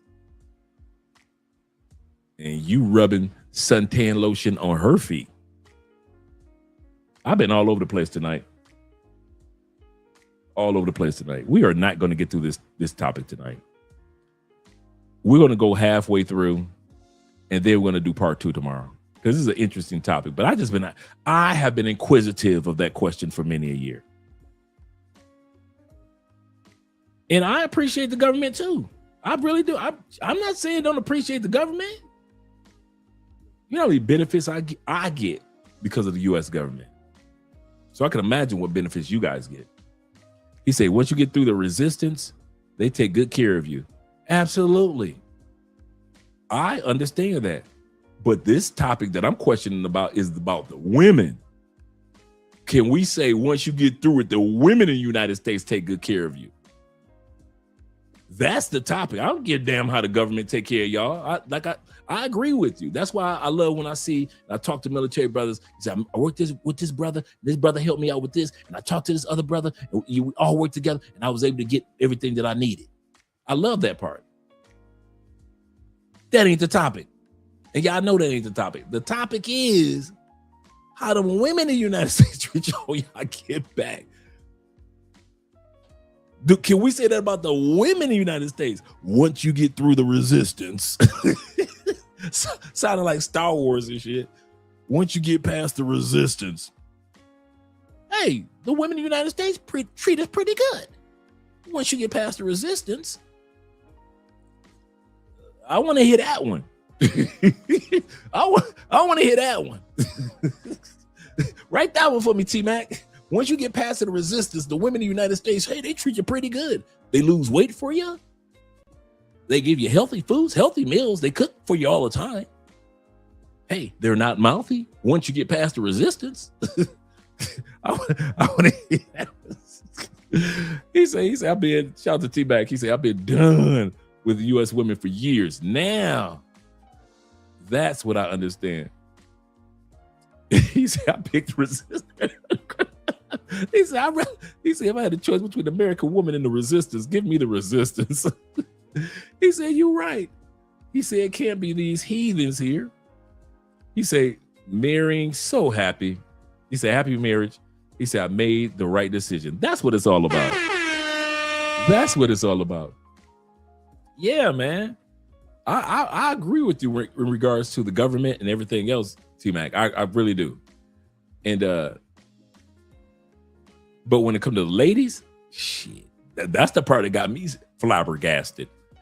Not the government. Like I said, I understand. I have been following veterans benefits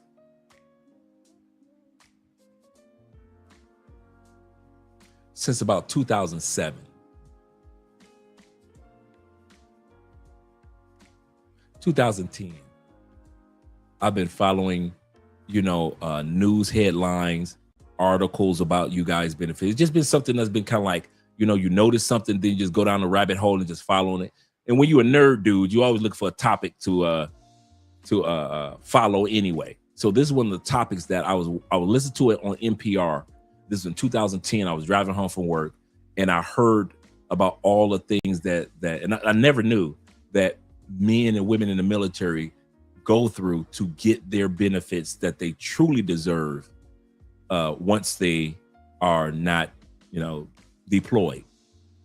And so for years, man, I mean, to this day, I've always been a guy that's behind the scenes. I never talk to you guys about this, but that's kind of like one of my kind of like pet study type of things. Just sit back and I just see when y'all go march on Washington a couple years ago to get your benefits for this, your benefits for that. I saw some of the laws that have been changing for you guys over the last few years.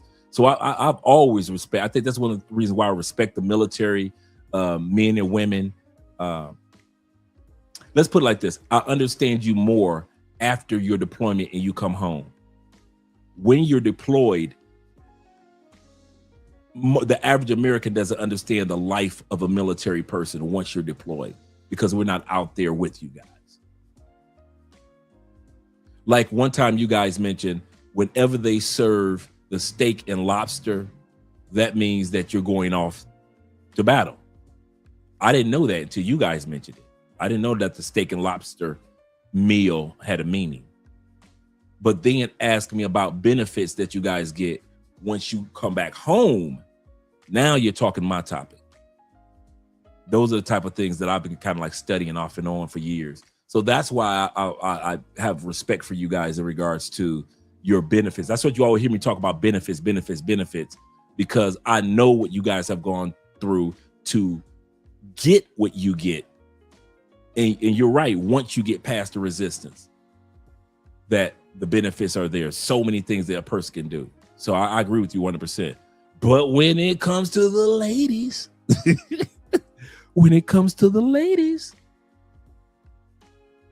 shout out to Elijah. That's my dude. Shout out to Elijah. He said, my son Elijah is going through the process. I had to kick him in the behind to get moving on those benefits. Shout out to, hey, tell Elijah I said what's up next time you talk to him. That's my dude. Good man. Good man. And you know how Elijah is, Mr. Laid Back. You thought you laid back. Hey, you got your laid back. He's like his father. He said, Columbia will continue to be my home base for many years to come. Absolutely correct. Shout out to you, T-Man. And all of you guys. Let's continue on with the video. Let me shut up, man. I've been rumbling off at the mouth. And like I said, we've been talking for quite a while. We're going to go through the halfway mark, and then there's quite a bit left for us to go through tomorrow as well.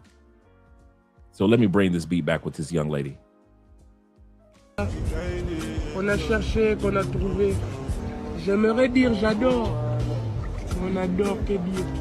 A lot of men are becoming lazy in dating because there's no appreciation for what they do. And now women have these super high entitlement level thoughts that they deserve to be brought to freaking Bora Bora on their first date. And it's like, who are you to even ask for that? What value have you brought to that man? It's the audacity. So be grateful that you got some food, and be grateful that a man put in enough effort to take you somewhere. And that's the problem. I would rather go for a walk in the park and drink a smoothie, to be honest. The internet is going to come for you heavily. I think these girls that feel like the date that they take you on defines the man that they chose, they're full of crap. It's absolute BS. I think that it's a woman that's looking for the bigger, better deal, that has the audacity to say, I can't believe you want to bring me to the Cheesecake Factory. Heifer, you should be glad you're getting a meal.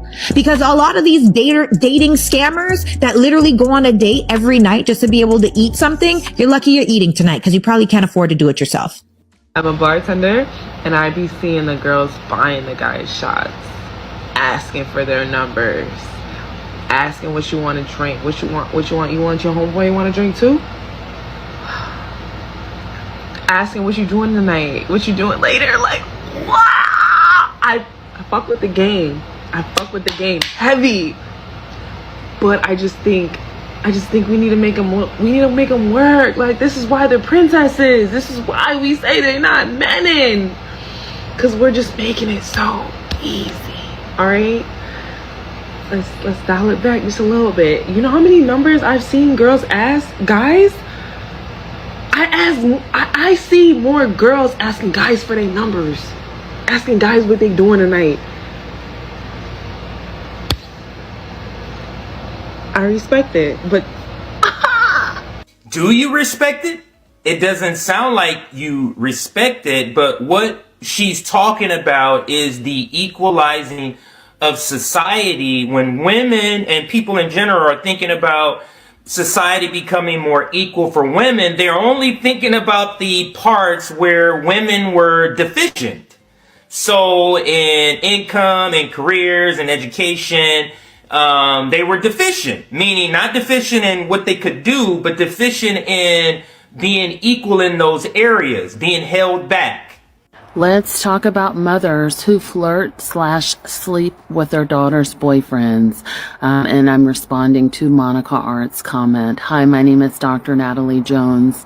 Unfortunately, I wish I could say that this wasn't all that common, but again, it is very common in mothers who are male-centered, often have personality traits, and that chase validation and or they hate their daughters. Not always, but in a lot of cases, they hate their daughters and they feel very jealous of their daughter, as though their daughter is like another woman that they're competing with a man for, and also feel as if they owe it to their daughters to retaliate for some sort of injustice that her daughter probably knows nothing about. Someone tell me why dating in your 30s is so bad. Like, it's not even normal. This is not normal. It was not like this in my early 20s. What has happened to this generation of men? Tell me. Yeah, right. It was easier in your early 20s, right? In your 20s, you had all the attention in the world, you didn't care about doing the right thing, and you thought that la vida loca is going to last forever. In your early 20s, men weren't better. They were less experienced, more eager, and more willing to overinvest. And now, they got experienced. Men in their 30s have been rejected, played, used, and burned. So they stop chasing potential and start choosing value, which is something most women cannot provide. It's not that men disappeared, it's that standards went up. So you're asking what happened to men. The real question is, what changed about dating leverage? Dating didn't get worse. The market simply corrected itself. Ooh, that's a cold way of putting it. And just to confirm that, just to piggyback off that, Will says this with the $10 love. Will says, some of these women say that they would, for example, some of these women say they will charge a deposit to date them. That's how messed up this market is. That women actually have the audacity to say on social media, girls, we should charge them a deposit. Yeah, try to charge a deposit to the group of men that don't want you. I'm not talking about by race. I'm talking about just by a country. Many of you women are on the bottom of the totem pole when it comes to being chosen for dating. And how do you solve that problem? You decide that you're going to charge a deposit to men. That's how stupid that sounds. That's how dumb that is. And what makes it so crazy is this. Only in America, not. That's the crazy part. This mindset is going to start spreading like a plague, because when American women say something stupid, other women think that in other countries think they can say something stupid. I was talking to Andrea the other day about this. Is Colombia declining when it comes to traditional women? Women that take care of the family, women that do the cooking, the cleaning, career, the trad wives, traditional wives. Is that declining in Colombia? And Andrea said, yes. She says a lot of these women are running around saying, I don't need no man. I'm independent. I don't need this. I don't need that. I said, well, what do you recommend who men should date while they're in Colombia? She said, anybody that's over 25, anybody that's over 30, you're safe. She said, but anybody under 25, under 30, they are already programmed by social media. I don't want no kids. I'm not cooking. I'm not cleaning. And they don't. Try to date a woman under 35 in Colombia. I mean, under 25 in Colombia. you have a high chance of meeting somebody that literally can't cook, does not clean, her house is filthy. She still lives with her mama if she doesn't have a house. She may go after her degrees, but she thinks she's independent. She sleeps around and she has a roster of men. So Andrea told me, we were sitting up there talking about this topic. She said, for men that are foreigners coming to Colombia, do not take women under the age of 25. Most of them, not all. Now, we know that there's some anomalies because I married one that was 23, right? But she's saying as far as the norm in Colombia now, that bottom half of millennials and in the early half of Gen Zers, she said they ain't worth it. She said now, the rest of us, the top half of millennials, the Generation Xers, we're still traditional women. That's how we are. We cook the food, we bring our man the plate, we come back and get the plate. We go out and have our career. We take care of our families. We do believe in doing our share, and we're family oriented. But this new generation, she said, they are the reason why there's a decline in childbirth in Colombia, because the young generation is not going to have any kids. They're like, I am not having any kids. And they're not. And they're not cooking. And they, in Colombia, this next wave of women not only know more English because they teach it in school now. So they not only know more English, that means that they're listening to American television shows, American movies, and nobody's telling them, you do realize how lonely you ladies are going to be like American women when they hit their 40s. You're going to be ran through. All that I'm Miss Independent is going to run out, and you're going to run into the church, your Catholic church, your Christian churches here in Colombia. Nobody's telling that part. They see the beginning part of, yeah, American women are independent and they can do this, they can travel here, they can do that. They see that part. They don't see how lonely these American women are. And so if you guys want to get with women in Colombia and you think that you're going to get quality out of the younger women, there are a lot.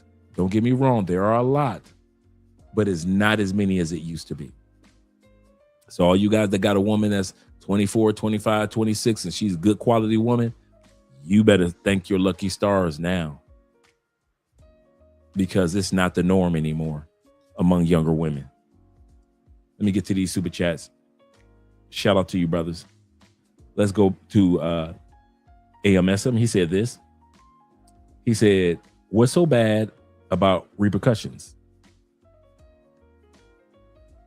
Repercussions. He said, it pains them to treat the man the way the man treats them. It does. It really does, man.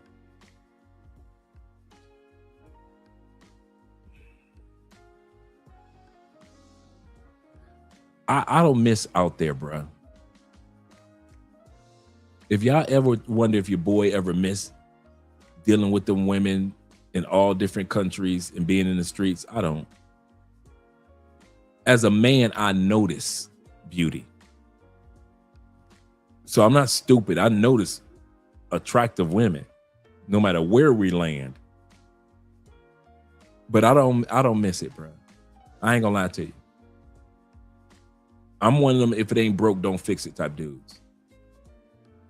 If the marriage with Andrea ain't broke, don't break it by trying to fix something that ain't there.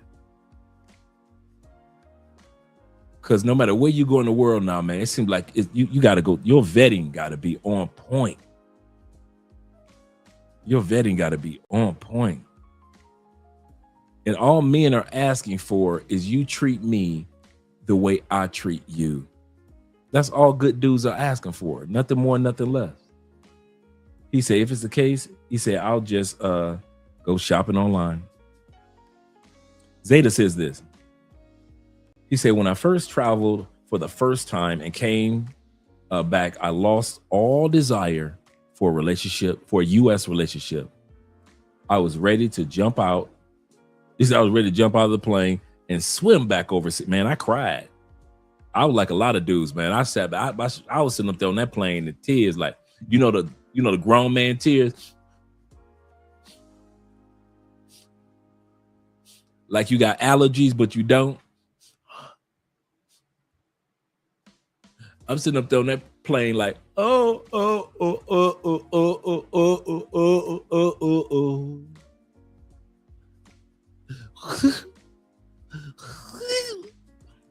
Get it together, Dre. Get it together. And when I got off that plane and I saw them fat girls in the States with bonnets on, why, Lord, why? I wanted to drop to my knees, bruh. True story. I wanted to drop to my knees. Why? It made it seem like travel. Every time I travel, it was like a dream that I went to sleep. Then I woke up in reality like, oh man, I'm still here?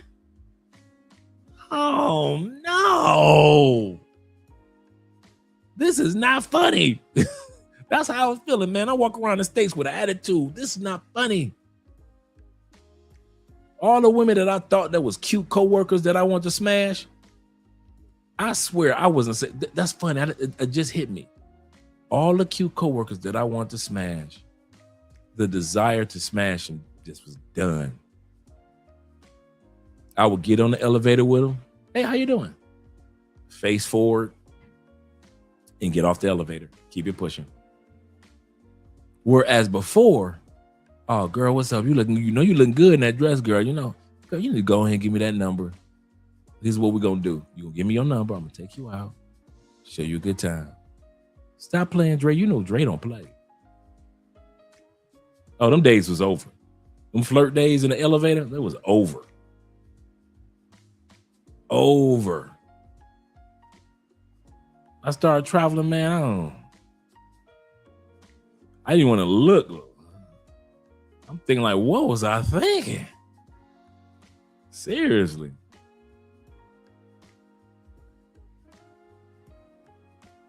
What was I thinking? And my brother AMSM said this. He said, Andre is in line. He said, I'm in the US and I had a 21-year-old woman dealing with. He said, talking with the same online rhetoric, even with the conversation we had. Yep. You could be talking to the Colombians online and you'll start to realize, like, wait a minute, something different. I thought the brothers told me that Colombian women were traditional. Yeah. The ones over 25. But the ones under, forget about it. You could forget about it. You'll find some, but not as many. And Andrea was so sincere. She wasn't sugarcoating it or nothing. She was like, nah. She said, it's changed. She said, them girls learning English and they watching TikTok with American women. They watching American movies and television shows and see how American women move. I said, but the part about American women they're not watching, because they're only 20, 21, they're not watching the videos of the American women when they hit 40, when they hit 35, and they've hit the wall and don't nobody want them because they ran through and they baby mamas. They ain't showing you that about American women. Yeah. My man El Patron in the building, he says this. He said, that's accurate, Dre. He said, my girlfriend in Colombia is 31. She cooks and cleans. Her younger sister is 18 and is completely set on not having babies and speaks more English than my girlfriend. That's true. They teach it in school. They teach it in school now. It's almost mandatory now.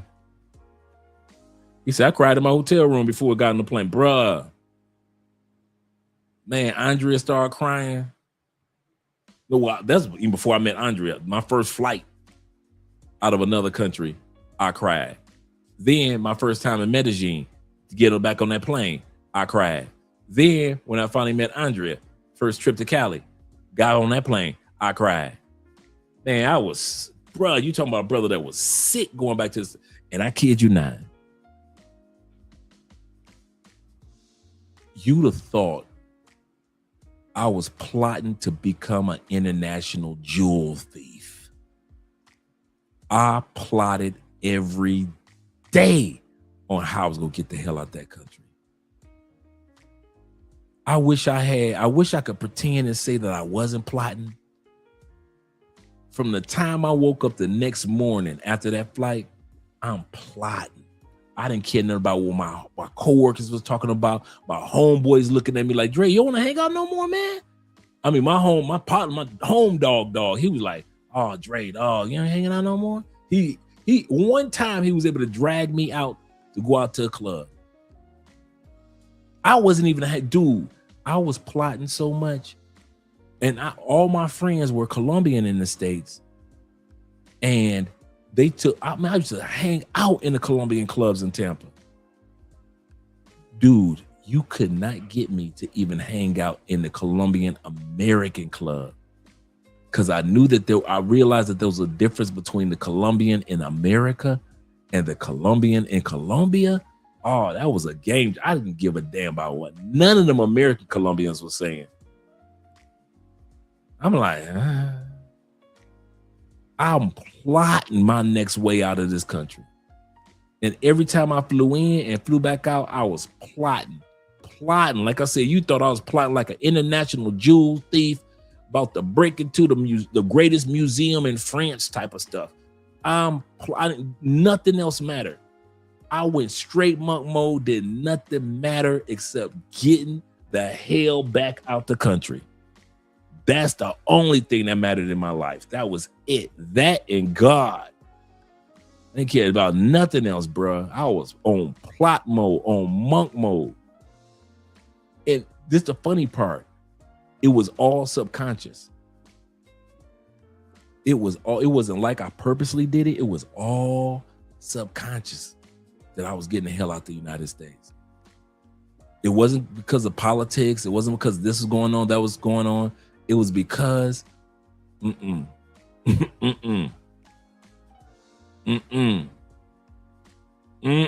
got to get up out of here.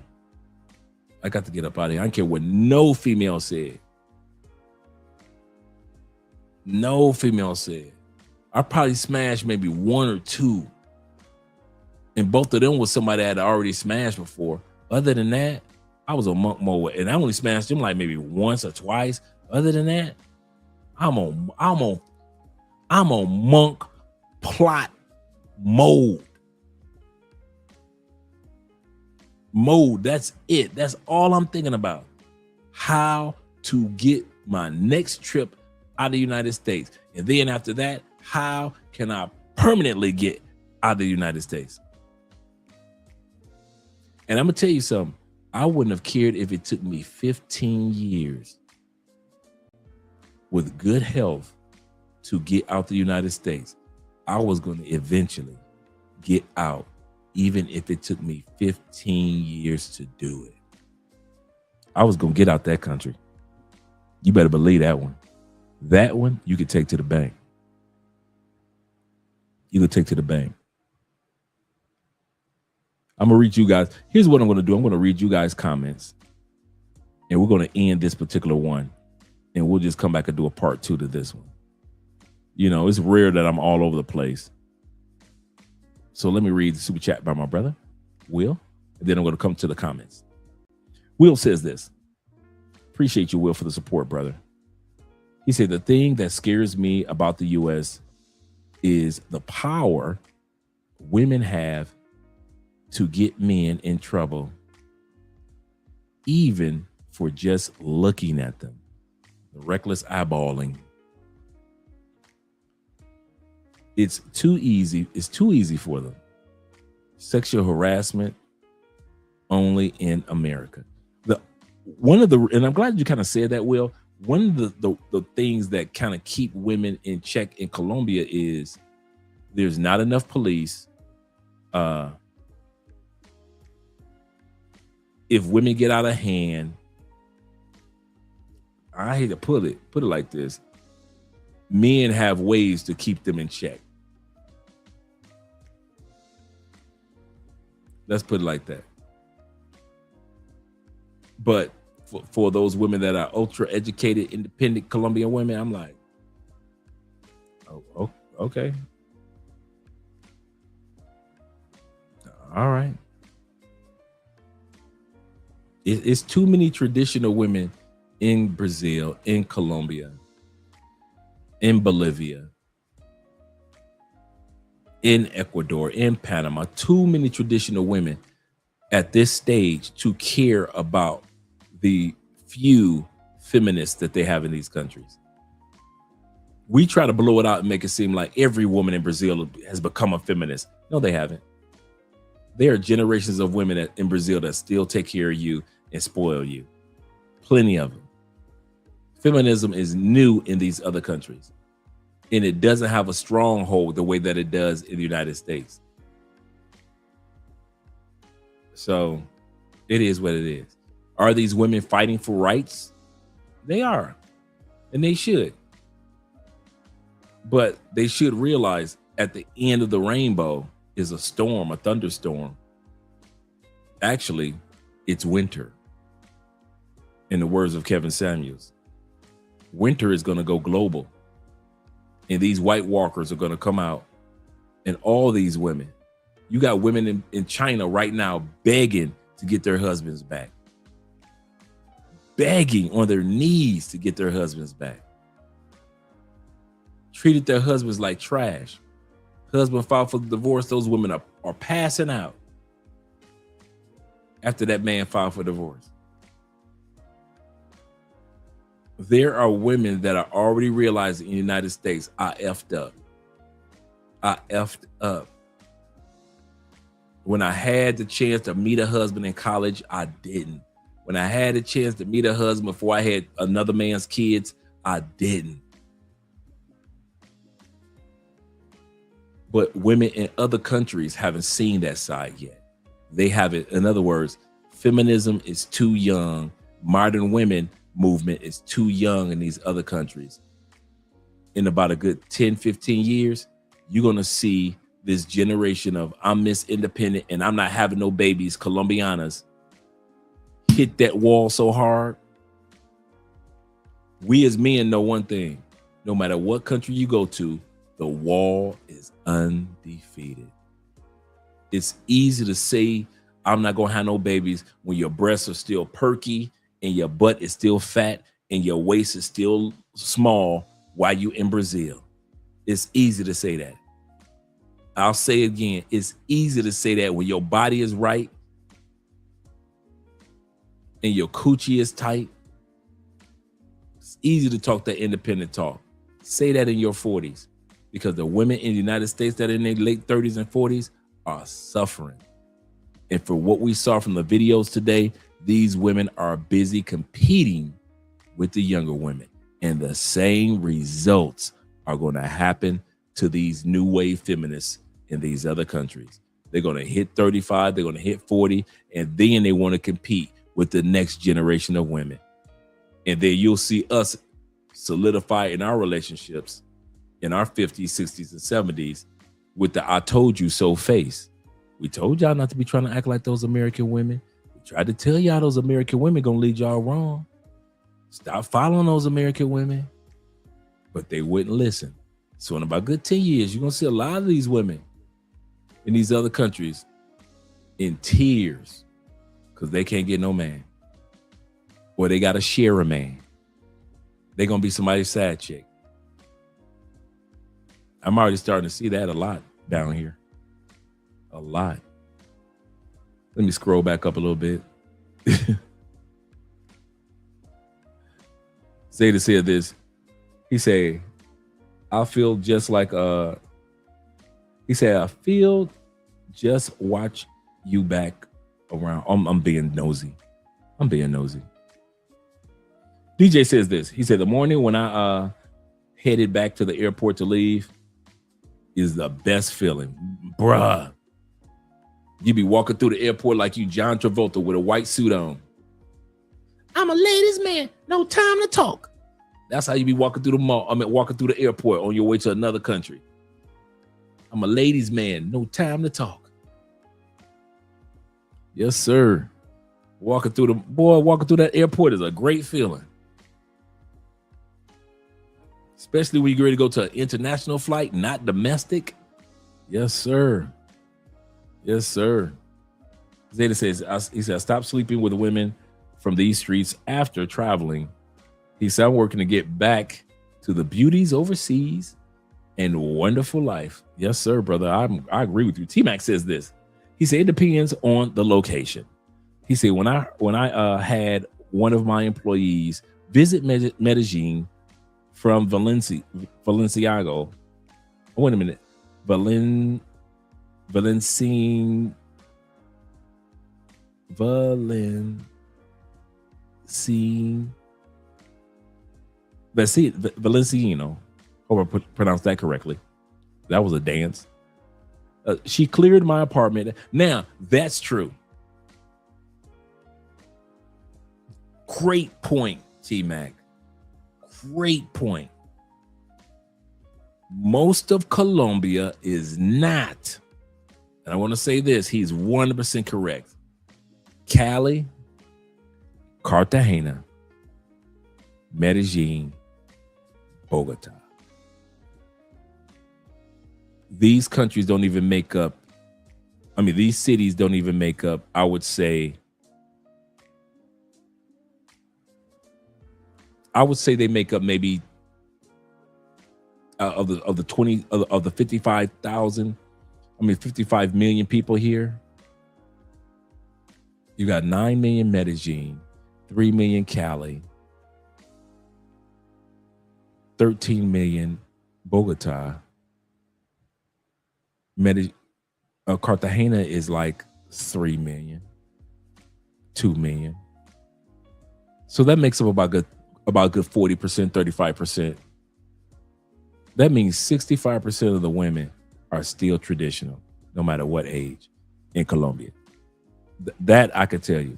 And I'll say even more than that are traditional, because most of the women in Medellin that are of a certain age, most of the women in Cali of a certain age, most of the women in Cartagena of a certain age, and in Bogota of a certain age, the older women are still traditional. So you got 65% of the women that are nothing like the city girls. And then many of the city girls are not modern women of an older age, over the age of 25, are not modern yet. That was a good point, T-Mac. Good point. It depends on the location. Washing dishes and cook. She was young, but she came from a humble family. That's true. That is a excellent point. Excellent point. Official Kobe said, I dated two girls in their early 20s in the last few years in Colombia. He said one is engaged and the other has been in a long-term relationship for over a year. They were not from big cities. You guys are making excellent points. Excellent points. Zeta said, I damn near cried going to the airport. He said, I was in Brazil, Rio, Brazil. I ain't mad at you, for real. He said, yeah, flee Babylon. That's serious, man. I was plotting, bro. I was plotting. He said, yep, Monk Mode was my friend when I wasn't around my homeboy. Serious, man. I ain't trying to go nowhere. I wasn't trying to do nothing. I'm watching basketball games. Shout out to my Pistons for winning over 60 games. I'm watching basketball games. Shout out to my Pistons for winning those. Okay, I'm wearing it out. It's been a long time, fellas, for our Pistons. So can I have my moment? My moment of silence. All right. And but I was mainly on house mode, going to work, go to the gym, might hang out with my boys a little while, but man, I wouldn't be around. If I ain't interested in the ladies, why would I be around? I'm trying to be around ladies, just be around ladies. I'm not their girlfriend. I'm not their gay friend. I'm gonna say this again. One of the reasons when I got back to the States, I was so much on monk mode. If I'm not trying to smash none of y'all, why am I around y'all? Other than trying to do something positive for the community, I was not around women in the United States. Why? Okay, if we're doing something positive for the community, okay, cool. We're coming together as a community, doing some positive things, right? Other than that, ladies, if I'm not around you, it's because I'm not trying to smash you. So if I am around you, I'm not your friend. I'm not your gay friend. I'm not your girlfriend. The three main people that's around you: your male buddy, friend zone buddy, your gay friend who tell you any old thing, and your girlfriends. I don't meet any of those criteria. So it wasn't no use of me being around a bunch of women like, and I mean it. It was no, dude, I would walk past chicks. I'm not flirting no more. Dude, you know how when you see a chick and you can tell from her hips she got a fat butt, and you can't wait for her to walk by? You looking at her face game on point, breasts sitting up right. You can see that small waistline. You see them big hips, and you can't wait for her to walk by to get that eye candy in, so you can see that lower cuppage of that behind. I was done with that. I didn't care how fine she was from the front. Oh, she fine. Wasn't no look back game. My look back game was done. I ain't looked back in the States in years. I ain't looked back at nobody but in the States in years. Why? I wasn't going back. My motto used to be, if you look back, you go back. I started telling myself that as a teenager to help me get out of nervousness with women. As a teenager, I used to tell myself, Dre, if you look back, you go back. So if you look at her butt, you go back and talk to her. And so I would dare myself, like, you know, building my confidence up. If you look back, you go back. And so if I look back, I went back. And I started doing that my whole life, right? I don't look back at American women anymore. I wasn't even looking back. And even if I look back, I wasn't gonna go back, but I wasn't even looking back anyway. I was too busy plotting. I was too busy plotting for the next trip, for the next opportunity, for the next people I was gonna meet outside the United States. I didn't care nothing about, dude. I mean, literally. And I'm not lying to y'all. I wish I could say, yeah, man, in real life, I was smashing these three chicks. No, ain't no in real life.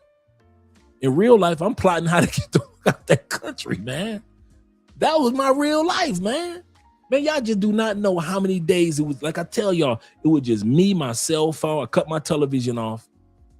It was just me, my cell phone, watching Telemade Dreams videos, I Am Marwa videos, Jabril Passport Heavy videos, and Ace Live videos. That was it for travel dudes.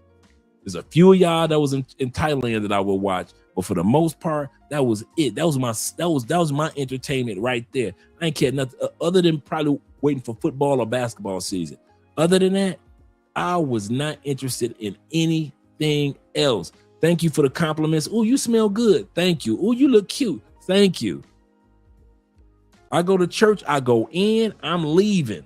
I'm out the door. I ain't lingering around the church. Hey, sister. Hey, sister. How you doing? None of that was going on, bruh. I'm plotting. Man, I might as well had a map of the planet sit out on the table, kind of like how kings used to have. Yes, I'm going to, we're going to plot over here, and then we're going to conquer the land over there. And if we trap them by the sea over here, like the chess pieces, I might as well have one of those, bro. I might as well have like you know how in the movies where they had, when they roll out on the table, the blueprints for the bank. So they roll the blueprints of the bank on the table, and they talk about how they're gonna, rob this bank, and the grocery store next door or the bakery next door has a wall connected to it. I've got the blueprints. I might as well have one of them, bro, because that's how I was plotting.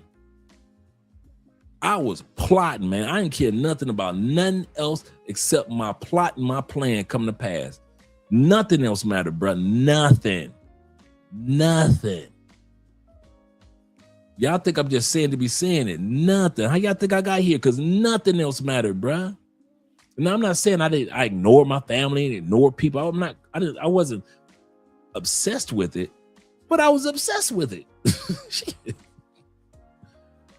Not saying I was cuckoo for Cocoa Puffs, but I was cuckoo for Cocoa Puffs. Seriously, man. Some of y'all be waiting around like y'all got time. Like, I'll get to it when I get to it. Okay. Me, I was plotting like I was a jewel thief. I was plotting, man. The African Wolf says this. He said, I'm waiting on the part 2 for the ladies proposing. Oh yeah, we got that one coming. We got that one coming. Definitely. My brother Montrez says, shout out to Montrez. He said, I keep telling everyone that America is no longer the country that it used to be. Americans, boy, you can't tell that to Americans. Montrez, do not be telling Americans that America, man, they are not trying to hear that. Dude, when any empire in human history was collapsing, none of the people believed it. None of the people believed it. None of the people believed that Greece was going to collapse. The Babylonian Empire, the Persian Empire, the Mesopotamian Empire, the Roman Empire, the Ming Empire, the Mongolian Empire, the in our lifetimes, those of us who are over 40, in our lifetime, we literally saw the collapse of the British Empire. Is it still there? Yes. Is it what it used to be? Hell no. Remember when we were kids, the sun never sets on the British Empire because they had land all over the world. They had control. So technically, the sun never set on the British Empire because they had power all over the world. Man, they are a fraction of who they used to be. We go visit them like a museum now to visit their country. Ooh, look what Britain used to be like. Look what UK used to be like. Look what England used to be like. Right? And none of them thought their empire would fall. The British, UK has lost over London, just in London alone. They've lost, not in London, but in England alone. They've lost over, in the last 3 years, over 16,000 millionaires have moved out of the UK.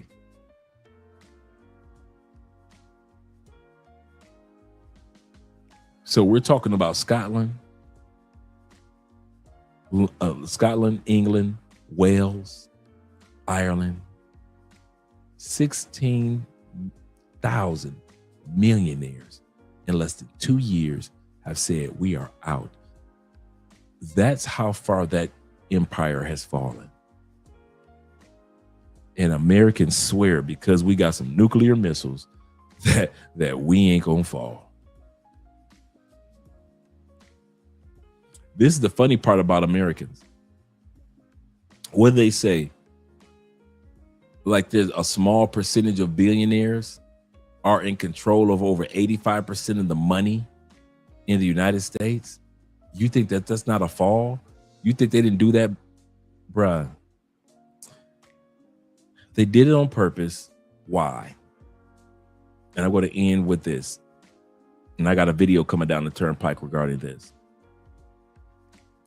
America needs America. It does not need Americans. America, the land, the country is of value. The corporation is of value. You and I can be replaced with immigrants. Anytime they want to open up the floodgates, they proved it, didn't they?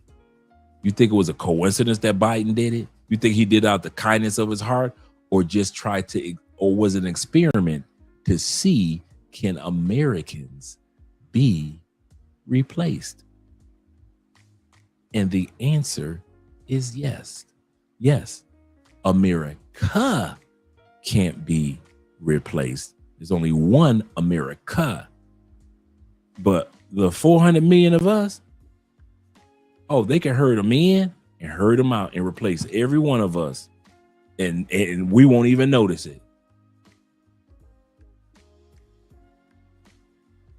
Governments, I like what they say. The federal government is set up to take care of and protect the longevity of America. The states' governments are set up to protect the longevity of Americans.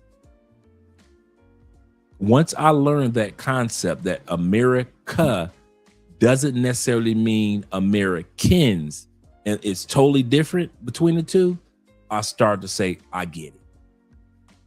I get it.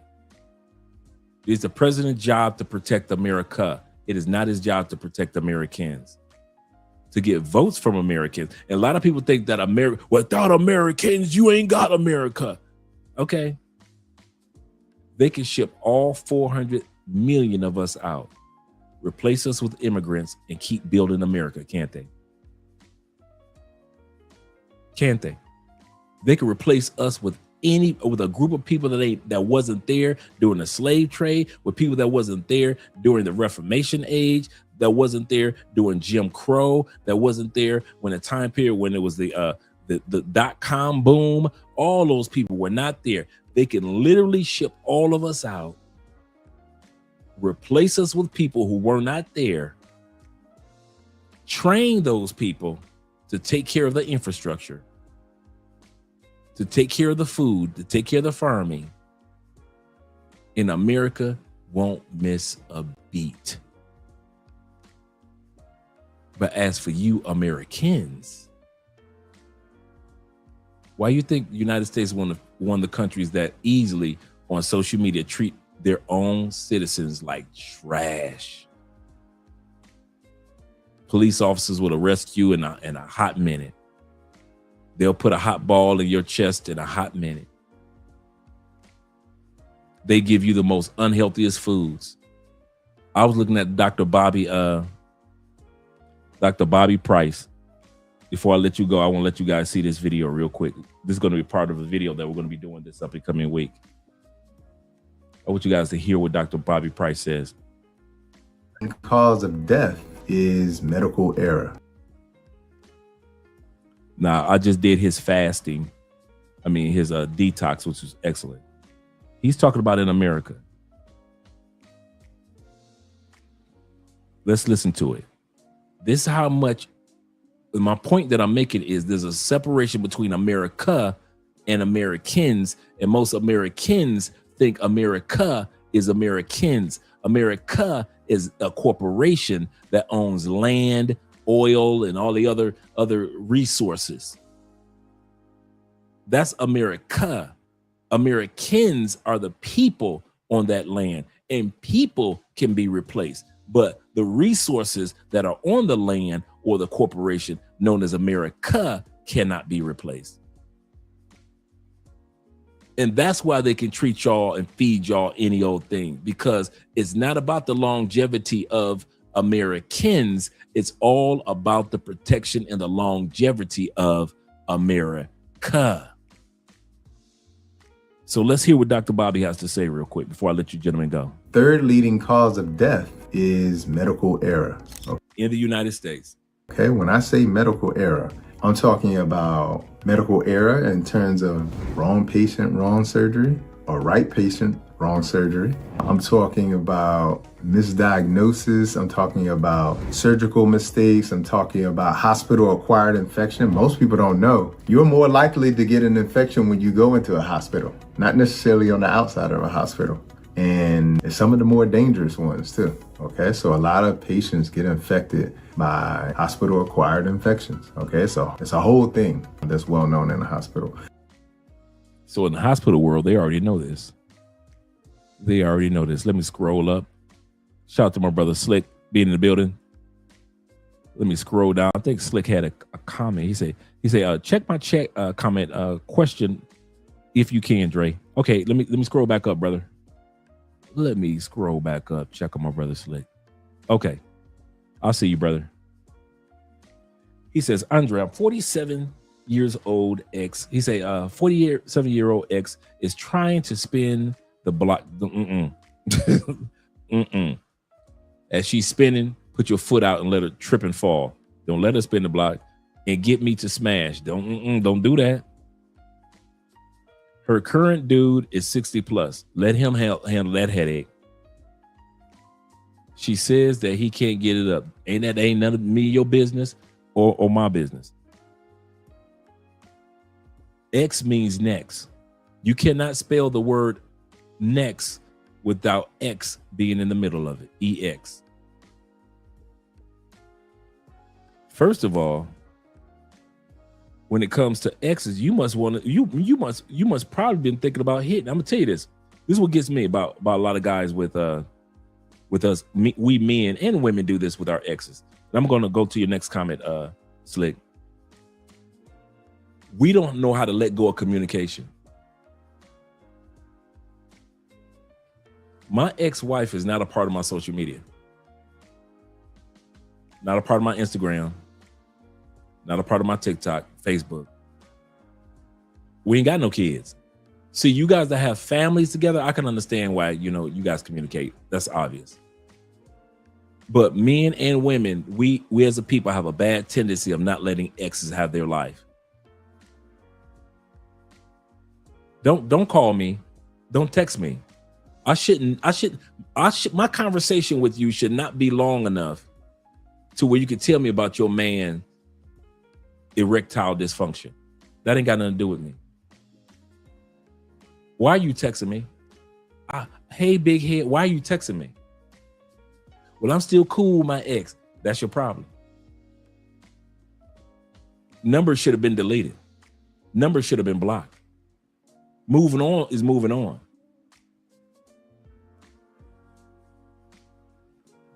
Would you want the next female that you get serious with to have the type of communication with her ex that you have with yours? You're in the Philippines, Thailand, met you this beautiful, gorgeous, just so submissive, so cooperative, just the funniest sense of humor woman, 27 years old, just about her business, loving you. But her ex is trying to spin the block. He texts her, she texts back. He calls her, she calls back. He's plotting to get her in bed. She's thinking about it. Would you want that? Or would you want her to just cut all ties and go on with her life with you? Well, if I wanted to have a full, happy, peaceful life with Andrea, I had to cut ties with the past. And that was 14 years of marriage. Do I still have my ex's phone number? Yeah. Have I used my ex's phone number or allowed her to use mine? No. No. X means next. You cannot spell the word next without the EX in the middle. And you cannot go to the next until you let go. I let her go. She reached out to me. No, you didn't. No, you didn't. Ain't no way in hell she gonna be in the middle of a conversation with me long enough to know that I know that she want to spin the block. This Andre, I'm just talking Andre. You don't got to do what I do. This is just a different man. I'm not in communication enough to know the age of your new man. I wouldn't know that the nigga was 60 plus. Why? We ain't talking.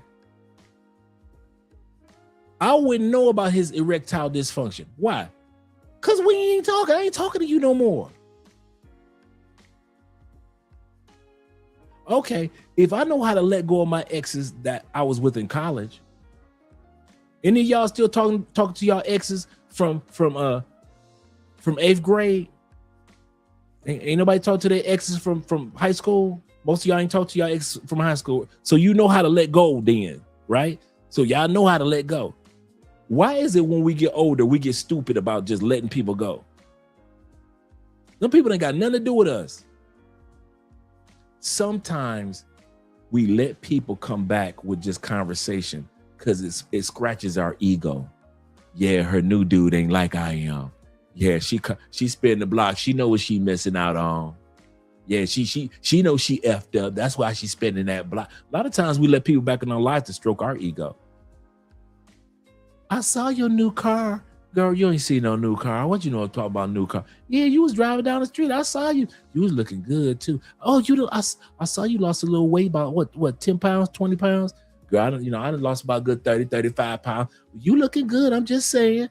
God has been blessing you. You just take the pats on the back. You just let her call you tomorrow with more of it. And then call you the next day with more of it. I'm letting you guys know. X means next. Some of y'all, God can't talk to about moving to another country because you too busy listening to the next child. You listen to your ex, God say, hey, it's 7:22. I had plans on talking to you. But it's 7:22. You on the phone with this nappy head chick. Let it go. Delete today. Delete. It's the ex. I'm talking to all of us, bruh. It's the ex. This ain't nobody special unless y'all got kid connection. I don't care how much your mama loved her and she asked about her. How's Tiffany doing? I don't know. Well, y'all don't talk. No, mom, we broke up. You ain't got her number? What for, mom? Mom, I'm moving on. I bet, mom, me and Tiffany broke up 3 years ago. You still talking about her? Bruh, I was married 14 years, and sometimes I forget I got an ex on a planet. Sometimes I forget I got an ex-wife on the planet. As far as I know, she's still on the planet. Maybe she ain't. That ain't none of my business.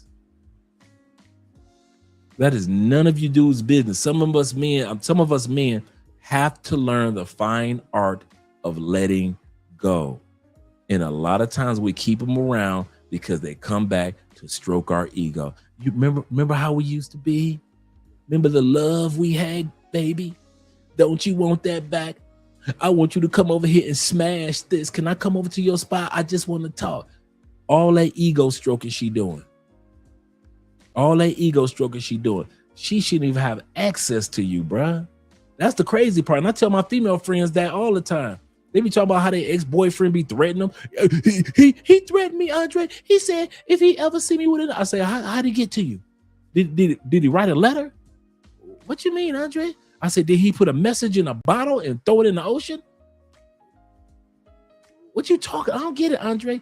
How is he able to still communicate with you to threaten you? He texts me. How the hell is he still texting you? He got my number. How the hell you don't have his number blocked or your number changed? Sometimes people aren't able to get over us because we don't let them go to get over us. Some of y'all ain't gonna never get y'all blessing, bruh. Because y'all keep playing games with the past. Have fun. Dude, go ahead and smash her. I'm serious. Go and smash her. Because after these lights and cameras go off, you're going to still be talking to her anyway. So who am I? Well, I'm just a dude that's talking. Once these cameras and light mics and all this go off and she texts you later on tonight or tomorrow morning when he at work, you going to answer the text anyway. You ain't going to block your number tonight. So I don't know why you ask me. You ain't going to block her number tonight. You ain't going to block her from social media. You ain't going to just move on towards your blessings of life because you too busy trying to get your ego stroked from a chick in the past that you technically don't even want to be with. And let's say you did get back with her. Guess what's going to happen? Like 90% of the time, all they ever do is remind you of why you broke up with them in the first place. That's all it does. After you hit it 1 or 2 times and she say something slick out the mouth, you go, that's why I left her ass. It wasn't because of the sex. It was because of that dank. That's why. Now she just reminded me why I left her. And now you feel stupid because you the same one that prayed to God, God, if you get me out this relationship with this crazy toxic chick, I'll never get with another toxic chick. And so far, you've kept that promise until she calls, until she texts. So go ahead and smash her, bro. Don't waste your time. And you ain't have to waste your time putting anything in the comments. You gonna do it anyway. You gonna smash her anyway. No, Dre, I ain't. No. Cause she's sowing the seed for you to smash her. She laying down everything that you want. Dude, as far as the truth is, that man probably can get harder than you. You don't know. That man probably go to the gym every other day. You don't know. You only know what she tell you. I don't love him. She probably telling that man every night she love him. And so you think because she wants some sex from you, she don't love her man. How many of you dudes that had sex with women that love their husbands or boyfriends, but they still had sex with you? I know I done had plenty of chicks that love their husband. Plenty of chicks that love their boyfriend. And they still had sex with me. They were not going to leave a man. They were not going to leave their husband, leave their boyfriend, none of that. But they still had sex with me. But they told me out the gate, no, Andre, I'm not leaving my man for nobody. But hey, who am I to talk? I'm not the one stroking your ego. She is. And that's why you're not going to delete her from your social media and block her on the phone. And delete her number. So you don't even get tempted to reach out to that person. Why? Why? Because it strokes your ego as a man. And that's why. And a lot of times we men need our ego stroked. Because we're just men. You know, life doesn't stroke our egos often. So when we do get that moment, we like to get our ego stroked. Yeah. He can't do what she missing this. Yeah, she wish she had this now. She messed it up. Don't matter. She's still an ex. She's still an ex. You gonna make me go through my phone to make sure I ain't got nobody in here. You gonna make me go through my social media just make sure I got everybody cleared out that I ain't even heard from, just to make sure I got everybody cleared out. Just like, no, I don't want to hear from nobody talk about, are you still married? I don't want to hear none of that. But as for you, do what you gonna do, bro. You don't need Dre? Hell no, you don't need Dre. You shouldn't even ask me that question because you know that you go tomorrow morning when she texts you, you gonna respond. Why? Because you ain't gonna block her. You ain't gonna delete her number tonight. This live stream gonna end and her number gonna still be in your phone tomorrow morning. She's still gonna talk that talk. Your ego gonna get stroked. She might as well say that he put her hands on her. He put his hands on me.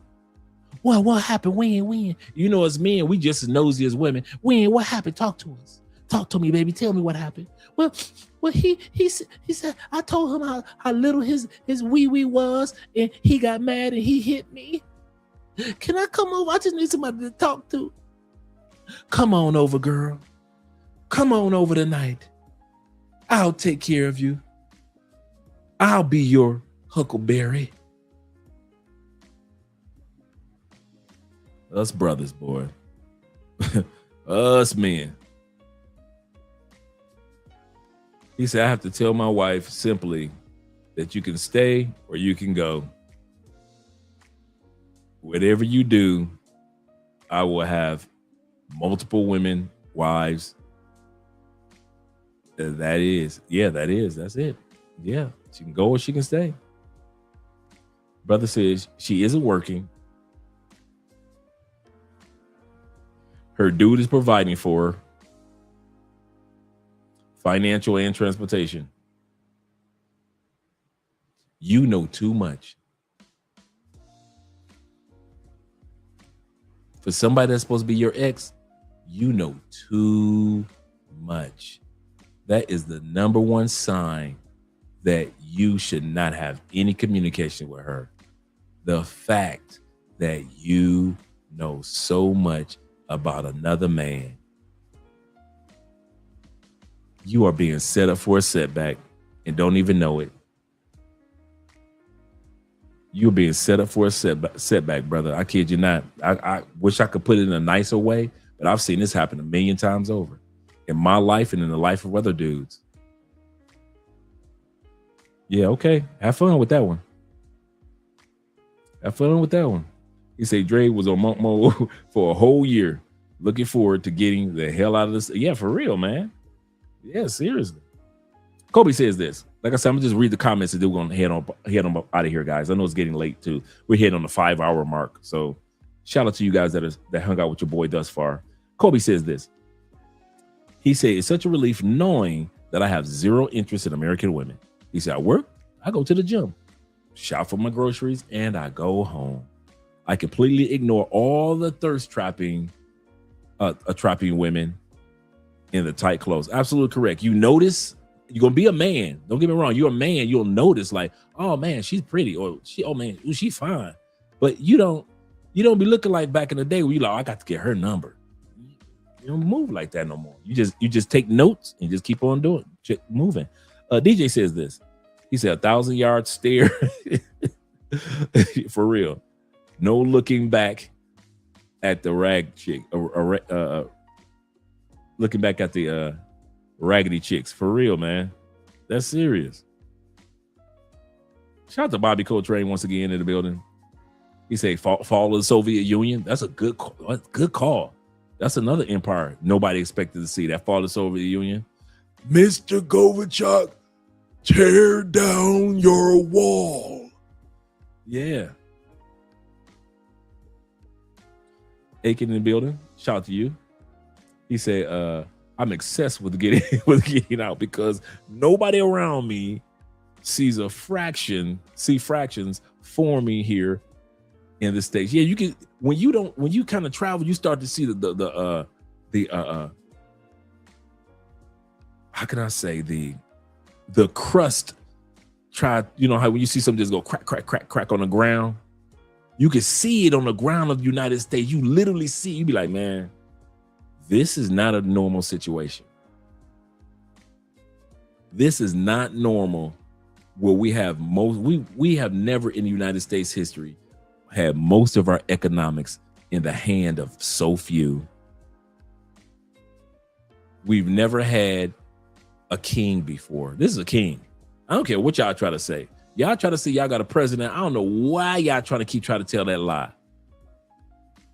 I do not know why y'all keep trying to tell that lie as American citizens. President Trump, that man ran for king and won. You do not have to have a crown or a scepter to be a king. That man is a king with the suit on. Let him not run for president. He still had people that were worshiping him. I didn't say like him. That man has worshipers. He got grown men calling him uncle and daddy. And I don't mean in the sense like we call each other uncle as somebody gets older and wiser. These dudes calling him like Father King, my Lord. This man put out on TikTok a picture of him as if he was Jesus healing people.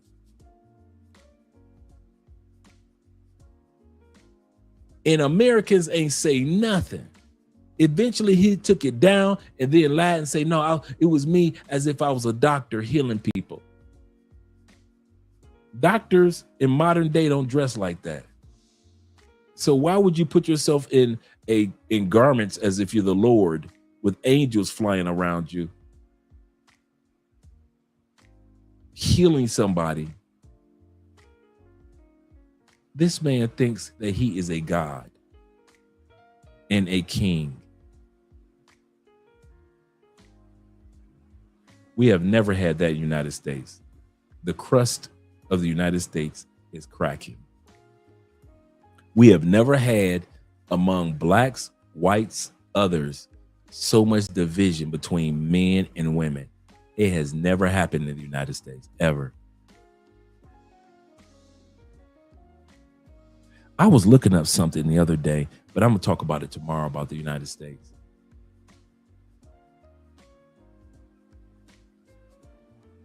And it had, I forgot what it was about, but I don't want to pull it up.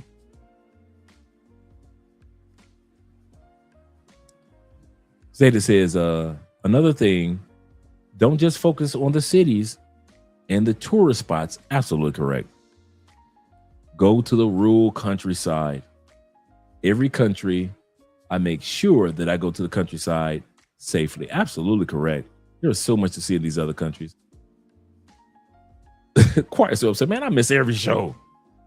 I miss every show. Abort the mission. Yeah, hospital infections. More than people think. Absolutely correct, Bobby. Absolutely correct. Shout out to the International Quiet Storm. He said, what's wrong with smashing the ex? Right. What's right with it? I used to be the king of free coochie. So don't get me wrong. I was always an advocate of, hey, if you're going to give it to me. Here's the problem. Shouldn't even had communication with the ex. You see where I'm going with that? Shouldn't even had communication for the ex to let me know I could smash.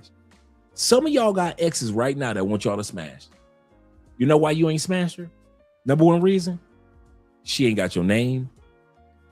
She ain't got your number. She ain't got your social media. So she can't hit you up. Some of y'all got exes right now, even as we speak, rolling in the bed, having sex with her pillow because she can't catch up with you. And guess what you got? Peace. Because she can't catch up with you. You know how we say in the black community, all money ain't what? All money ain't what? Good money. All coochie ain't good coochie. And I don't mean by how it feels. I mean by the setup. When you see this as a setup, all coochie ain't good coochie. Some of y'all keep y'all exes around and hope that she come back around and let you hit it again. I hope that she get thirsty for this coochie. Because a lot of times it's not even for the sex. A lot of it is for our egos. Yeah, she came back around to daddy. Yeah, she knows she missed daddy. She's missing daddy. Yeah, she got a man, but she knows she still loves daddy. She over here sucking off daddy. A lot of it's for our ego. It ain't got nothing because she got good coochie, and so I want her back. No, not because she a good person and I want her back. Because if you wanted her back, you'd have got her back. You don't want her back. You just doing this for your ego. I did it for my ego. The ex would want to come back and every blue moon and give me some coochie, which was rare because I don't smash exes. But the one time that I did, it was more for my ego. It was really for my ego. It had nothing to do with how good her sex was. It was just, yeah, because I could control her. Yeah, she want this. Yeah, she missed this. Yeah.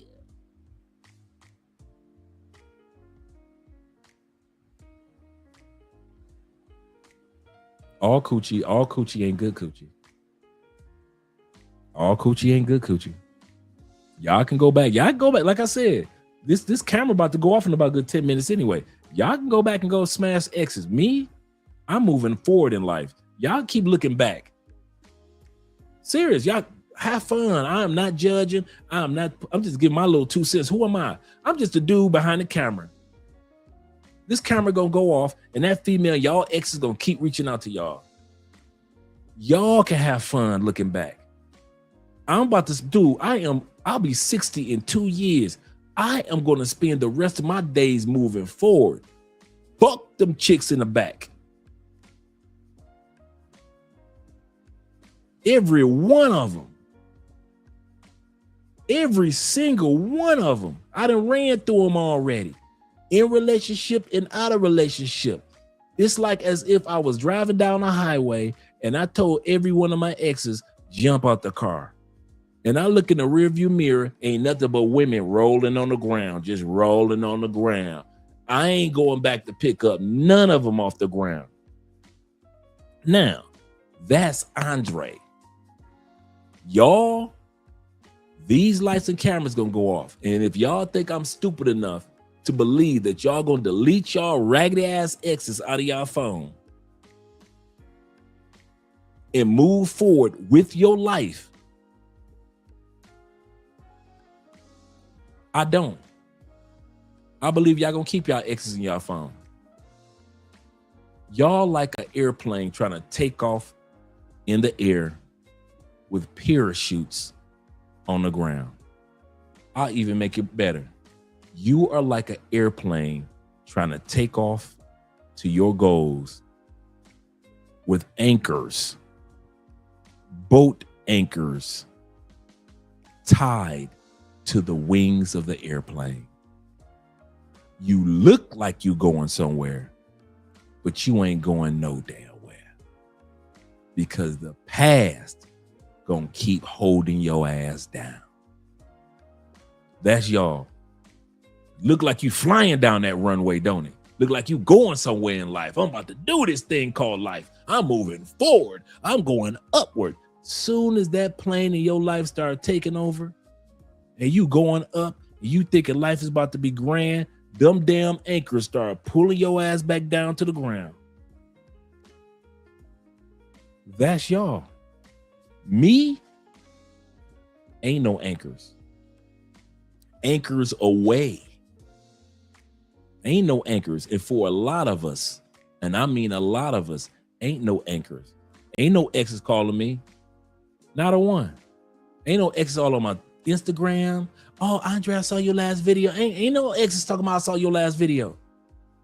None. Y'all know I got stories up on stories. If I want to have a bunch of exes, I could. Not a one. When I left the States, I created on Facebook Travel Unravel, a whole new Facebook page. I haven't been to Andre Spence Facebook page. It's gotta be 8 years. And I mean, not once have I been to my Facebook page. I go to Travel Unravel all day long. I don't even know if Facebook deletes pages after a while. That's how long I haven't been on that page. I don't need no exes. What for? What for? What I need to look at some photos of when I was married. What for?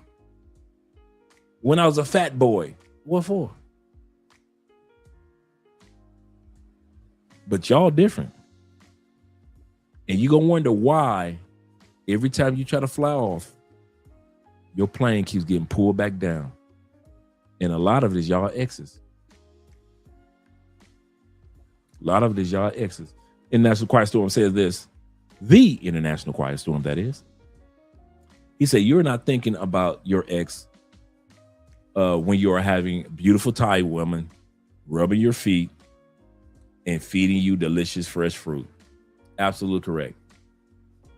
I ain't never seen none of y'all in Brazil enjoying a Brazilian chick and you get a phone call from your ex. You tell the Brazilian chick, hold on. Irma, what you calling for? Go on with that, Irma. Go on with that, Irma. Now, the one time have y'all. Yeah, as soon as an ex try to call y'all be like, bleep. I don't know this woman. You say, Andre, don't be calling me stupid. I'm just saying, I'm not saying, yeah, stupid. It's stupid. It would be stupid if I did it. It would be stupid if I still had a bunch of exes in my phone and I'm trying to progress on the plane of my life. And I got a bunch of exes distracting me from what I really want to do with my life. That'd be stupid to me. Why y'all think I say stuff and y'all think I only apply it to y'all? Do y'all ever realize 99.9% of the stuff that I say, I apply it to Andre first? The good things and the bad things. I had to fall on the sword like y'all did. I don't be telling y'all, hey, yeah, you need to fall on the sword when it comes to just deleting your exes. You think I didn't have to do that? everything that I mentioned to you guys that I do. See, I didn't come the easy way to Colombia. Hey, let me throw a bunch of parties and let's go hang out and we're gonna have all the sex. And then I didn't come to Colombia for that anyway, from the get-go. But I could have did to pretend like I did, like a lot of dudes. I came for the ladies and we gonna party. I could have did all. That's the easy way of doing it. The way that I did it was true relocation. Find a place, just like Will, just like Jay Clyde, just like T-Mac, and all you other brothers that are here in South America, that are in the Philippines, that are in other countries, and you've relocated. People don't want to acknowledge us that relocated ain't had no damn time to be partying in Thailand every day. Ask Richie Mac. Richie spent most of his time sitting in that damn chair editing them videos the way that he edits them. He'll go out, him and Elle go out to dinner, and they'll do their Wednesday golf, and that's just about it. Same thing with the Ronin Travelers, same thing with the rest of us. We were too busy focusing on the relocation. And when it came to relocation, sacrifices had to be made. And one of the sacrifices was we couldn't be Mr. Party dude. Okay, cool. Another sacrifice was we had to cut our exes off in the States. Okay, cool. In order for me to have a life of peace in my new country, I got to get rid of them chicks that weren't giving me peace in my old country.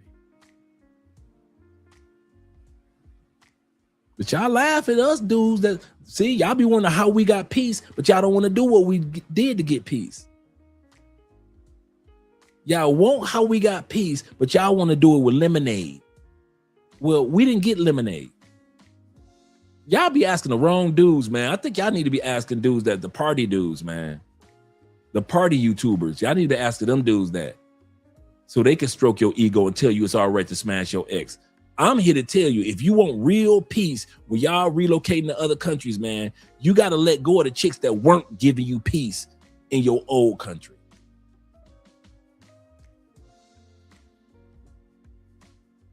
I wish I could put it a nicer way. Y'all need another YouTube channel. Y'all need somebody that's gonna stroke y'all ego. I ain't mean, y'all grown men. I'm not about to stroke our ego.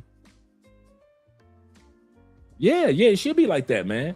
But what I'm saying, you should let go of communication with her. Total, you an ex chick. This is the funny part. Hey, you ready for this one? Hey, Slick. Hey, all you guys that think ain't nothing wrong with smashing the ex, you do know that nasty heifer could smash other exes too. Do women not have rosters? Modern women. See, some of you guys aren't thinking about the same ish that she's telling Slick.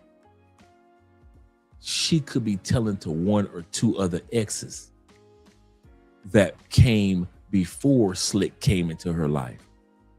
So now she got 3 of y'all that she's telling the same ish about her new dude, but y'all think you the only one. You really think you something special, huh? Women got rosters and they are waiting for who gonna be the fool to fall for it. So if Slick don't hit, she got another fool in that phone that will do it.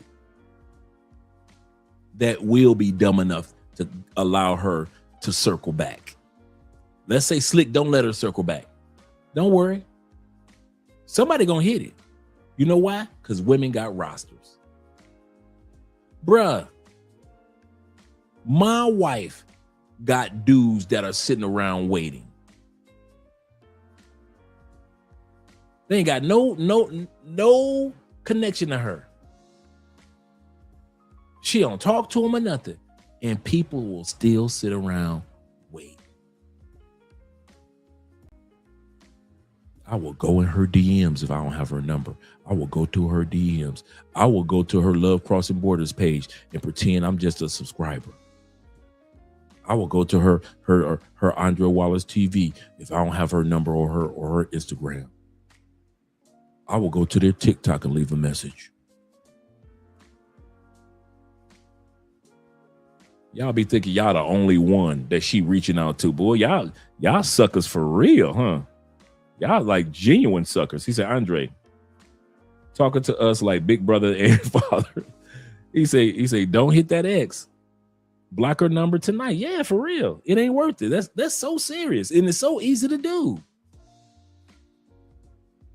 And I'm talking to all of us, bruh. I'm not just talking to my brother. I'm talking to all of us, bruh. If you want to fly off into life that you want to, you got to let them anchors go. And a lot of times the anchors are the exes.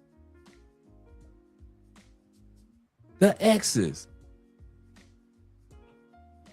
Okay. Y'all ever got some coochie that after you nutted, you got post-nut clarity? And it was so clear, you looking like, why did I even let this chick in my house? Why did I even drink one more drink with this chick? That post-nut clarity is a beast. I don't think you guys realize you do still get post-nut clarity with an ex too. Some of the fastest people that will give you post-nut clarity is after you have sex with an ex. Boy, you to bust that nut, man, all of the truth start running through your mind like, what the fuck was I thinking? This has been one of the most top. Wait a minute. This chick called the police with a restraining order on me 5 years ago. This is the same chick that went into my bank account and stole $3,000. This the same chick that had her two brothers tried to jump on me. This the same chick that pulled out a knife.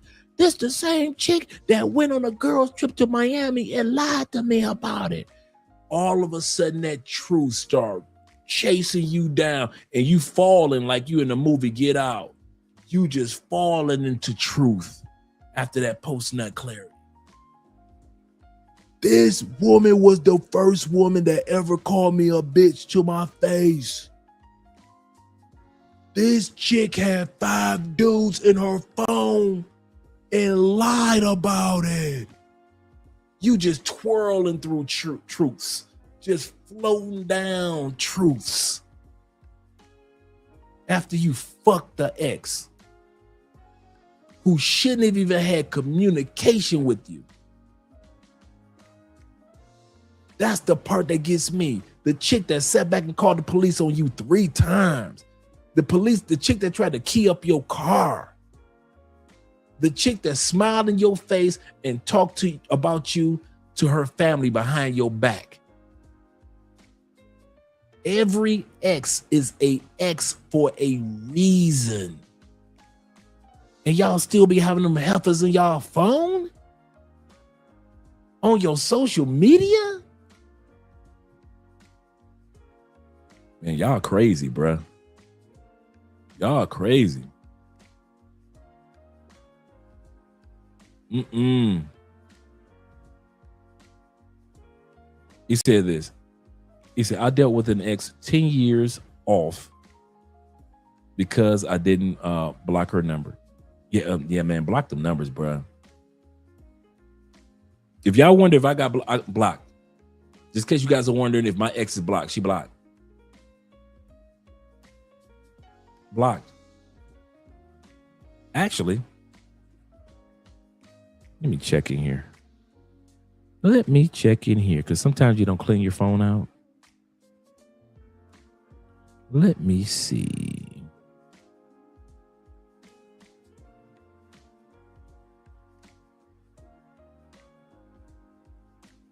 Let me see. Let me scroll down.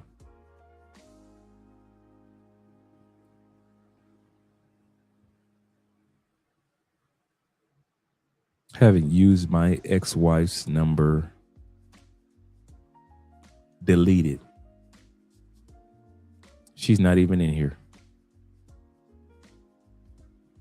And the only reason I was going through this tonight, because if she was still in my phone, I was going to delete her number in front of you dudes. That's how serious I am about not looking back at your past so you can move to a smooth future. My ex ain't even in here. And I thought I deleted it, but I want to make sure. You know how you sit back, you think like, wait a minute. Nope, not in here at all. Nope. I got more of you guys' numbers in here than I got Stay-Aside people. Just noticed that. Shout out to Passport Persona in the building. So, ex-wife, 14 years, went through the divorce. That number ain't in there.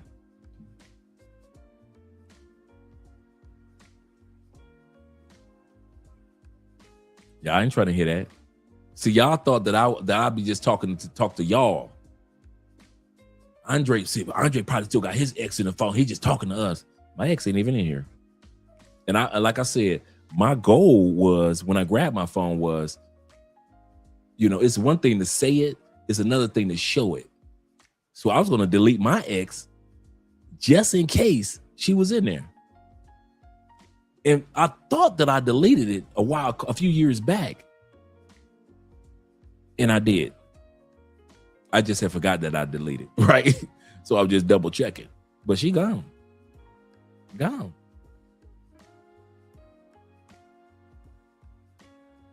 International Quiet Storm says this. Shout out to you with the $10 love. He said, leaving the U.S. for good will be the hardest thing that you experience in your life until, which is so true, you land in the foreign land. Then it would be the best day of your life. That is so true, bruh. Oh my God. The feeling of knowing that you do not have to go back unless you need to on business. The feeling of knowing that you only need to go back to the States for family and finance.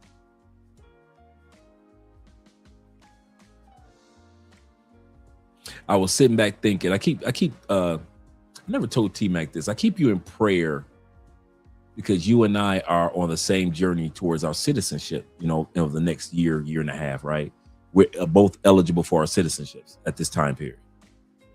T-Mac is probably ahead of me because his Spanish is more proficient, but I'm proficient in history. So I love history. So I'm great with that part of the Colombian test.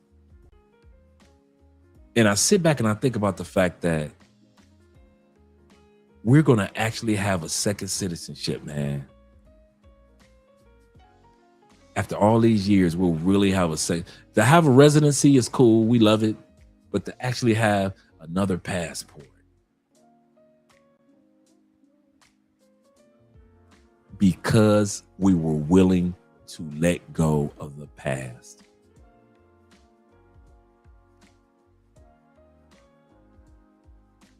So yeah, I think I made the right decision.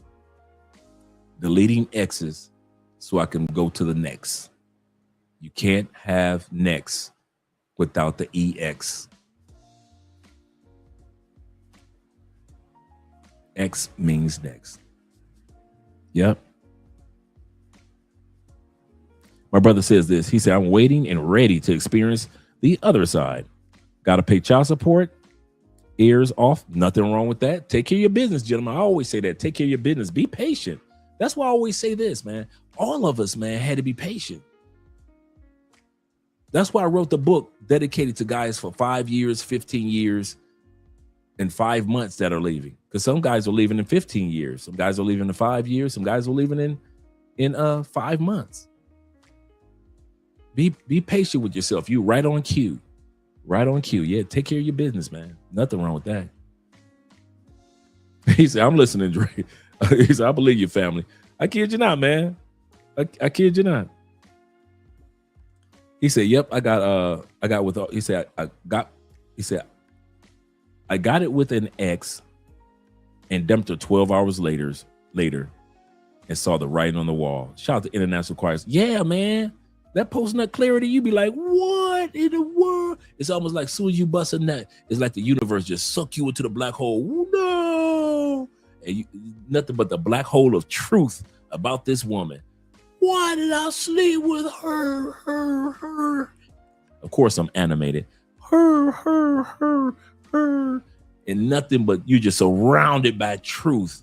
And you want to keep lying to yourself about her. And nothing, truth just bombards you and hits you. And just truth everywhere after you bust that nut. And she's looking at you like, why are you looking at me like that? You try to be nice. Nothing, baby. Nothing. I just got some stuff on my mind, baby. Some stuff on my mind. And now you feel like a jerk because you're like, man, I don't want, because she's a good person. I don't want her to feel bad because I smashed and don't want to smash her anymore. And I don't want to talk to her anymore. I don't want to be bothered with her anymore. I done bust this nut and it reminded me of why I left her in the first place. But I don't want to seem like a jerk. So the next time she calls you, here you go, answering the phone again after you done hit it. Because you don't want to feel bad. You don't want her to think that he just used me for sex. Well, that's what she used you for. He blocked me after we had earth-shaking sex. So now everything that you do when you come to listen to her afterwards, you do it out of guilt because you don't want her to feel bad if you block her after y'all just had sex 2 days ago. The whole scenario is a setback for you psychologically. May not be financially, but psychologically, it's a setup.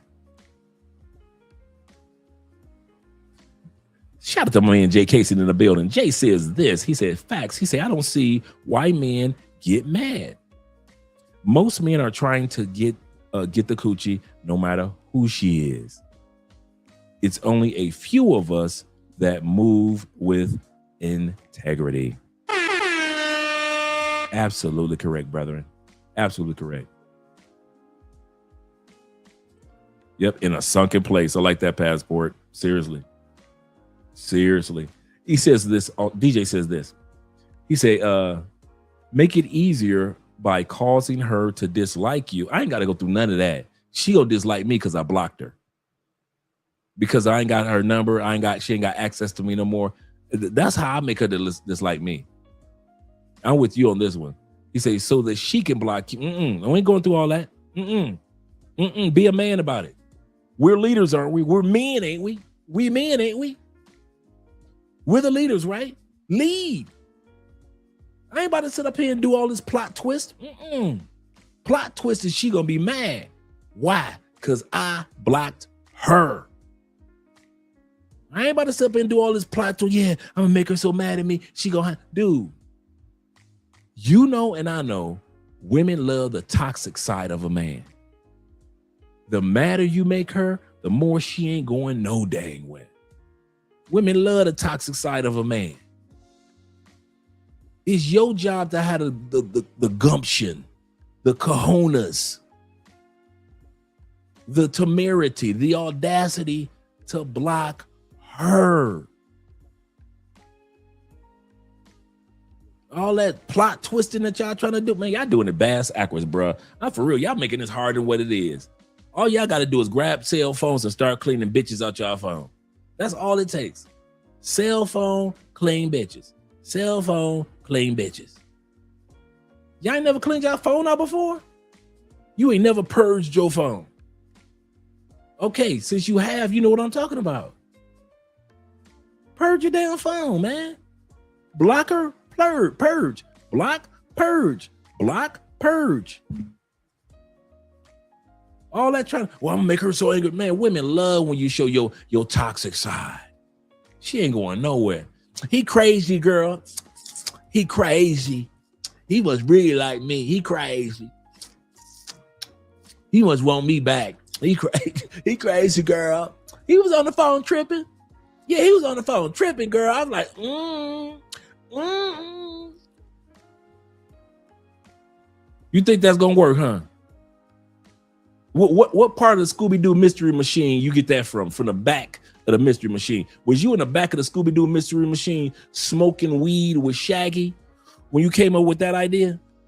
Just you and Scooby-Doo just sitting up there with Shaggy smoking weed, all three of y'all. You, Scooby, back there. Scooby eating marijuana-laced brownies. You and Shaggy just got that sticky, icky, and you like, you know what, Shaggy? Here's what I'm gonna do for these bitches. I'll make these bitches so mad at me. That bitch gonna want to block the phone. She gonna want to block my phone. She gonna want to block me. She gonna be mad at me. That's where you came up with that one? Because you had to be high in the back of the Mystery Machine to come up with that damn idea, thinking women gonna block you after they get mad at you. That's when they love you. That's when they love you. They ain't blocking you. They need closure. Why'd you act like that last night, baby? Did I make you angry? They need closure. They ain't about to block your ass. Shit. They about to block you because you done made them mad. She's sitting around thinking like, ooh, I'd have made him mad. The dick gonna be fabulous. That's what she thinking. She all on the phone like this. You mad, and she looking at her girlfriend like this. Got him, girl. He mad. I told you he still got feelings for me. Shit. Y'all crazy. Where y'all be coming up with this shit, man? Do y'all think before y'all type, or y'all be like, I want to type first? I'm gonna be the first one to type some bullshit. I'm serious. Where did y'all come up with this shit? Do y'all not know women or not? I know women enough. You make them mad, they ain't going no damn way. I'm so tired, I'm gonna block him. Shit. 3 minutes later, you unblocked. 3 minutes later, you are unblocked. I can't stand that shit either, by the way. I can't stand when I see women do this shit. And the gay dudes do this. I can't stand that shit. That little mini hand clap. Stupid ass shit. I'd be glad when that one fade out. If I had a choice between them calling everybody a narcissist and this stupid little hand shit, give me narcissist every day. 12 times on Sunday. I'd rather hear that lame out, played out shit. They use the word narcissist more than we use the word perpetrate in the 80s and 90s. Man, you know you man. You know you perpetrating the fraud. Man, they use everybody a narcissist. Everybody. They be calling the dog narcissist. My dog is a narcissist. What the? He say, not if even. He said, so she could block you, which would be good. If not, even better. So you can't find her. No, that ain't gonna work. That ain't gonna work. Women love when we act all dramatic and crazy. Slick says, he said, Andre, he said the ex also told me, how the hell you talking to the ex?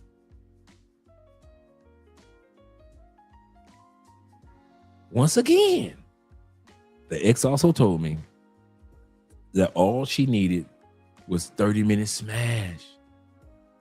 Fixed session. You know how we used to do back down memory lane. And she'd be on her way. Your take. You think a female gonna come into your life, sleep with you one time, and gonna let you get away one time?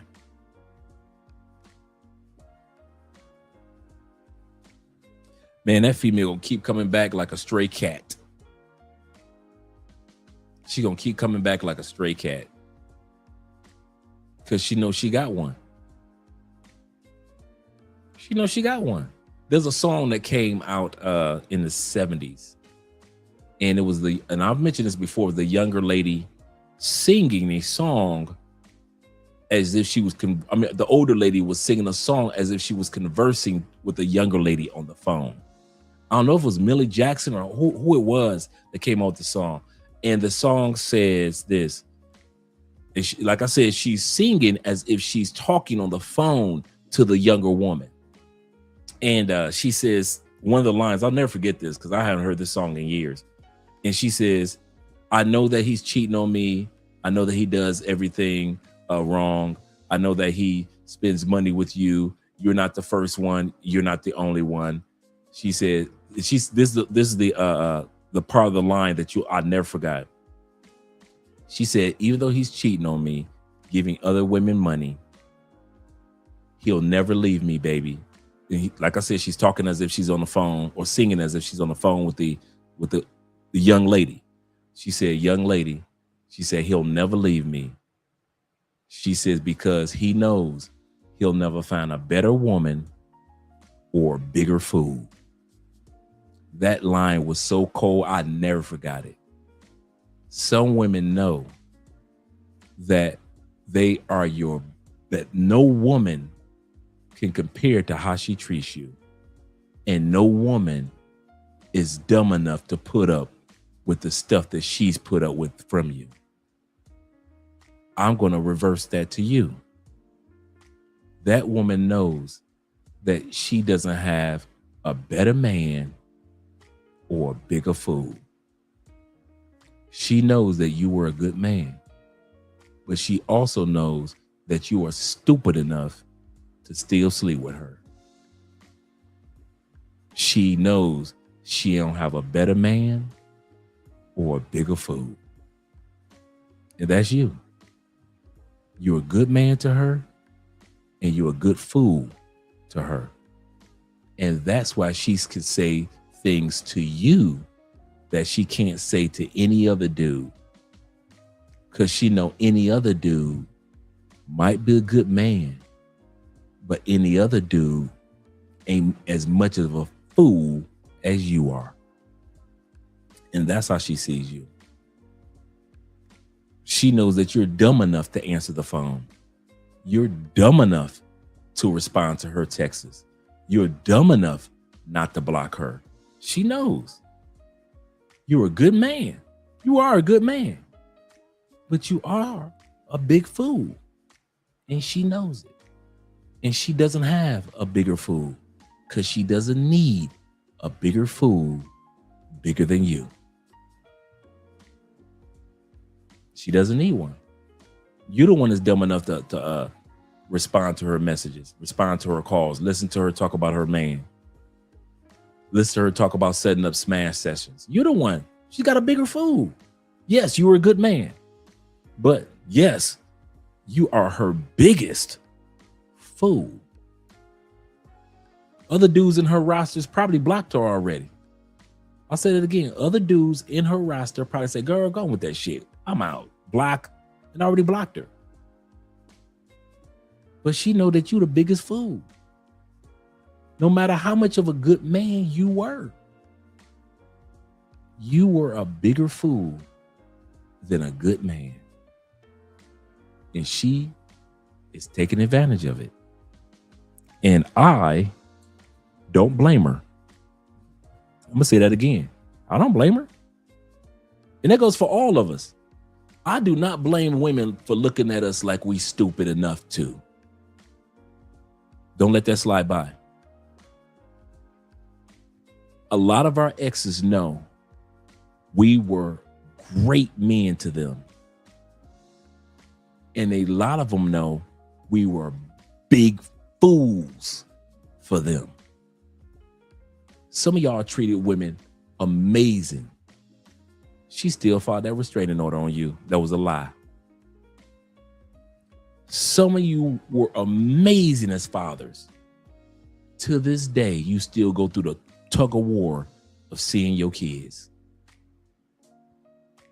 These women know you were a good man, but you were even bigger fool for dealing with them. You were a good man, but you were a bigger fool. And this woman know, and all you dudes that still got your exes in your phone, you know deep in your heart that you are a good man. But the reason why she's stealing your phone is because you're a bigger fool.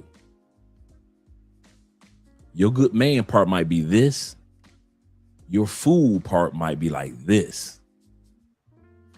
That's why she's stealing your phone. Not because you're a good man. You're not listening to her because you're a good man. You're not responding to texts because you're a good man. You're responding to texts, hearing what she has to say about sex. All of us, hearing what they have to say about sex, how much they miss us, and all that. Why? Because you're a good man? No, because she knows you're a bigger fool. This is what she knows. She remembers the good man, but she knows you're a bigger fucking fool to fall for what most of the men that who she tried to call to coerce to do it didn't do it. She called ex number one. He was like, get the hell on, I'm married. She called ex number two, like, I don't even live in the country. Why you calling me? Then she called you. And you think you responded because you're a good man, and you giving her advice because you're a good man, and you supporting her because you're a good man. No, you doing all that because you the bigger fool. And the other dudes didn't fall for it, and you are. And you are. Shout out to you with the $3 super sticker, brother. You are.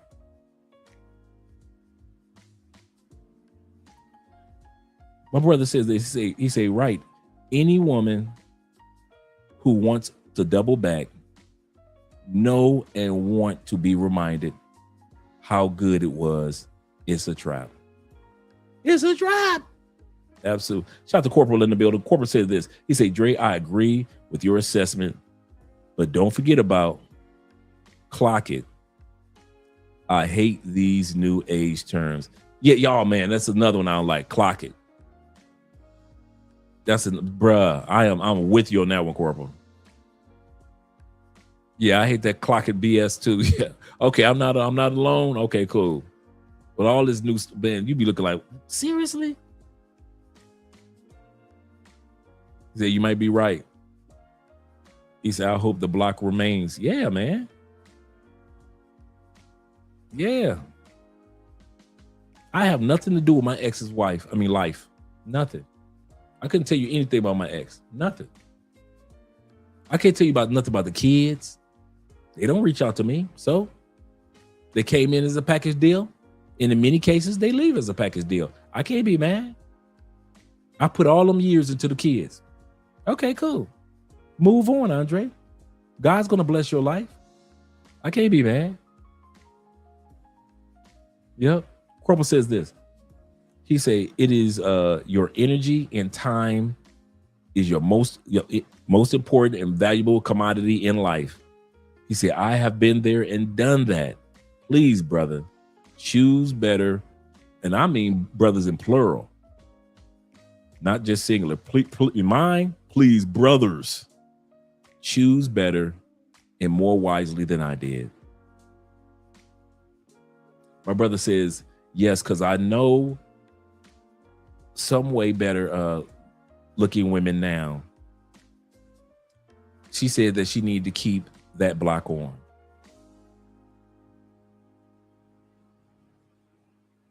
I have an ex who followed me on social media. I have to block her. I have her on block mode. Yeah.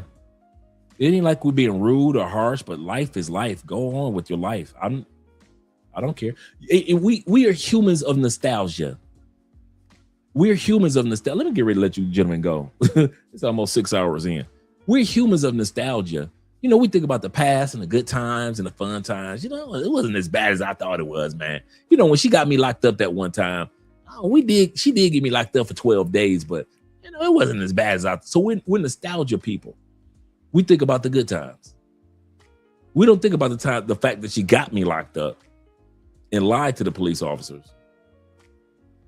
We don't talk about the time that she got your car repoed because she said she was paying on the notes when you were giving her the money. And for 3 months, she hadn't been paying on the notes. She's been pocketing the money. And you're at work and you look out the window and your car is being jacked up. But, you know, it wasn't that bad, man. We went on a vacation a month later, man. We went on a cruise the month later. We had a good time. The cruise was great. Hey, it wasn't that bad. That's us. That's people. We're just nostalgic like that. And so sometimes we're like, well, I wonder what my ex is doing right now. I do too. As a human, I have those moments like, I wonder what my ex is doing. And it goes in one ear and out the other. And then I keep on doing what I'm doing. That may happen like once every 3 years. Like, I wonder how she's doing. But I was married for 14 years. So I can understand how flashes of nostalgia or thoughts about somebody could come into, and I'm happily married.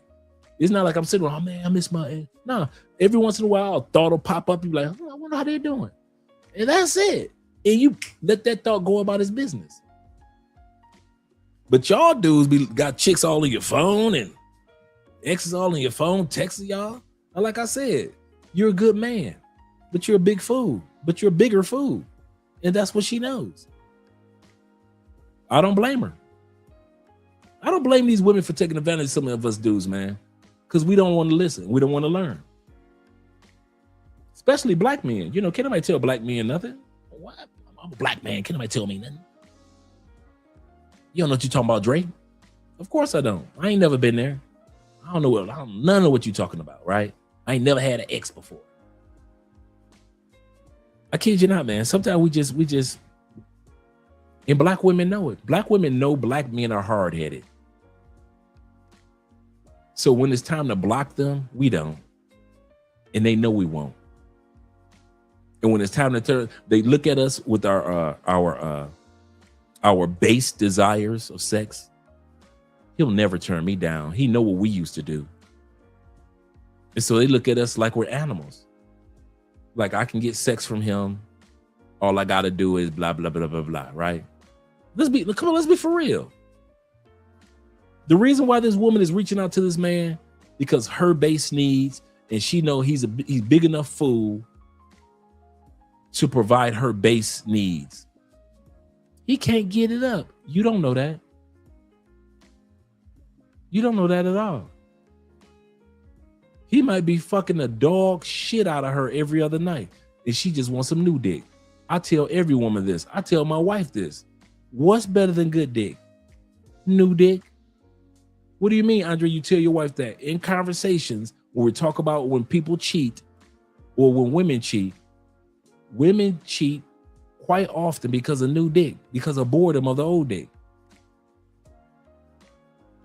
What's better than new dick? I mean, what's better than a good dick? New dick. Don't y'all ever think it's otherwise. You can have the best sex and women will still love new dick. She might just want you because of the newness of it. She ain't been with you in a couple years or a couple months. That's it.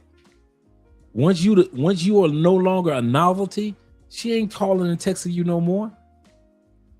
And she gonna send you that text like, me and Harold are gonna be more serious with each other. I told him that I was having sex with you and we're going to counseling right now. So I need for you to not text me anymore. So she blocking your ass. She told you let's fuck. She fucked you twice. She got over you. And then now she telling you she can't text you no more because her and Harold are trying to work it out.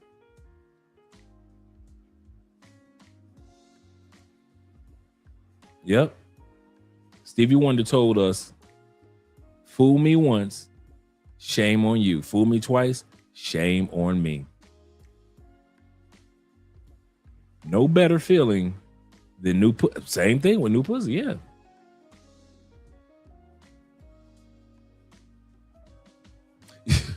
I was about to say something slick.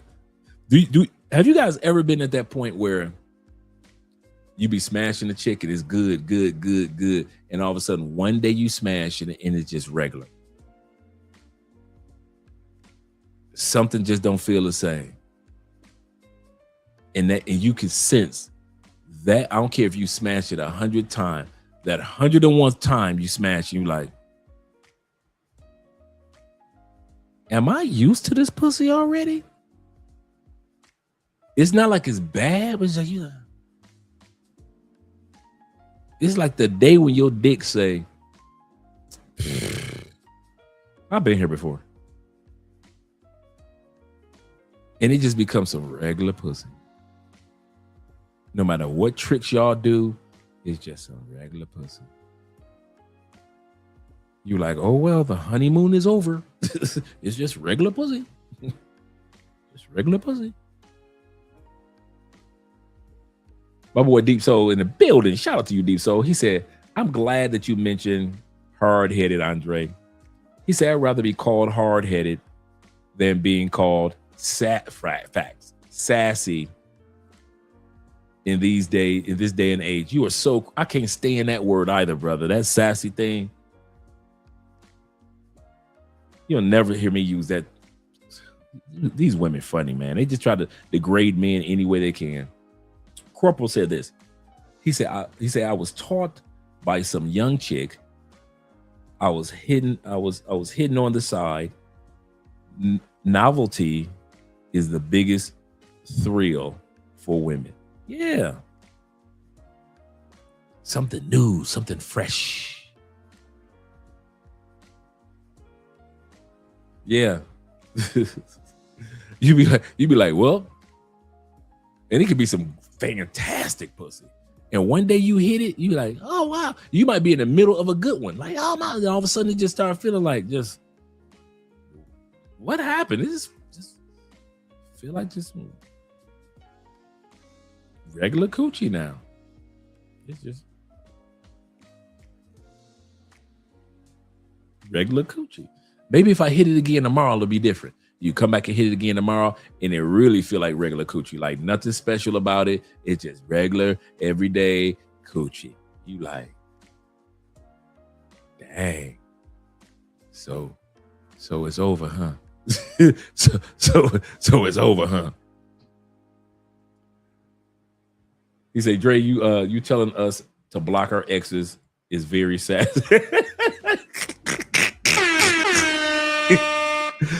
Man, you know how many exes would be mad at me if they heard this?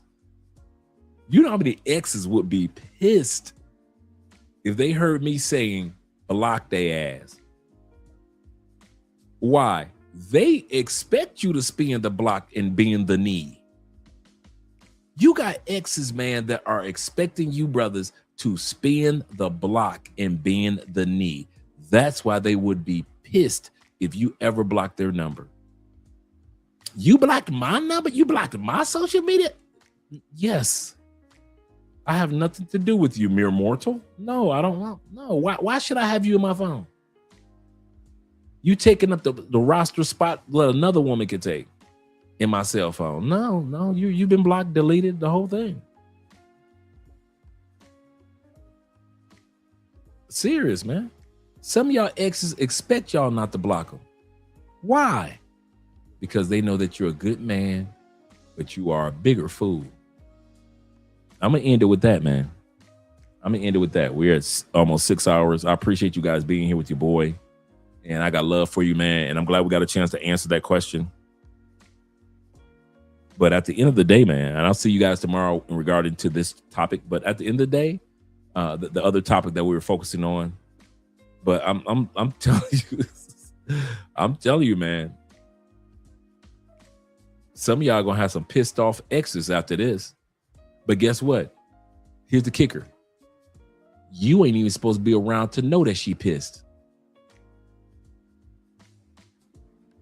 You block a chick tonight from Instagram, on all your other social media platforms, and from the phone, and delete her from the phone. How do you know that she pissed? You ain't got no communication with her. Or do you? Or do you? Remember back in the day before cell phones, you used to have to run into an ex. Y'all ain't calling each other. You ain't calling her mama house. She ain't calling your mama house.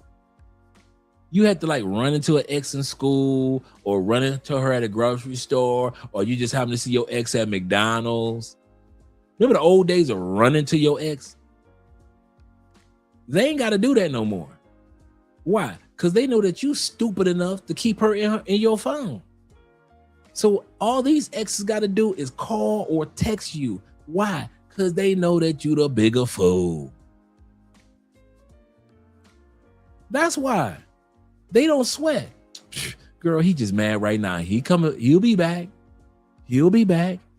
And they can text y'all a year and a half later. Why? Because that chick's number is still in your phone a year and a half later. That's why. He said, Andre, I blocked my baby mama and her husband on all social media platforms. Absolutely correct. If you want to talk to me directly. And if my son over 18, 19, 20, he ain't living with you, I'm really blocking y'all.